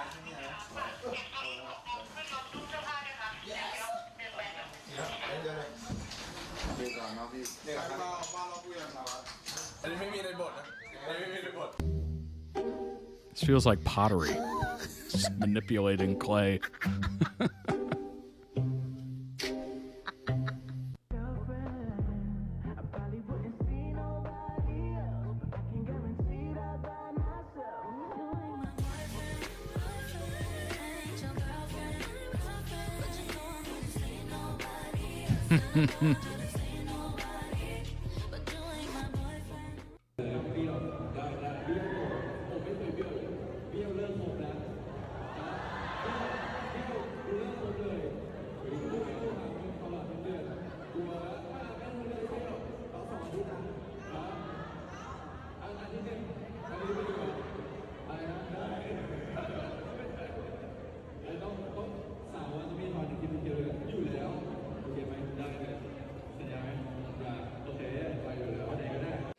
Just keeps going down and down and down.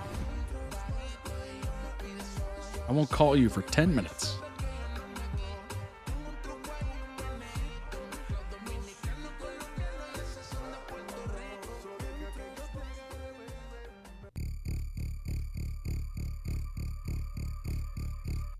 Mm.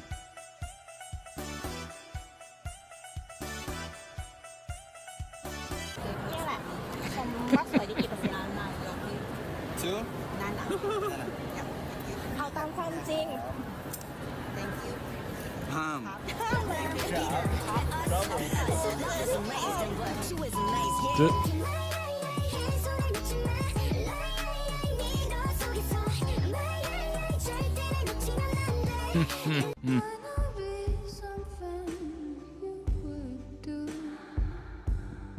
Dunk isn't much of a party person. Yin and yang, of course. Howdy. สองคนมันจะอึดอัดกันไหมเขาไม่อยากอยู่ใกล้ๆหรอฮะ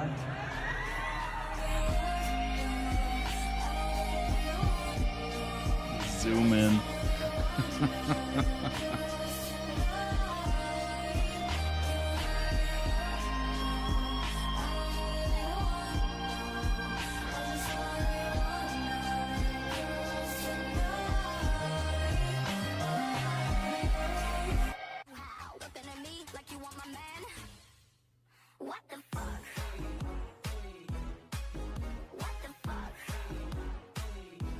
Natasha is my bro โอเพนนี่ แฟนยังไม่มาเฮ้ย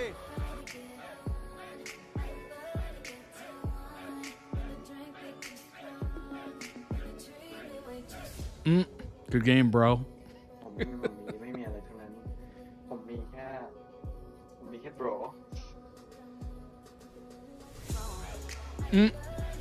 The reflection.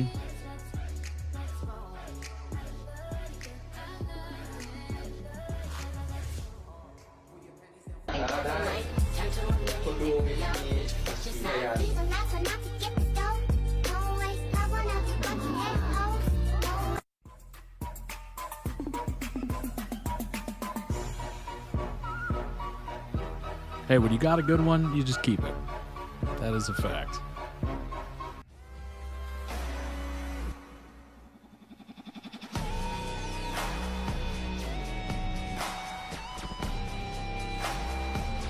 What's up, lovely? These two are too much. Right.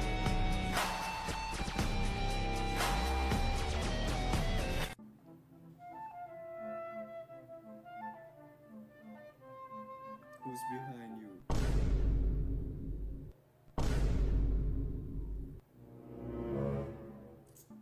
me myself and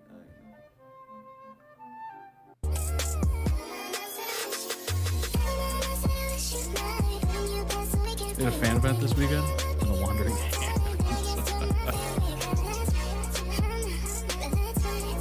ผมโสดนะครับ โสด ก็เนี่ยเห็นแต่เดินไปแล้วแบบ you know นัทชัย my bro ใครบอกว่าโสด อีกหนึ่งที เฮ้ยเธออย่ามาสร้างเฟกนิวนะ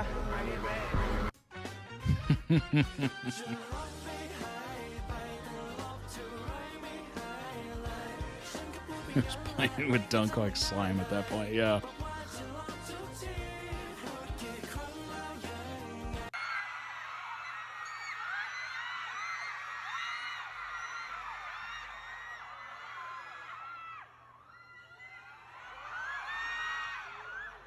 แต่ถ้าผมชนะใช่ไหมผมก็บอกว่าแต่ถ้าเขาชนะเขาก็บอกเขามันเขาจบ อะไร ส อ่ะ รุปสถานสถานที่เราได้คือ ยังไงก็วิน ยังไงก็วิน อะไรวินอะไรวิน สุดท้ายคุณก็ถูกหอมแก้มไง อะไรนะ คุณก็ถูกหอมแก้มไง ไม่เขาหอมแก้มผม ไม่ใช่ก็คุณก็ถูกหอมแก้มไงก็เขาหอมแก้มพี่อาร์ตพูดอยู่ตรงไหนเนี่ยก็บอกว่าถูกหอมแก้ม บอกว่า พูดอยู่ตรงไหน ผมก็แปลว่าผมโดนเขาหอมแก้มแต่ถ้าเขาหอมแก้มผมเข้ากับผมก็นั่นแหละนะครับ I feel like that meme with the numbers, just trying to figure it out.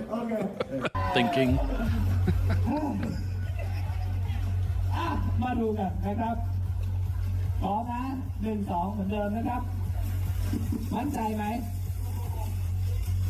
ดังจะเลือกอะไรข้อที่1ครับระหว่าง1นมสด2น้ำผลไม้ครับนมสดหรือน้ำผลไม้ 1 2 3โว้ชัดเจนนี่เลยชัดเจนตรงนี้ชัดเจน พวกเธอชื่อฉันไม่ได้หรอกนะไม่บอกว่าเป็นมัมมี่เนี่ยไม่เชื่อหรอกนะเดี๋ยวเมื่อกี้เราบอกทางนี้ตอบผิดนะ แต่ฟิน I was smelling something burning. Forgot there's a candle like right there. ดังจะเลือกอะไรระหว่าง1หน้าร้อน It's like, oh, 2 that's what that is. โอ้อันนี้เหมือนกันเลือกหน้าร้อนเขาเลือกครับ easy เหรออ่ะมา1หน้าร้อน2หน้าหนาวครับ 1 2 3หน้าหนาวครับถูกต้อง2คนนี้เขารอ If you see a big flame behind me, please tell me. จริงยังชอบหน้าหนาวมากกว่าใช่ไหมใช่เพราะอะไรอากาศ Sooner the เรีย better, กว่าหน้า actually. หนาวมันโคซี่ดีใช่แบบเรียกว่าแบบหน้าหนาวมันหนาวใช่ไหมแต่เราก็แบบก็สร้างความอุ่นด้วยตัวเองด้วยตัวเองเหรอฮะใช่หรือไม่ก็กอดคนข้างๆยังไงทำไมกอดคนข้างๆแบบนี้ก็ได้โอเคว้ายไม่โดนกอดอ่ะดิ The quick look.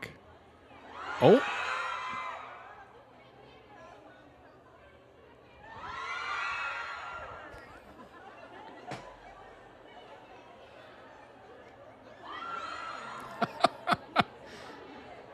Next is a foot.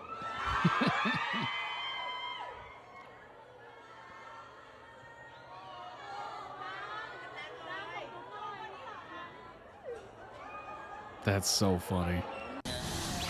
ไม่ต้องพูดเลยว่าร้อนแรงแค่ไหนนะครับก็อันนี้ก็เป็นฉากจบของเรื่องนะครับไม่ใช่ฉากของเรื่องของคู่ผมถึงแม้ว่ามันจะเป็นฉากจบนะครับก็จะเป็นอย่างนี้เราก็จะถ่ายฉากแรกก่อนนะครับฉากแรกที่เจอกันแล้วก็ฉากจบที่เจอกันก็คือ Destiny ล้วนๆ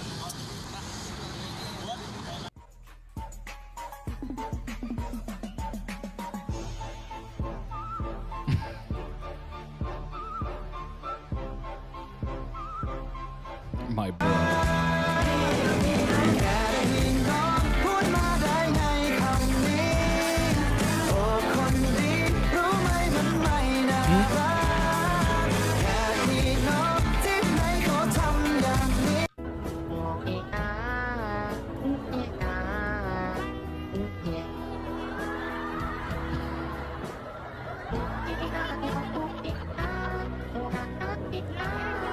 It's like, act right.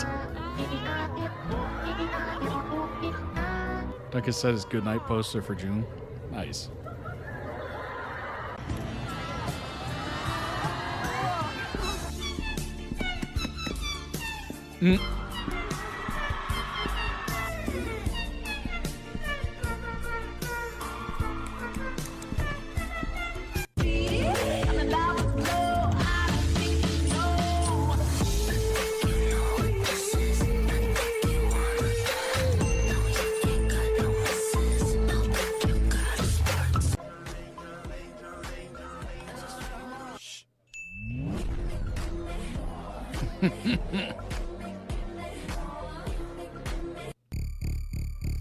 Obviously, that's Songkran.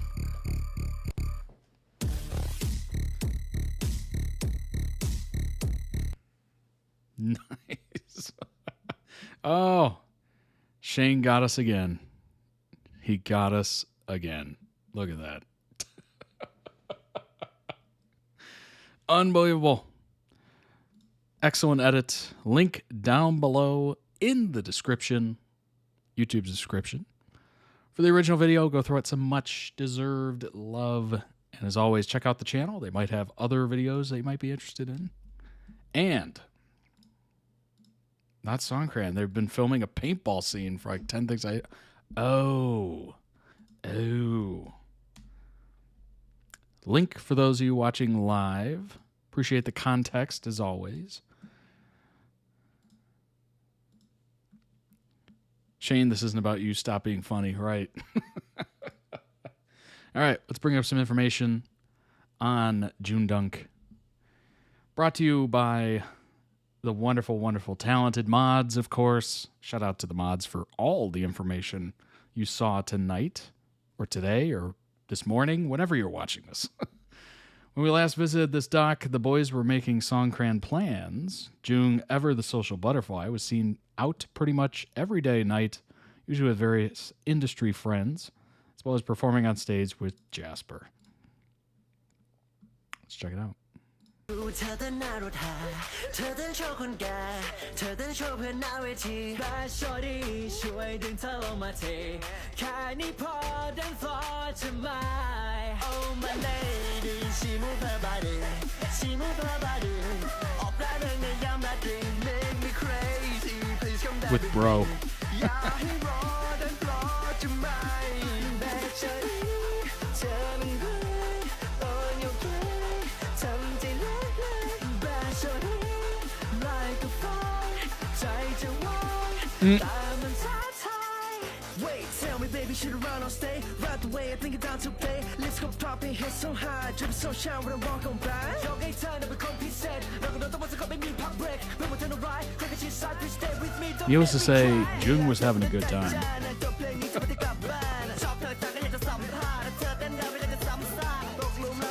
A real good time.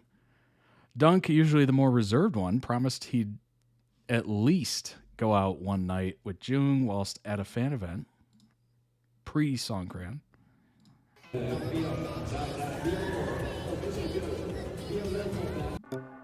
Nope. Don't scroll down when you're on TikTok. Or no, YouTube Shorts. I won't call you for the whole month. 2 weeks. 3 days. 3 seconds. Jung and Dao were partying every night. Nice. Night 3 of the festival, Dunk joined Jung as promised. He had actually been getting hate online from people thinking he'd decided to let Jung down. These people need more hobbies. Yeah, they do. They absolutely do. That's crazy. Jung's shirt ended up being worn by Dunk by the end of the night. That's funny.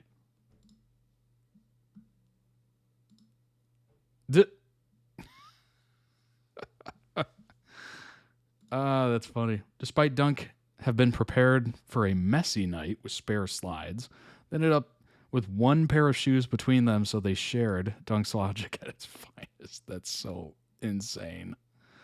Oh my gosh. Jung posted this.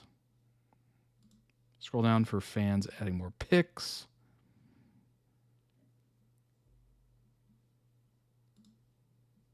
Big sister's blushing face. The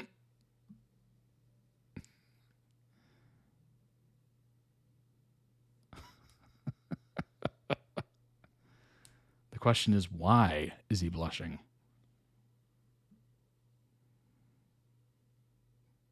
Yes, princess? Bro.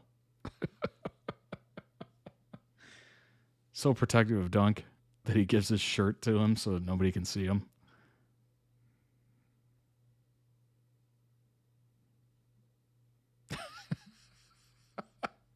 Hey, Grok, can you give me a percentage of the probability that they might kiss tonight? I'd say there's about a 75% chance. Party vibe, neon lights and music sets a romantic mood. Close proximity and leaning in suggests some sparks. But it's just a guess. People are unpredictable. It depends on their vibe and choices. That's so funny. Phantom found dead.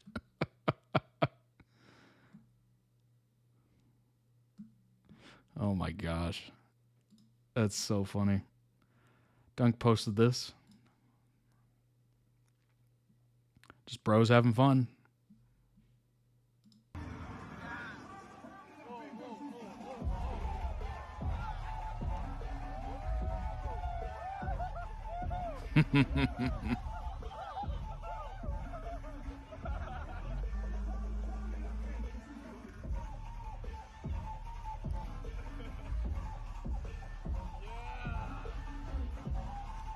It's good to see him out there. It's good to see him out there. You gotta go at least once, right?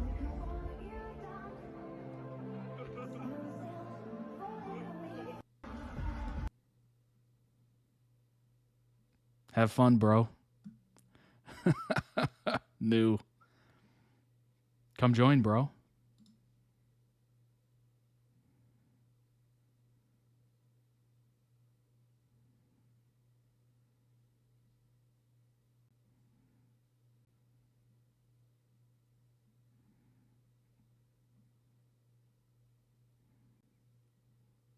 It looks like it was a fun time, honestly. No. All right, how many of you relate?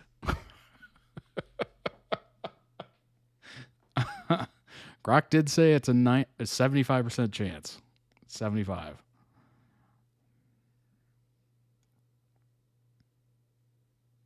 They did follow their promise.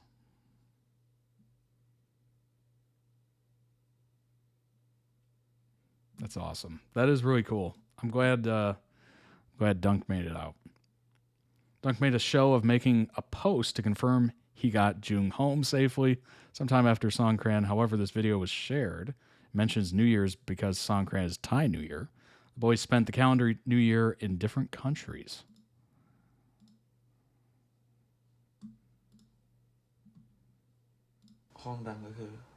ตรแบบโคตรสบายถ้ากูเข้าใจมันเลยเว้ยแต่ในวันที่ไม่ทำอะไร กูเข้าใจมากๆแล้วเห็นปะถ้ากูเป็นมึงอ่ะกูแบบคงแบบนอนแบบก็นอนทั้งวันอ่ะต้องจัดห้องให้ดีไง I feel that. Jung staying at Dunk's house on the New Year. As people started receiving the Heart Killers merch and posting pics, this photo card of Dunk as style was shared, and Jung replied. Won't be surprised if Jung somehow owns this postcard. Come on, I own more than the postcard. Oh my God. That's so funny. Back in April, Dunk posted photos of himself horseback riding, and Jung had a suitably unhinged response that involved creating a 4-part fanfic, and Dunk got in on the unhinged, but doing photo edits. Oh my gosh. Oh Lord. What are we getting into right now?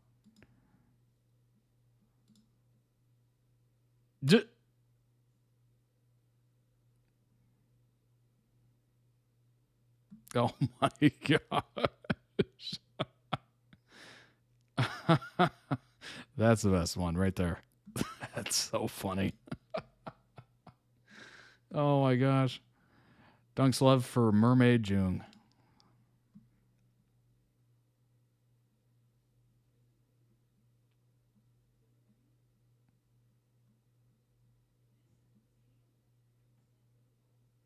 Oh my gosh. The littlest of mermaids. Saying he's the horse. Jung's comment on the first one was saying he's a horse. Oh my gosh. Read Jung's comment. Oh no. Oh no.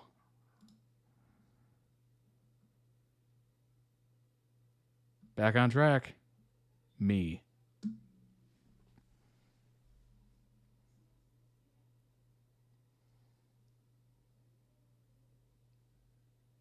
Lord have mercy.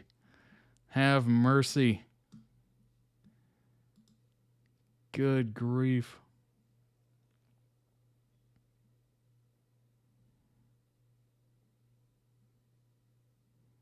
Oh my gosh. Oh my gosh.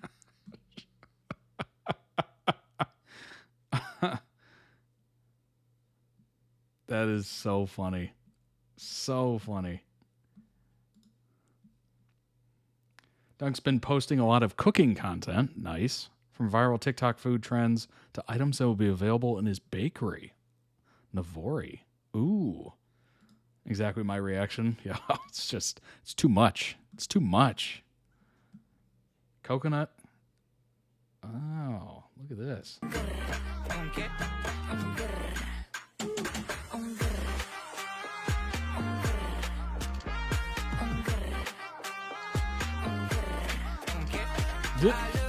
When you shake it, when I see you go, my body go, wake it. You taste so good like two cigarettes. Don't you think it's tricky? We moving slowly, so slowly. I can't wait no more, so hurry, oh hurry. Dame un tu, ta, ta, tu, ta, tu, tu, ta, ta, tu. Dame un I'm so hungry right now, so I'm studying this like I'm studying for an exam. Oh my gosh. Oh my gosh. Oh.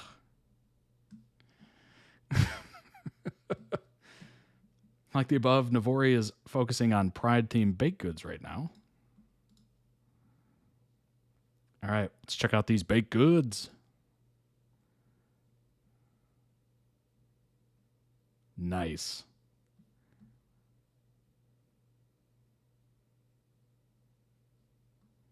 Oh, that's lovely.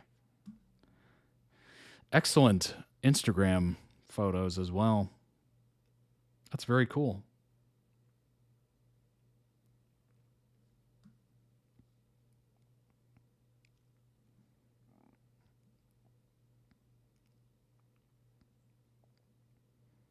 Secret flavor, coconut. That's so cool. Nutella, purple sweet potato, salted egg and pea, matcha red beans, grain. Taro? Yeah, hook me up with that Nutella, please.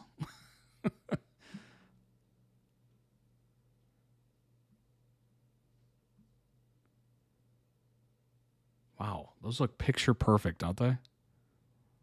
Dang. Dubai dark chocolate brownie. Oh my gosh, I saw $7.50 and I thought of US dollars. I'm like, what? It's Thai baht. I forgot it's baht. I had to double take on that. I'm like, wait, what? How? Dunk posted this at the beginning of June for LGBT Pride Month. Be proud of who you are. Love loudly. Live freely. Hashtag Pride Month. At the Kaz Awards this year, Jasper won the Rookies Award. Huge deal for them considering they started out the year as a potentially temporary project and only have 2 songs released. Wow. Talk about big. June coming up with detailed stories about how their child mascot fits into their lives. Oh boy.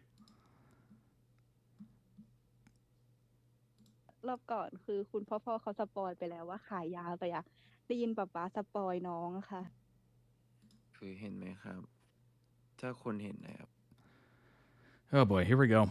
Basically, a plant with 2 stems can also be called legs. Even the dads have stiff back, but JD, active on gymnastic, usually show off the legs while doing full splits. Quite good at ballet. About the arms, when will I have arms like my friends? Papa Jung, when you grow up, you'll have arms. When you grow into a full plant, your branches will come out on their own. Nong JD usually plays hide and tag with Permpoon, but never got tagged because Nong JD has no hands. Nong want to use legs, but it doesn't seem like graceful kid. It makes other misunderstood because of Nong's face. JD is actually good and sweet kid, never hurts friends. Only has one flaw, can't see well during night because normally Nong will seek sunlight in the morning, but during night always bumped into things. They forgot to give their mascot arms when designing it. It's the little things. It's the little details you overlook, you know? During Songkran, JD always gets bloated because when people spray water, it runs down the legs and automatically absorbs the water. Bloated. Oh my gosh. Yeah, dads went to play and left JD, JD, because Nong JD often gets, excuse me? Excuse me?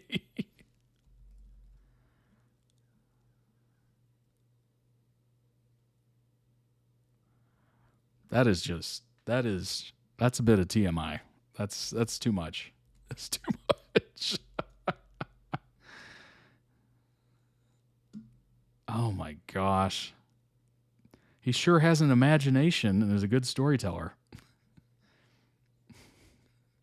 Nong started growing arms in the newest LOL merch. Good grief. Another tale about JD, this time scuppered by a fact-checking journalist. Oh boy.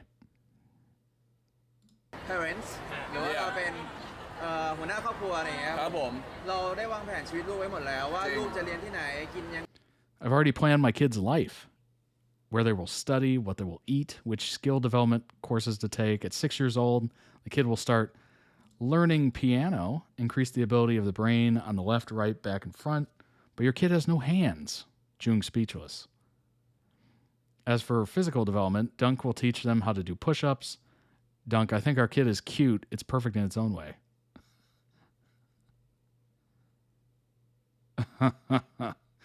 Oh my gosh. This no hands thing is just going to be hilarious forever. JD at LOL Fan Fest.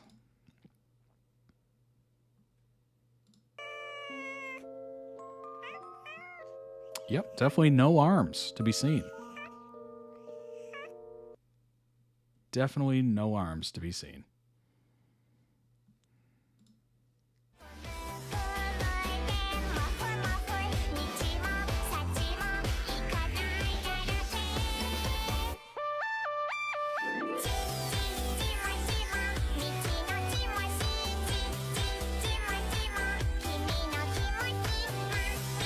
got a bit of a bounce to him, doesn't he? Got a bit of a bounce. Joong just says stuff sometimes.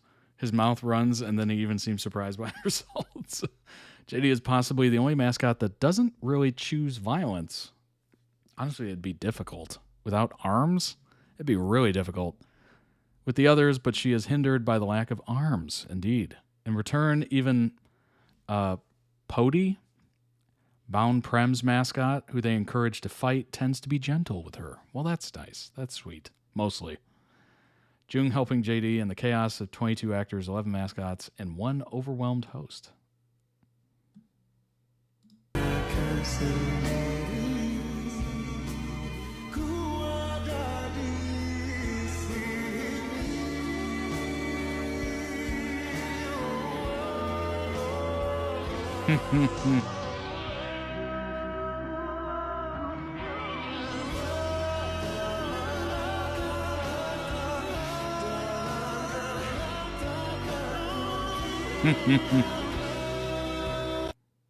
Oh my gosh.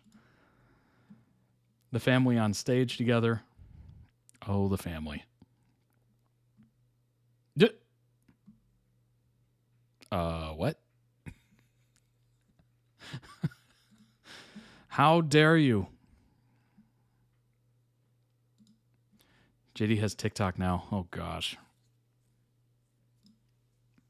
I'm calling on you. There's the family. It's all right. We got the family photo. What am I supposed to do? Just let me know. Can't make...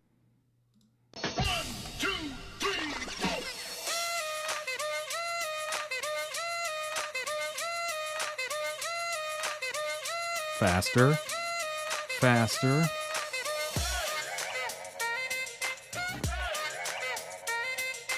Oh. Oh.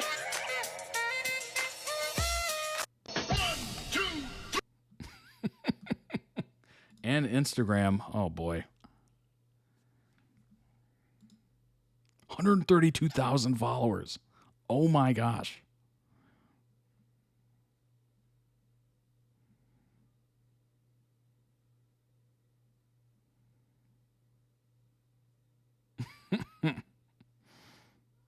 "12 posts, 132,000. That's huge. Huge. When things go wrong with the mascots, which I'm sure happens a lot. Deflated squad.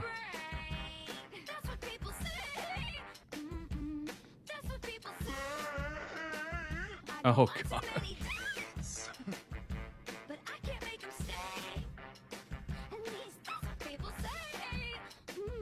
It's tough out there for a mascot. It's a tough life. Real tough. Dunk with New talking about their mascots, JD and Polka-san, being away.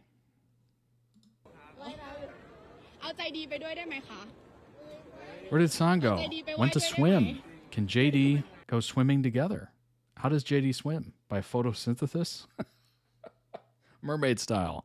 JD swims like that. Don't bully the kid or Nong will get angry later. JD is there to suntan.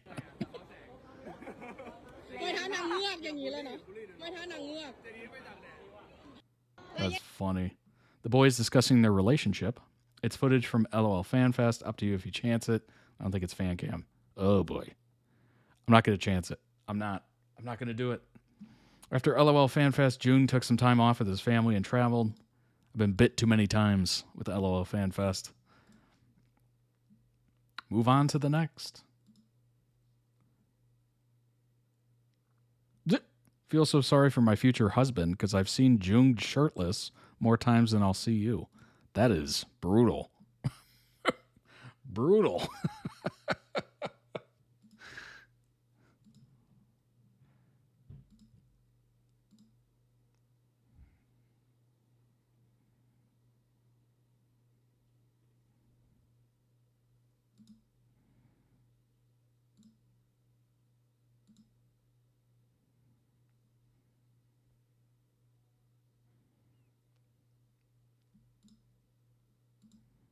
It's got the millennial mirror pictures down.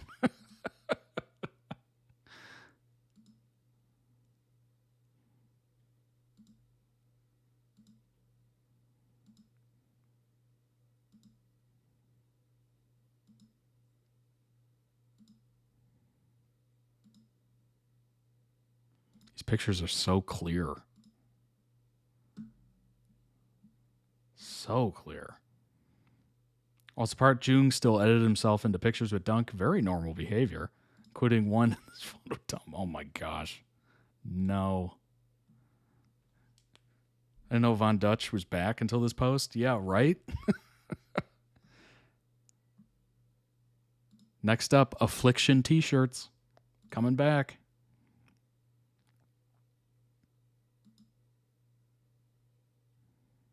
Oh my gosh. Oh, Lord.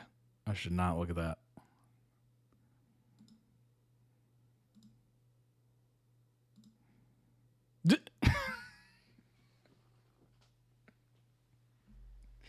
Why did I... I am not surprised he chose that one. That's so funny. The edit of the 7th is incredible. Yeah, well, yeah.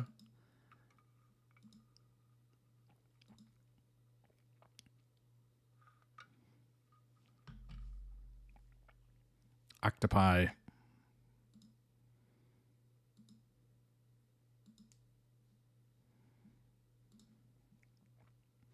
Start with Grandma drives Jung to new hobbies. Oh, staying with Grandma, excuse me.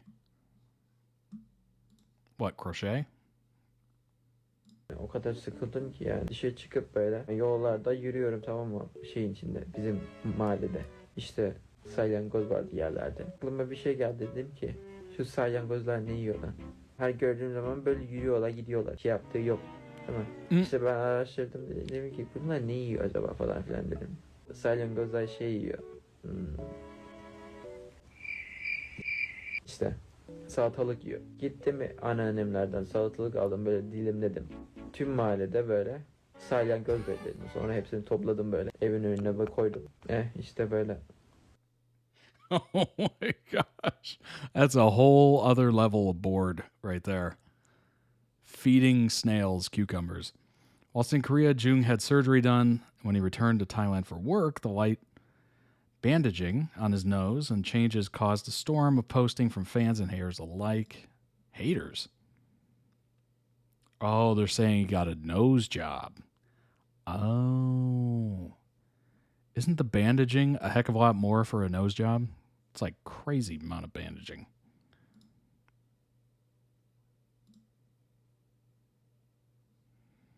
Jasper are currently on their press tour for their second song, Take It Off. People are saying on Twitter that his nose looks different. Me personally, I have absolutely no problem with plastic surgery. Probably get some work done if it wasn't so expensive where I live.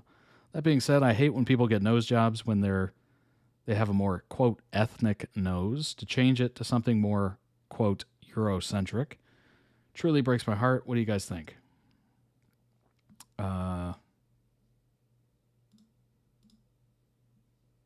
Let's take a look.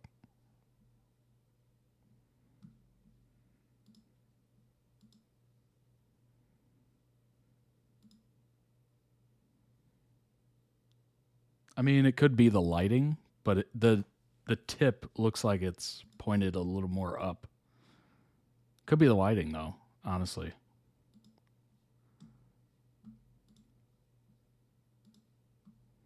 Nothing else looks different. Like the bridge of it does not look different. It's not just the streets. You can see it in his face. It's sad because there was nothing wrong with his nose at all. I'm never going to judge anyone's decision to get plastic surgery. What I will be critical of is the environment that made him think it was necessary in the first place.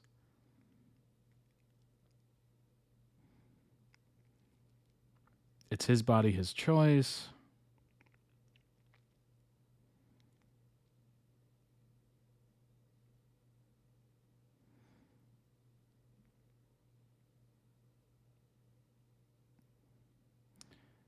It's not even about perfection because he did look perfect. Well, obviously, outside opinions don't really matter when you're inside your brain.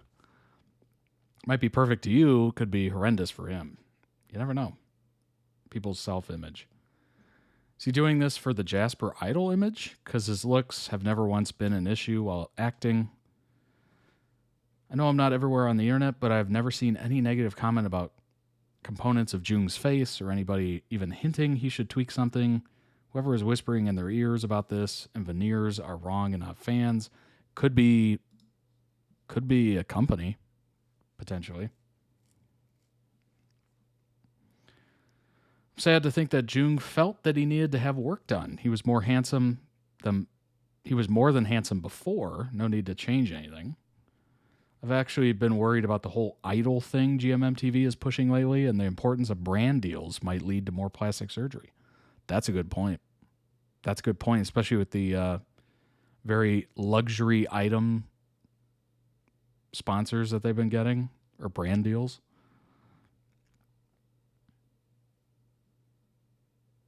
But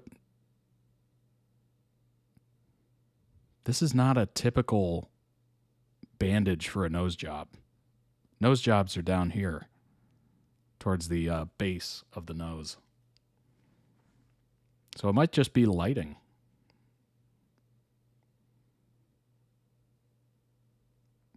I don't want to go too specific, but nose jobs happen here, and then they flip that part up. It's gross. It's gross. I've watched way too many plastic surgery shows. Not just the nose, he probably got his eyelids done as well. Why is he messing with perfection? Something definitely changed.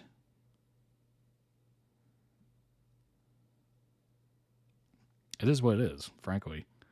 I mean, if he did it, it's his choice, right? It is a thing. It happens quite a bit. I was literally watching a tell-all last night where two women were going back and forth about plastic surgery, and they got plastic surgery, and it was hilarious because one was attacking the other as being fake, and they both had plastic surgery. It was very messy. And all I could think of is just, it is what it is. If you want work and you can afford it, and you go to a good doctor who's not going to screw you up or anything like that, I don't see any issue with it. Ultimately, Joong ended up posting this statement about the surgery. Had nose surgery to fix uneven nostrils, mostly because of my crazy allergies. Are we talking about the nostrils, or are we talking like a deviated septum? It's only been 14 days, still not fully healed. Doc said it might take weeks or even months to settle. Still have to work, so don't worry too much. I'm stressed, though, not going to lie. Still getting used to it. Oh, and there's nothing foreign in my nose. No ear or rib cartilage, no implants, just fixing my nasal structure. That's why it's swelling so much. Okay, so that confirms it. It's not a nose job. Nose jobs typically have like the ear cartilage or rib. Yeah. So it's something inside. I'm assuming like a deviated septum or something. Or I'm assuming that's it.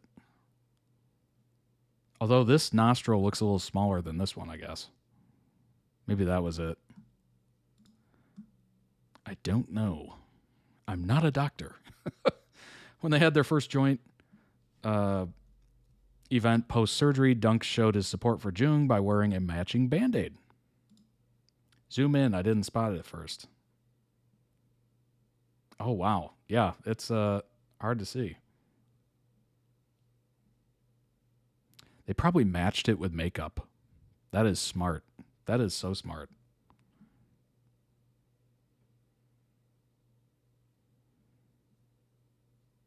Yeah, honestly, it doesn't look much different.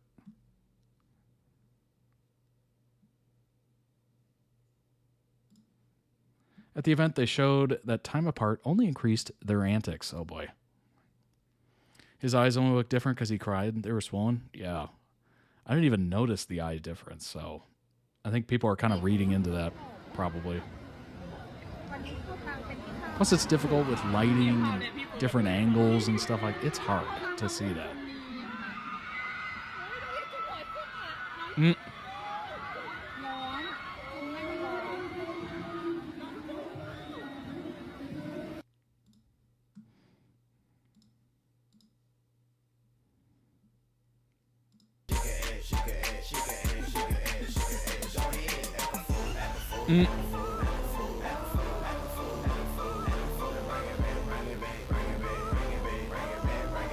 Classic.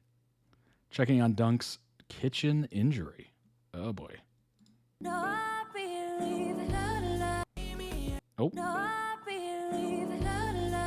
I gotta stop swiping down.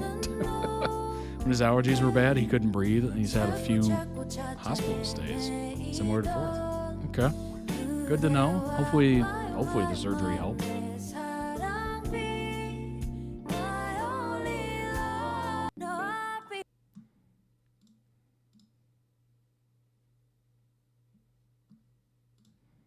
Jung exposes his bandmates for not getting rehearsals done with their partner when their partners are there. It's just as bad for it. Oh boy.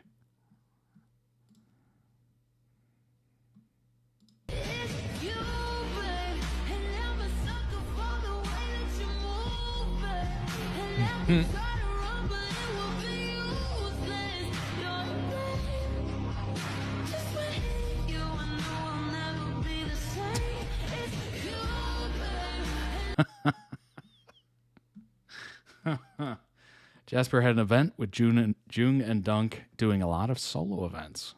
Dunk decided to come along. Busy day.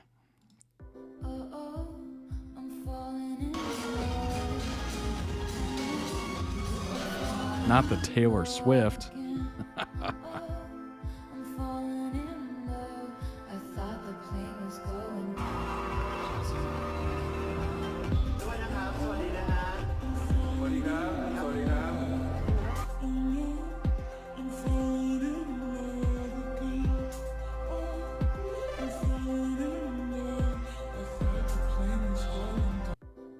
Handling business. That's what that is. Handling business. Recharging. แบบมาเติมกำลังใจเติม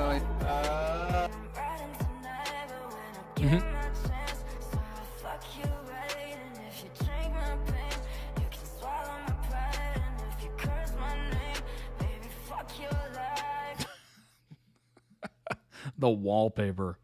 The wallpaper.